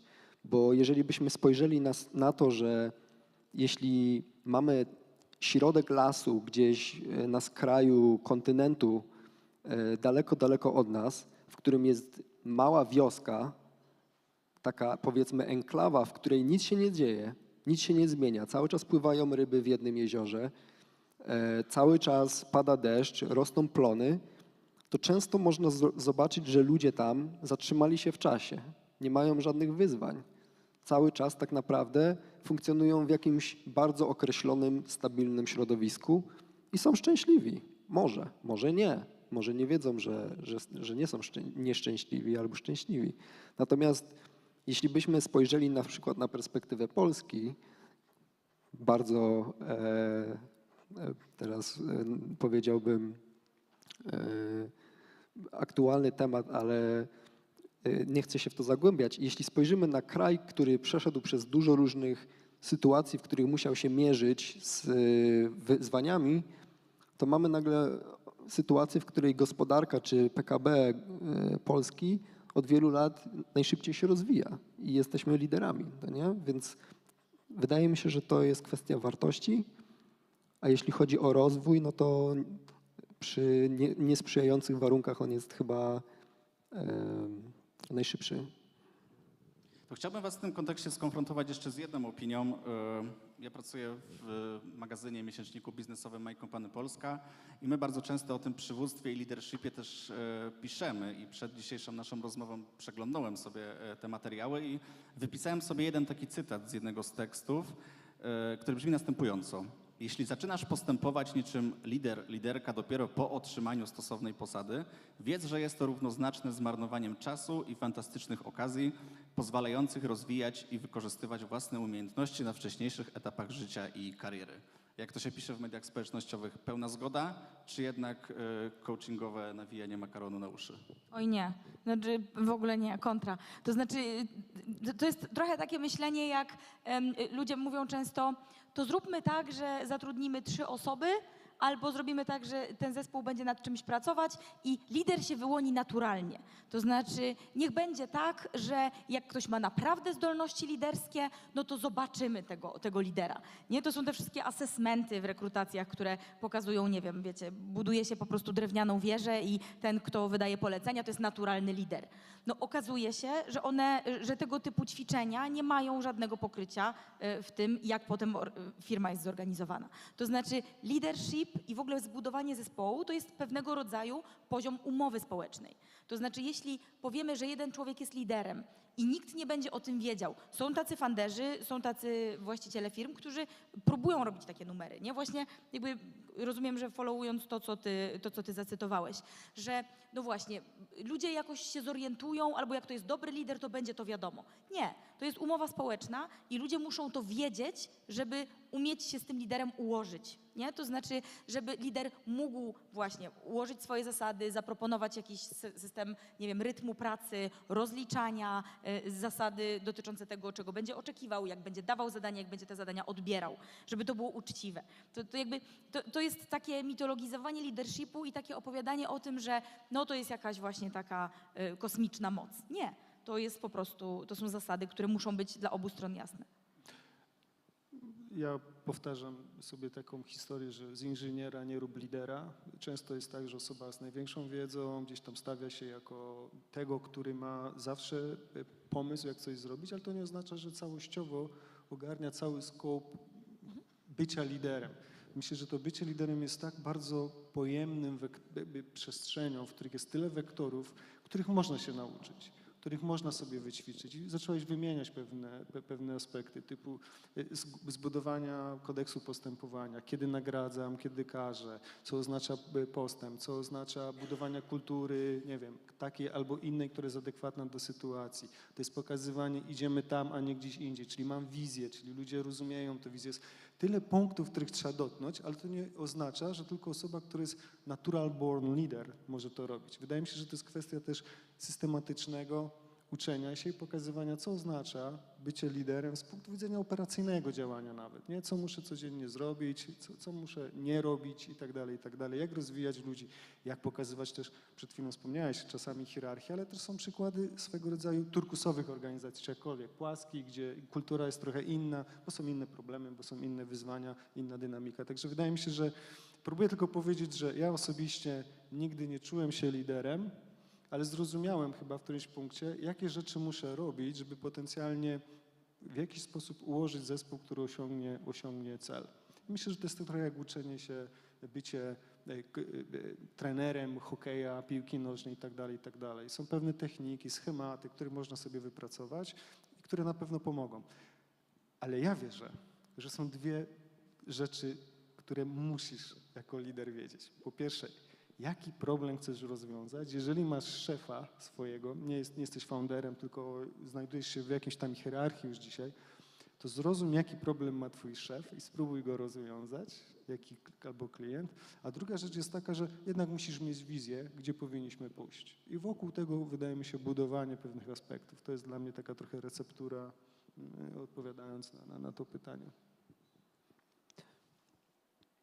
Ja słucham tutaj tego, o czym mówicie i chyba w mojej głowie gdzieś oddzielam sobie cały czas, może to jest kwestia nomenklatury tylko, że menedżer, który ma jakąś pozycję, jakiś autorytet w danej organizacji, czy osoba, która ma podejmować decyzje, niekoniecznie zawsze będzie tym, kto sprawia, że tworzy się jakiś progres, że jest jakiś postęp. Leadership, jedna z definicji leadershipu, która dla mnie jest bardzo bliska, to jest umiejętność, w jaki sposób my sprawiamy, że inni robią progres. Czyli jest jakaś wartość, tworzy się jakaś zmiana, która prowadzi nas do jakiegoś celu. Co zakłada, że jest jakiś cel. Bo w momencie, kiedy my nie wiemy, jaki jest cel organizacji, nie wiemy, jakim jest cel jakichś działań, no to jaki jest w nich sens? Mówię o tym dlatego, że zdarzyło mi się pracować z ludźmi, którzy wykonywali polecenia, byli wspaniałymi menadżerami, którzy realizowali założenia dawane przez ludzi, którzy powiedzmy byli właścicielami jakiejś danej organizacji, korporacji, firmy, ale nigdy nie wiedzieli sami, po co to robią i dlaczego. I jeśli miałbym powiedzieć, czy oni byli według mnie liderami, mając pod sobą zespoły, które robiły jakąś pracę, która była wykonywana, bo tak zostało założone, ale nigdy nie zapytali, po co my to robimy, albo jaki jest sens tego, jaką wartość my tworzymy i dla kogo, to mam jakiś taki dysonans, który mówi, że to nie są liderzy. Że lider w jakiś sposób myśli o tym, co jest ważne, jaka jest wartość, jaki jest cel i jak sprawić, żeby ludzie chcieli do niego dążyć. A propos, czy ja mogę jeszcze adwocem? Oczywiście. Oczywiście. A propos właśnie to, co powiedzieliście o takim właśnie natural born liderze, to jest w ogóle takie przekonanie o tym, że istnieje coś takiego, to jest przekonanie, które robi bardzo dużo szkody. Były takie super badania pokazujące, że ludzie, którzy są świetnymi menadżerami, czyli zarządzają zespołem, są na przykład nie najlepszymi dyrektorami. Nie? Czy zarządzanie menadżerami jest czymś innym niż zarządzanie tak zwanymi zwykłymi pracownikami, normalnymi ludźmi, jak to my mówimy. Czyli widzicie, że jakby lider liderowi nierówny i to jest nawet, to są inne kompetencje trochę, nie? To znaczy umiejętność takiego spojrzenia z lotu ptaka, inaczej jest być dyrektorem, inaczej jest być menadżerem, na przykład. No nie? inaczej jest prowadzić 10-osobowy zespół albo organizację 400-osobową, Oczywiście, że gdzie tak. już pojedynczo nie da się wchodzić w interakcję, już nie da się mieć tej bezpośredniego kontaktu. A zakładam, Totalnie. że w kilkunastoosobowym zespole możesz tą relację wywiązać i wtedy też trzeba umieć zarządzić complexity, jakby całym skomplikowalnością całej organizacji. Tak. To jest totalnie inna To kompetencja. jest inna kompetencja, nie? I to jest dokładnie to, co powiedziałeś, że to jest pewien zestaw cech, które się nabywa i to jest trening, który do tego prowadzi, nie? Tego się trzeba nauczyć, a nie jest się natural bornem, nie? No ja życzę też wszystkim takiego szansy, żeby móc ćwiczyć to. Nie? To w sensie takim, że ja wierzę w to, że można się przygotowywać do tego i można sobie wyobrażać, co będzie, jeśli dostanę taką albo inną rolę w mojej firmie, w organizacji czy jako founder. Ale właśnie dlatego też takie przekonania, że ktoś to, tak się często mówi, nie? Stereotypowo, że ktoś to ma albo tego nie ma. Ktoś tym liderem jest albo nie jest. Nie? I to jest oczywiście nieprawda. To znaczy bardzo często widać, że wyciąga się takie wnioski na podstawie takiej cechy, którą się w psychologii biznesu nazywa ekstrawersją po prostu organizacyjną. Nie? Czyli jeśli ktoś jest właśnie dynamiczny, jeśli ktoś przekonująco mówi, jeśli ktoś ma taką siłę przebicia, jak to popularnie powiemy, to wydaje się, że to jest ten typ lidera, o który nam chodzi, podczas gdy to jest zupełnie nieprawda. To znaczy tacy ludzie często nie mają takich kompetencji liderskich, nie? Show, don't tell. Tak, dokładnie. No to jest cała kwestia mentalności lidera. Też nie wiem, czy oglądacie Sukcesję. Żeby nie zaspoilerować tym, co nie oglądają, no to tam w pewnym momencie prezes firmy zastanawia się, czy nie ustąpić ze stanowiska i jasno wskazuje, że jakby na stanowisko prezesa wejdzie nowa osoba, ale to będzie tylko nazwa stanowiska, ona będzie tak naprawdę figurantem, figurantką, a wszystkie decyzje będzie i tak on podejmował, więc jakby będzie taką trochę szarą eminencją, to też warto o tym pamiętać, ale nasunęło mi się pytanie po tym, co ty, Przemek, powiedziałeś, mianowicie, czy można być skutecznym liderem w epoce Zooma, kiedy na przykład kontaktujemy się ze swoim zespołem tylko i wyłącznie przez jakieś narzędzia zdalne?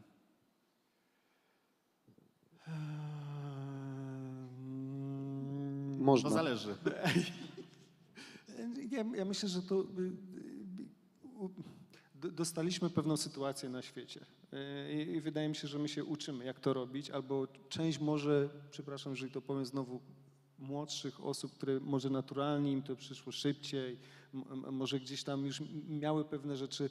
Na pewno ja, z mojego doświadczenia, z mojego miejsca, jest mi trochę trudniej prowadzić różnego rodzaju zespoły, dlatego preferuję jednak, jeżeli to jest możliwe, spotykanie się, ale to nie oznacza, że gdzieś się pogubiliśmy w ogóle, nie? Po prostu trzeba się dostosować. Adaptowalność, ja w ogóle sobie nazywam następną taką swoją cechę, co jakby prowadzi mnie przez życie, to bycie, jak to nazwać, coachable, czyli jednak jestem w stanie zrozumieć, że czegoś mogę się nauczyć nowego od kogoś.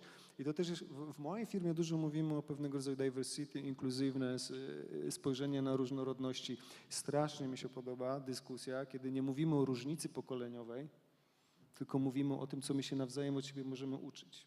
Wiecie, to jest inna perspektywa patrzenia, nie? Że my nie wchodzimy od razu do zespołu z takim myśleniem, aha, ty przez Zooma, ja nie przez Zooma, bo jestem oldschoolowy, nie? W 80 latach się wychowałem, ale jednak mogę się nauczyć od osoby, która nie ma problemu z Zoomem, jak ty to robisz? Jak ty wyczuwasz emocje? Jak ty ten vibe odbierasz, nie? To da się przez mikrofon czy przez wideo? A może jednak trzeba jeszcze coś innego? Ciekawość. Ciekawość i bycie takim coachable.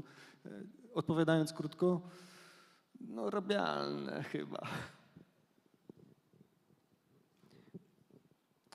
Ja czuję, że jeśli byśmy spojrzeli sobie na jakikolwiek podmiot albo organizację, która dobrze funkcjonuje, to są jakieś elementy, które są dla niej wspólne. Jedną rzeczą, która jest super istotna, to jest jakieś zrozumienie celu. Znowu wracam do tego why. Dlaczego my istniejemy, co my chcemy robić i jaką wartość chcemy tworzyć. A propos wartości, to drugą rzeczą, która jest bardzo istotna według mnie, to są wartości. Na jakich my operujemy wartościach, które nas prowadzą do tego celu. I teraz wydaje mi się, że technologia przynosi zarówno dobre, jak i rzeczy, które są wyzwaniami. Natomiast nie ma tak naprawdę znaczenia na koniec dnia, jeżeli według mnie mamy zdefiniowany cel i wartości, którymi się posługujemy w naszym społeczeństwie, organizacji, w jakimkolwiek podmiocie, w którym funkcjonujemy, systemie, to my będziemy funkcjonować czy przez Zooma, czy będziemy offline. Jeśli mamy zdefiniowane, że na przykład szanujemy siebie nawzajem, to jest nasza wartość, to czy my będziemy robić, czy będziemy mieć kontakt w internecie, czy będziemy mieć ten kontakt offline, to będzie jakby środek do realizacji tego celu poprzez wartości, które mamy. A jak my to będziemy robić i te narzędzia, z których będziemy korzystać, to myślę, że to będzie jakiś taki element, który jest zdefiniowalny i on ani nie przeszkadza, raczej może pomóc. To, o czym to wszystko, tutaj się zgodzę z tym, co powiedzieliście, panowie, chłopaki, ale jedna rzecz, o której trzeba pamiętać, że to jest nieobojętne, czy to jest online, czy to jest offline. To znaczy powiedzenie, że traktujemy ludzi tak samo, musi mieć konkretne wdrożeniowe elementy i konkretne narzędzia. Jest coś takiego jak proximity bias, czyli takie traktowanie, i to nie tylko jest liderska przypadłość, to jest po prostu mechanizm w człowieku, który powoduje, że jak pracujemy z kimś blisko, to znaczy offline, w biurze, in person, że tak znowu powiem po staropolsku, no to lubimy go bardziej, ale lubimy go też pod kątem zawodowym. To znaczy menadżerowie popełniają taki błąd, że wydaje im się, że ludzie, którzy są w biurze, pracują lepiej, czyli zarabiają wyższe pieniądze, mają wyższe oceny, na przykład w procesach oceny pracowniczej, generalnie są lepiej oceniani jako pracownicy. I jeśli prowadzicie taki projekt albo taki zespół, który jest w części w biurze albo w części, nie wiem, z częścią ludzi się spotykacie częściej, no właśnie fizycznie, a z częścią pracujecie fully zdalnie, to uważajcie na to, żeby traktować ich tak samo, to znaczy na przykład proces podejmowania decyzji powinien być również online, nawet jeśli ktoś jest w tym samym biurze.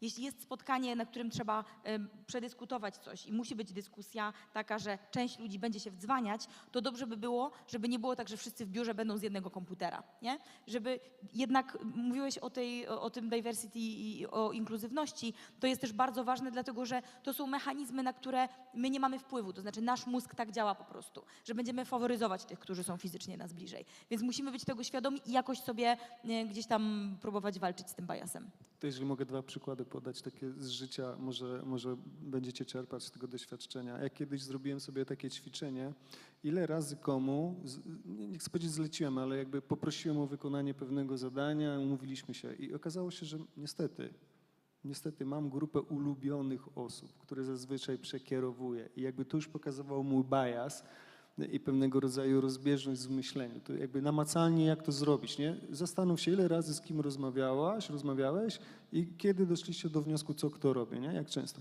A drugi element, który chciałem wspomnieć, zapomniałem i sobie pewnie przypomnę. Dobrze, zatrzymajmy się może na chwilę przy tej technologii. Jeżeli wy macie jakieś pytania, to za chwilę będzie najodpowiedniejszy moment, żeby je zadać. Dużo się teraz mówi o rewolucji AI i wszystkich zjawiskach, które się dzieją wokół sztucznej inteligencji, czy ona przejmie kontrolę nad światem, które zawody zlikwiduje, jakie zawody powstaną.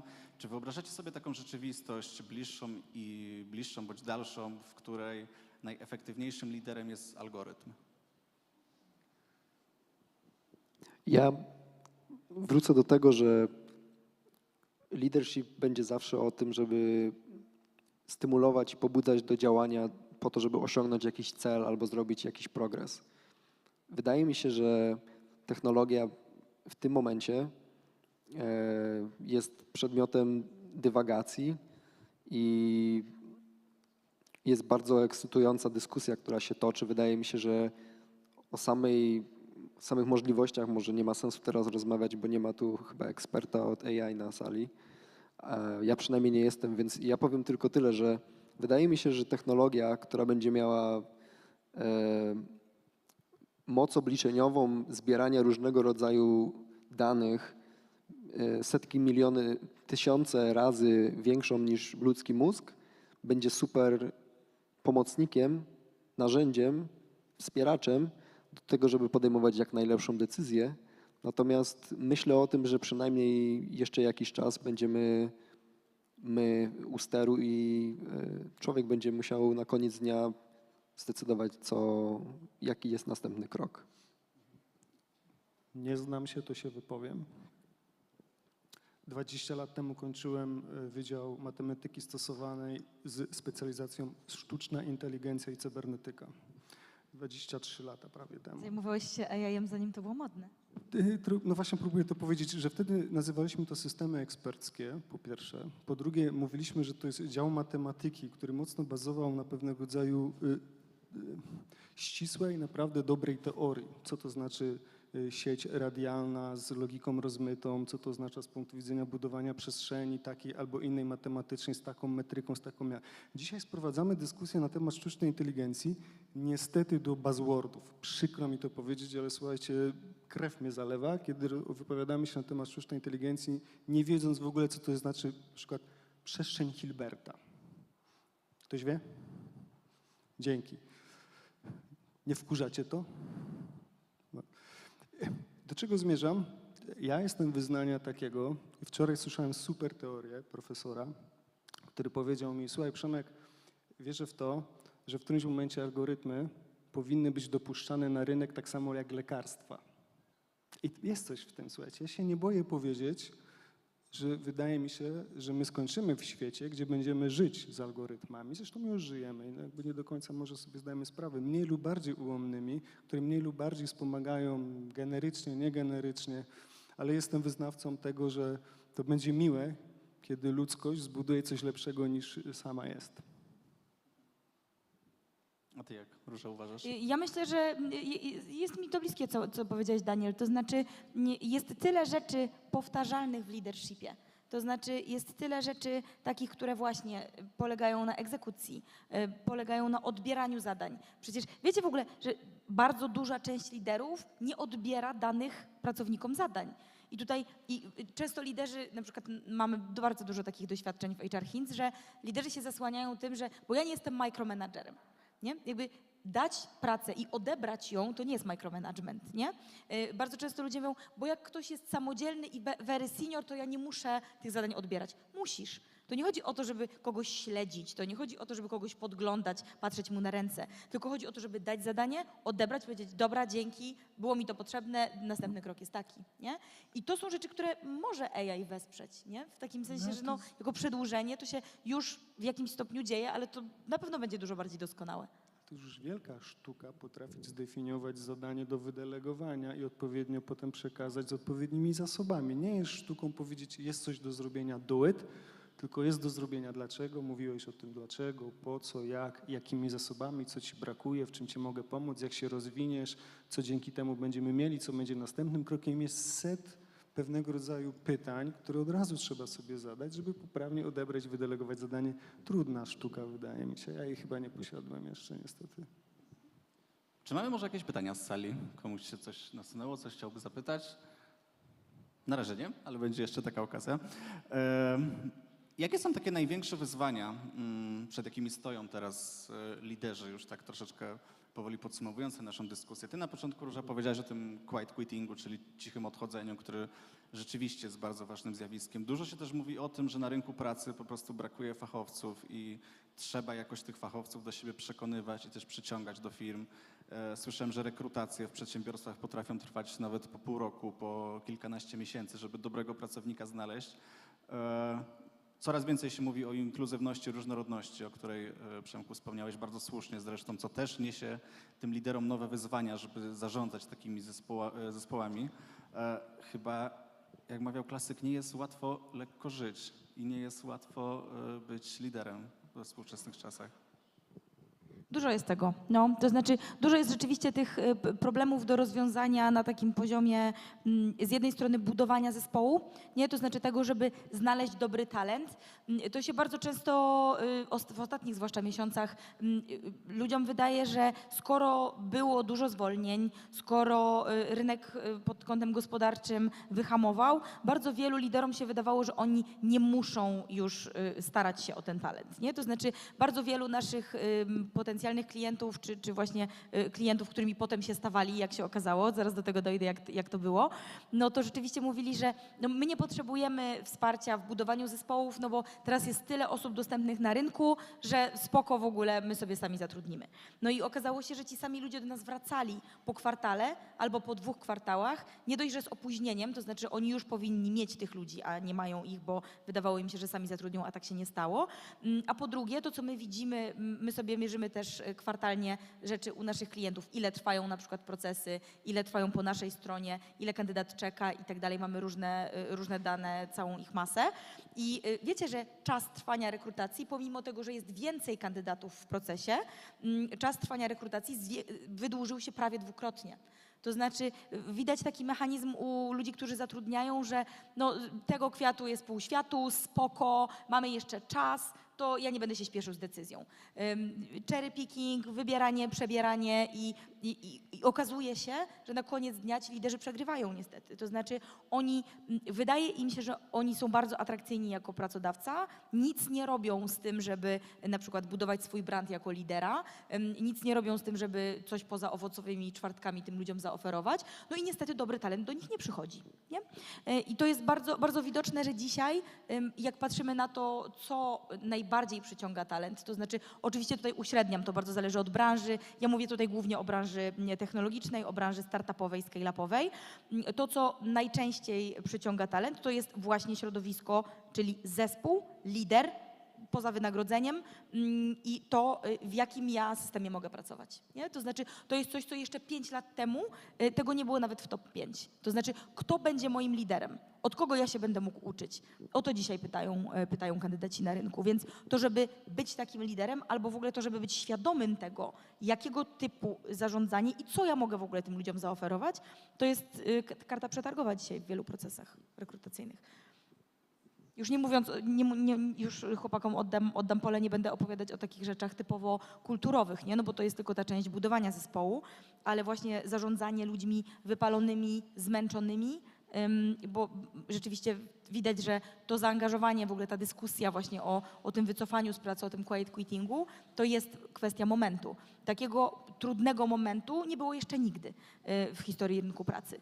Więc to, żeby zarządzić ludźmi zmęczonymi i wypalonymi, którzy jeszcze dzisiaj, tak jak na przykład rok temu przyznawali się do tego, znaczy mówili o swoich potrzebach, albo na przykład odchodzili z pracy, robili sobie przerwę, dzisiaj nie mogą sobie na to pozwolić, bo się boją, że stracą pracę na długi czas. Nie?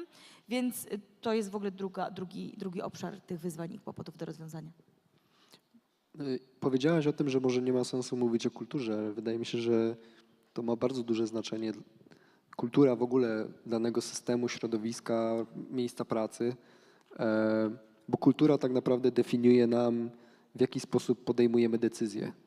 I kultura tak naprawdę jest odpowiedzią, jest sumą właśnie tego, w jaki sposób my się zachowujemy, co kultywujemy i jak podejmujemy decyzje.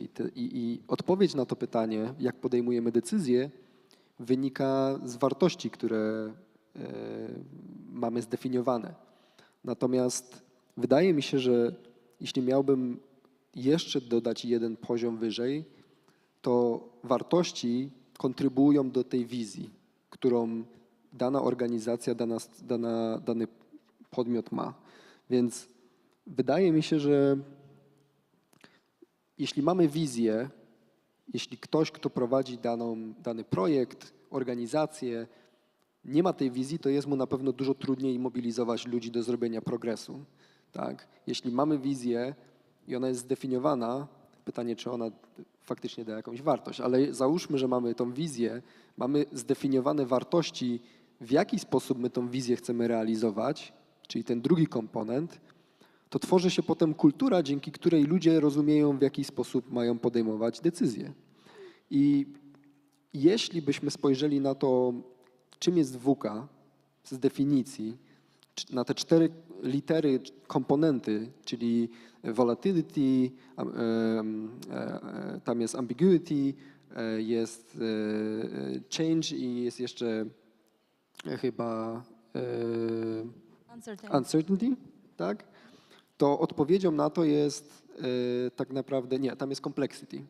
C to nie jest change, a complexity, czyli mamy WK po jednej stronie ten świat, który jest złożony, to po drugiej stronie jakby odpowiedzią na to jest V jako vision, U jako understanding, czyli komunikacja, zrozumienie, C jako clarity, czyli tak naprawdę umiejętność komunikacji tego, co jest ważne teraz, co jest ważne w najbliższym czasie i clarity tego, jakie są oczekiwania. I A to jest tak naprawdę agility, czyli umiejętność dostosowywania się. Nie? Ja muszę się z wami nie zgodzić, niestety. Super.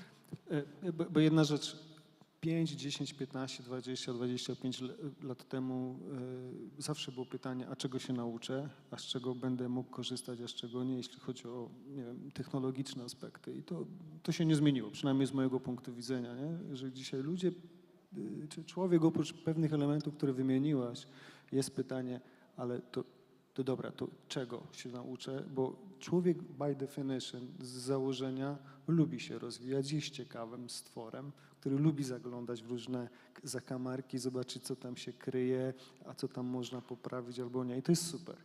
I to jest bardzo fajne. Także wydaje mi się, że ta ciekawość rozwoju jest bardzo jakby technologicznego, czy w ogóle profesjonalnego jest bardzo ważna. A nie zgodzę się z tobą, bo uważam, że kultura, pamiętajcie, że nawet jeżeli mogę powiedzieć ze swojego doświadczenia, na jednym piętrze widzę totalnie 2 albo 3 różne kultury, w zależności gdzie zajrzę, w który kawałek. Nie? To dużo zależy od lidera właśnie, co tworzy, w jaki sposób tworzy. I to, jeżeli widzicie, jeżeli ja widzę gdzieś ogólne stwierdzenie, że kultura w naszej organizacji jest taka, siaka albo owaka, to jest super dzisiaj czas, bo ja sobie mogę zajrzeć do social mediów, zobaczyć, dobra, to pokaż mi tego lidera, to ja ci powiem, jaka jest tam kultura tak naprawdę. Co on i w jaki sposób pokazuje, jakby pracuje, to też uwydatnia gdzieś na zewnątrz. Także wydaje mi się, że tu bym też wziął pod uwagę takie, że kultura nawet w jednej organizacji, w jednej komórce może być ważna, bardzo, bardzo różna, nie gdzieś tam. To ja Przemku adwocem, jeśli pozwolisz.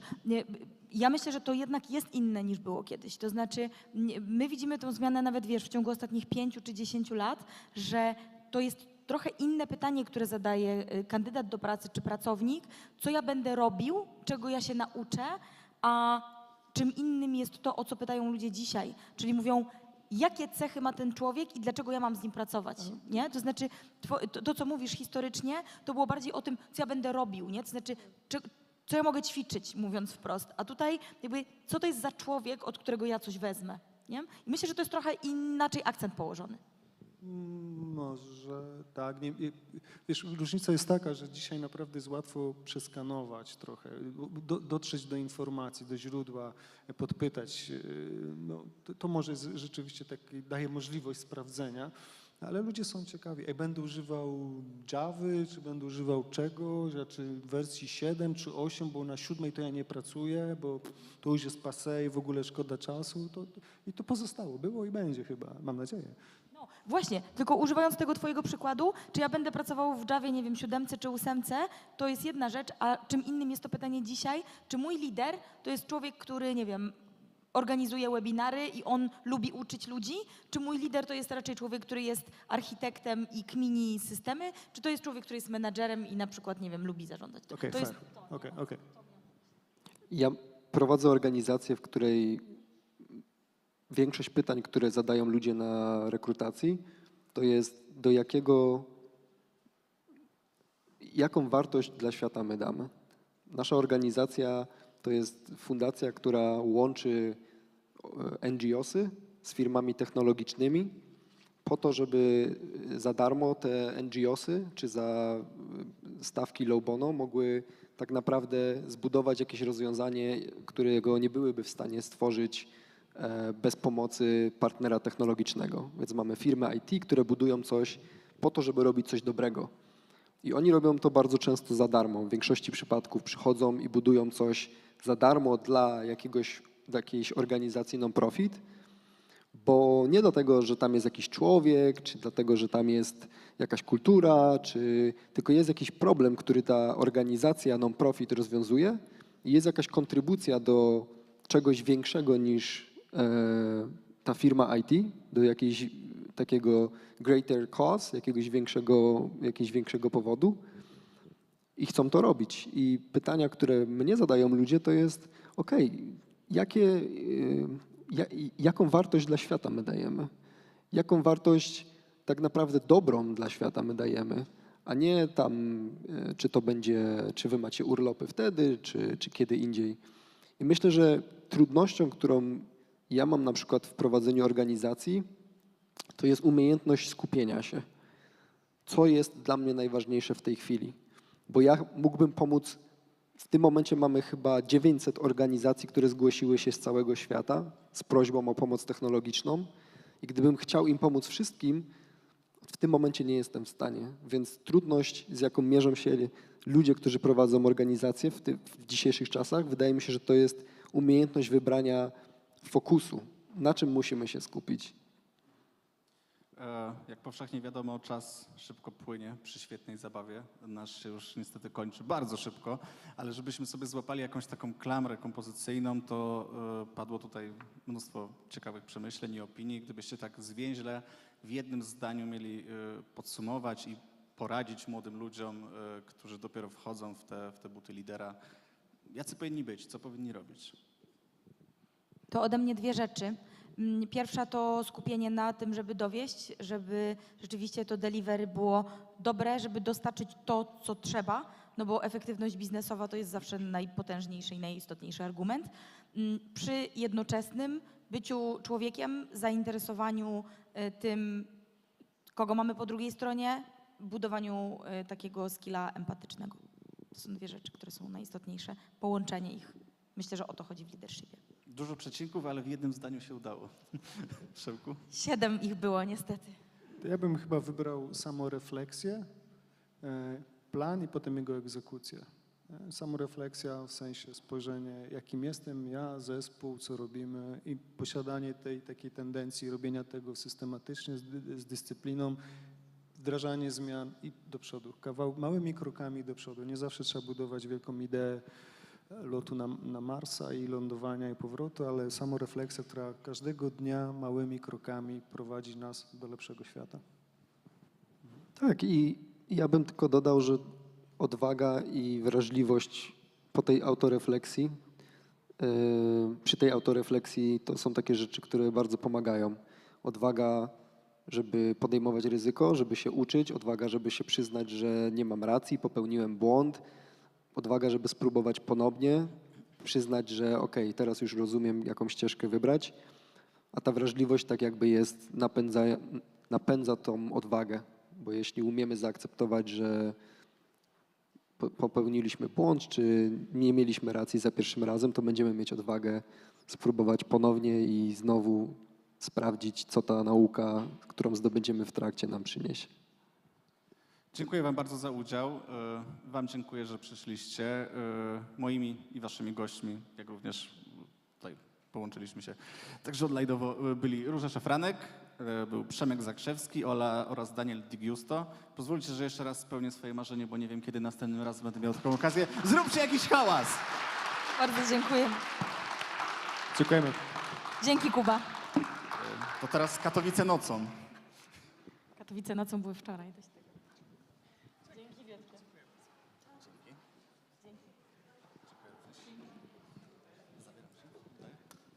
Kuba, thank you so much. Thank you to all the panelists. And our lovely audience. Now comes this time to summarize the whole event. We hope, we are sure you got a lot of inspirations throughout all those days.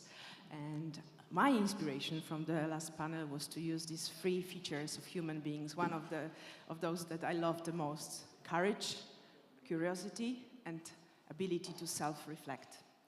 So we want to invite you to use those 3 features now and be courageous to stand up and really leave things aside and stand up, please. And now be curious and find a person you don't know, you had not a chance to speak with yet, yeah? So be curious and be courageous to find one and really make some steps forward, yeah? And come, approach and shake hands, introduce yourself. And in a moment I will tell you what comes next, but first you need to have a couple. And remember, somebody you don't know yet. You don't know what's the name of the person. You don't know what the country is.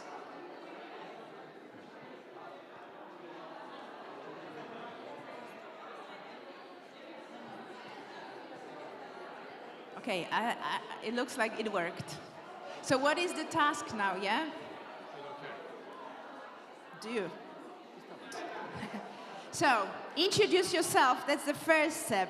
But then use this ability of self-reflection and share one to another. What did you learn? What did you get? What you got inspired through those days, here at the Forum of Young Leaders. So a couple of minutes to share one to another.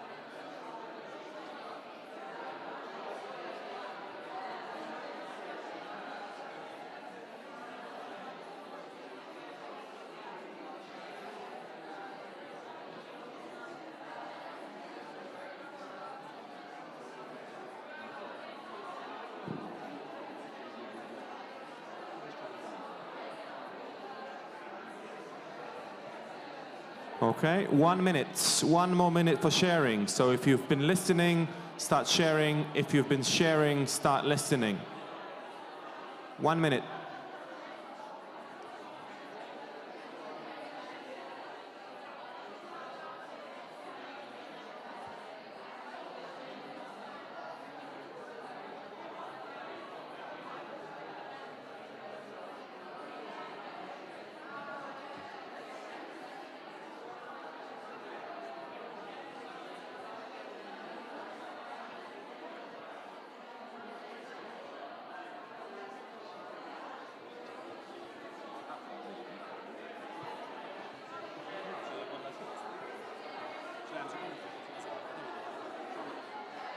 Okay, could we try to stop for a while? Sorry, this is the worst part of my job, is to try to get people to stop talking. Now it's unstoppable.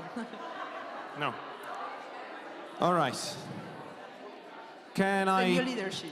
have some of your attention? We'll pass the floor back to you, but slightly differently. So, now that you've had a chance to share, and some of you are still sharing, we wanted to get some highlights from your conversations, starting with the 3 dialogue zone areas. I'm sure that you've all learned a bit about those.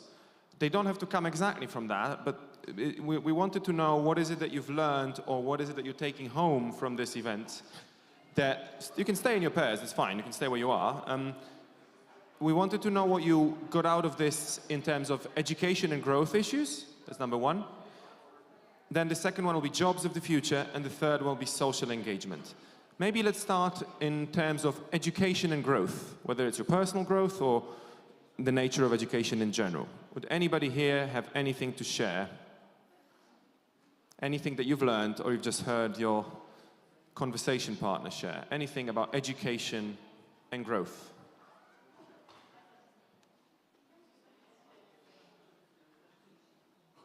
You only want to share in pairs? Okay, I'm afraid I'll have to do the microphone duty. Luca, 1 second.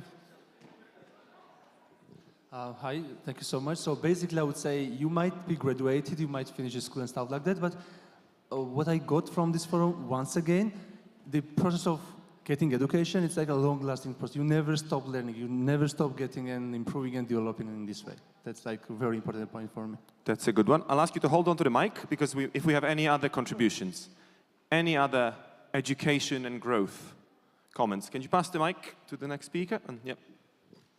Hi, once again, I'm Vachtangi from Georgia, and what I got from the forum was a practical knowledge and tips, and not really general, but personal experiences on how to be a better version of ourselves and how to contribute to the development of our personal and professional skills. So thanks once again, and it was nice to meet you all here.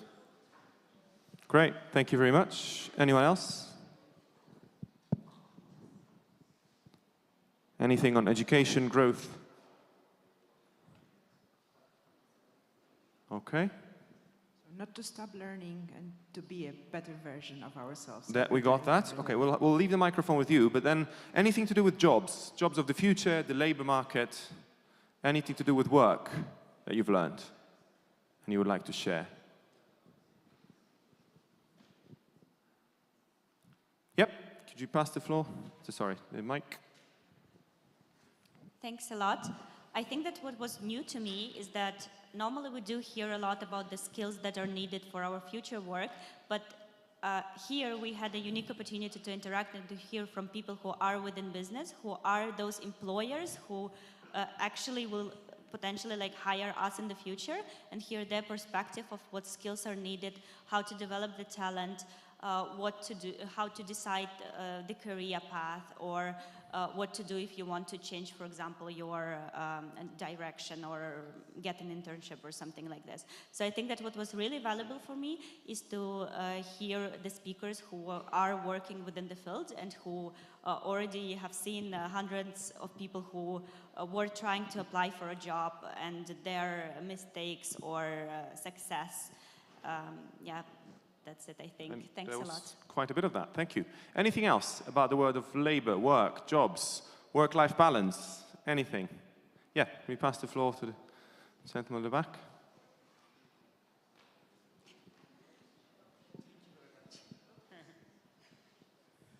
Yes, about the jobs. First day when we attended a conference, we saw there a lot of people who were specialists in their jobs. First of all, from this conference, it was a great motivation for us to be specialists, to be good at what we do. And it was the first expression, the first thing that we learned from the conference. And from the sessions, we learned that we have to appreciate the role of the leaders in every job, because in every job we need a person who leads the group, and leadership skills are implemented in every job field uniquely, and that is a great way to look at the leadership. So much from my side. Thank you. Wonderful. Thank you very much. So again, plenty of inspiration, plenty of professional advice, and I like the idea that, yeah, we should strive for the better and be better versions of ourselves. It's the advice you got that, you know, almost somebody saying you should be careerists in the positive sense of the word. You should focus on your careers and give it your best shot. Anyone else on the career side of things? Because if, oh, sorry, I missed the hand in the air. Yes, Katja? Yeah, 1 second.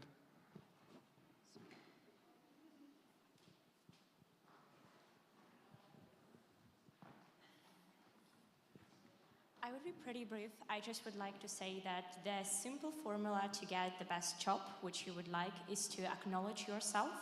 And if you'd like to achieve the success in every field, you need to understand who you are. And it seems pretty simple, but it's indeed quite complicated to understand your desires, your motivation. So before to learn something new, even in the same time, you need to learn and acknowledge yourself. Fantastic. Thank you. Pavel? Thank you very much once again for inviting me. Yeah, and I think I summarize my life now over 33 years, and I think I choose the right rope. Well, in my case, I think if you have a chance to choose, for example, especially when you're a young person, yeah, to go for entrepreneurship or to be a worker, like an employee, I think it's better to go for the entrepreneurship and the business skills. Okay. Than for example, to be an employee in my case. You pay more taxes, you're getting more money, you have a team, and you can develop yourself, you can develop your team, your country, and so on and so on and so on. But it requires a lot of time, a lot of efforts, and hard skills, soft skills, probably everything. So I would really, really advise, I think in my point of view, it would be really cool to be for entrepreneur. It's a long process, it requires a lot of time, a lot of efforts, but I think so far it's the best rope for me. It's out of all the panels I've been through. So cool. You're doing a great job. Amazing. Keep going, please. Thank you so much for having me here. It was a pleasure. Thank you. Thank you. And maybe now opening the floor to comments about social engagement. You talked about this at length. What drives us in our social engagement, social activism, citizenship activities, civil society, youth organizations? Anything from this department? My name is Victoria. So a few things that I learned, that like I have some insights that the states that have like weak government, they have more powerful active society, so more active people. But the countries that have like powerful government, their active people are not so active because they have everything they need, so they do not need like to work more. And the second part, like it's a little bit of feedback. We talked about social engagement and engagement young people in the change making and their activism, but it was a trouble that like a few young people was engaged in the panel discussions, and it will be like maybe for the next year to listen to the panel discussions that concluded like only young people, maybe young entrepreneurs, young businessmen, young people that rule the country, because we would like to listen to their experience and to follow them, I guess. I mean, we take this on board. Just in terms of panel composition, you probably didn't notice we had young people on every panel. Not all of them were only young people, that's for sure. But we had young people on pretty much every panel, on every panel.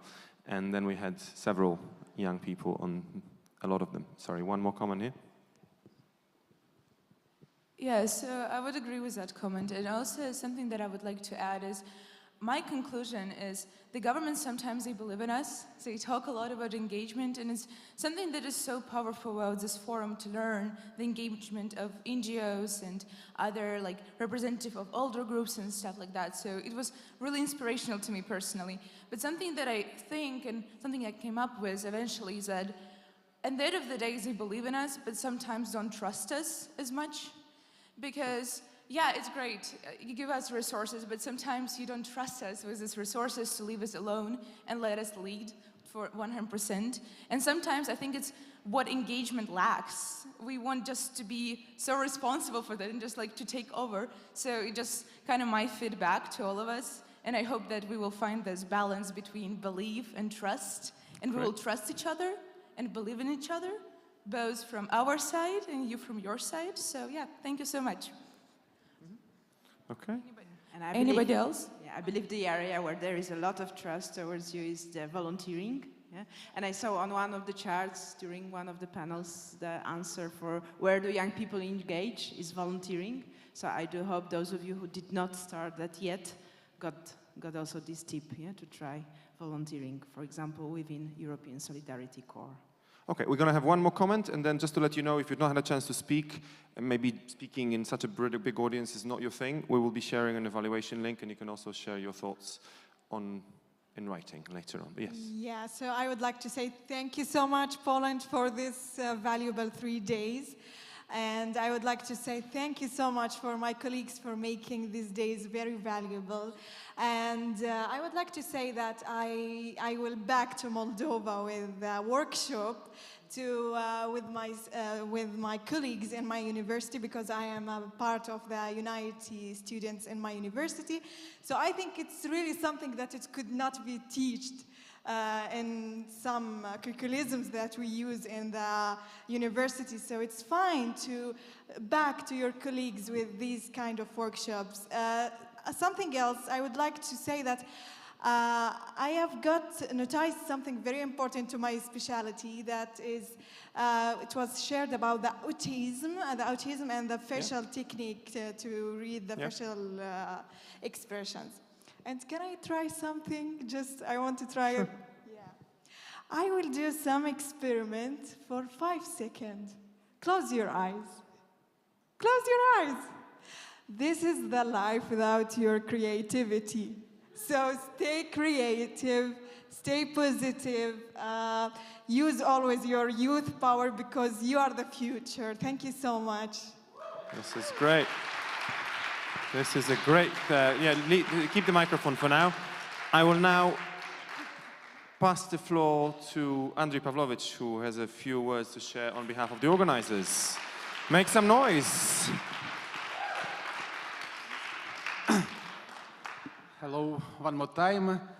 It's my big pleasure to be here on the stage, but actually it's also a strange feeling, frankly speaking, because usually when we have this closing ceremony, I feel divided, because from one point, from the perspective of organizers, it's a good moment, because finally the event will be finished. On the other hand, of course, it's a bit sad moment, because it's farewell day. I mean, we will leave soon, but I believe that we will have really good memories and good networking, also connection after this forum. And some of you approached me yesterday and today asking me who I am. And I said, my name is Andrzej Pawlowicz. I am from the Foundation of the Development of Education System, and I am one of the organizers of this forum. And guess how many people from our foundation were involved into the organization of this forum, more or less? 1, 2, 3, 10, 20, 100? 50? Maybe no, not 50, but I think maybe about 25, 30. And actually, you started already this thank you part. So also I would like to use this opportunity to thank you, my colleagues from the Foundation of the Development of the Education System, from the Department of Promotion and Communication, from the National Agency of Erasmus Plus and the European Solidarity Corps program, from the Eurodesk, from Salto Eastern Europe and Caucasus Research Center for your great job you did. It was really difficult for us because, as you heard already this year, we have an amazing event in September, Euroskills Championship. You are cordially welcome to come to Gdańsk in September to visit us this event. It will be really huge event, and we are all involved in the preparation. So fast, it was also difficult to organize this event, and I know that you did impossible. So really respect to you. I also would like to thank you one more time. This is our second time in Katowice, but this is first time in Museum of Silesia region. And by the way, our Ukrainian friends, our Ukrainian participants said, wow, you chose really a secure place. Because you know, in Ukraine, it's only a few hundred kilometers from this place to the east. In the everyday reality, you have really unsecure places when you are upper, the ground level. Now we are -4 level, so of course it was not on purpose.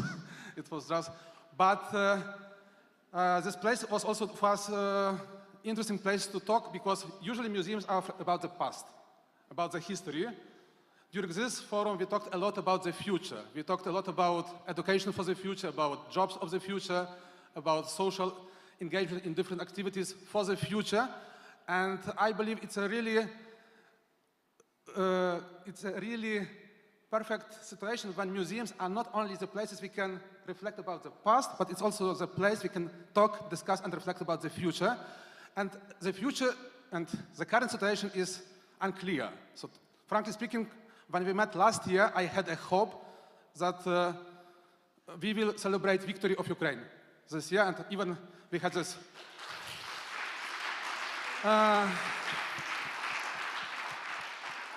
Today we know that maybe it will not come soon. We don't know if next year we will be able to celebrate Ukrainian victory, but each day, each year, we are able to celebrate many victories of many people globally in the world, fighting and defending for European global values. And that's something what is very important for me, because I said that the name of the forum is European Forum of Young Leaders. Frankly speaking, today Europe is not the leading region globally anymore. We have much more investment in innovation, skills development in Asia, Southeast Asia. So actually, old continent today is maybe a bit too lazy, it's not flexible enough to follow all trends. But what is important, and I believe it's really crucial, that we focus on values, on European values. And when we are talking about also jobs, about I'd say companies development, I believe that, of course, skills are important. Education is also very important. But in my opinion, values are crucial. We need to build community of people who are sharing the same values, and that's something we call Europe today. But Europe, it's a very abstract name. You know, sometimes people call Europe instead of European Union. We have, let's say, like European Union is Europe. Of course, it's not the same. Today in Ukraine, Ukrainian military forces are fighting and defending European values. And of course, Ukraine is Europe. And also, that's amazing that last year Moldova and Ukraine got official status of candidates to the EU countries. So congratulations. And I hope Georgia will be the next. And I believe that.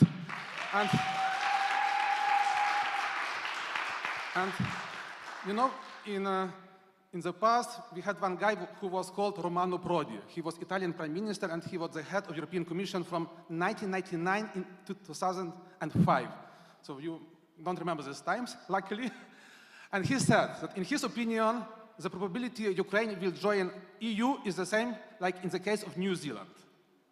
Why? Because he said that even New Zealand is much more European than Ukraine, because New Zealand has this let's say, standards of freedom, standards of democracy, and at that time in Ukraine it wasn't so clear how it works. And so now I believe we are in the process of Euro integration, and Ukraine and Georgia, Moldova, and more countries will become part of this European family. And who knows, maybe New Zealand also will join this family. So I really believe that we need to think globally, not only in the frame of Europe, but really to try to find this global connection of this common space of values. That's why I was very disappointed when a few weeks ago, French President Macron was visiting Chinese People's Republic, and he said that actually the issue of Taiwan is not the European issue. We don't need to be involved. If the United States want to be involved, it's American interest. But in my opinion, such cases like Russian aggression against Ukraine, Chinese Taiwan tensions are also our issues, because we need also to reflect what is more important for us: economical capacity of Chinese People's Republic, or let's say also economical capacity of Taiwan, but also values we have common with Taiwan. So that's also something we need to reflect about. And so I believe that this space of values is something which will be also crucial in any jobs, in any career you will develop in the future. And I wish you to come back to Katowice again and again when the world will be better, also due to your work, your mission, your involvement. Thank you very much, and see you again.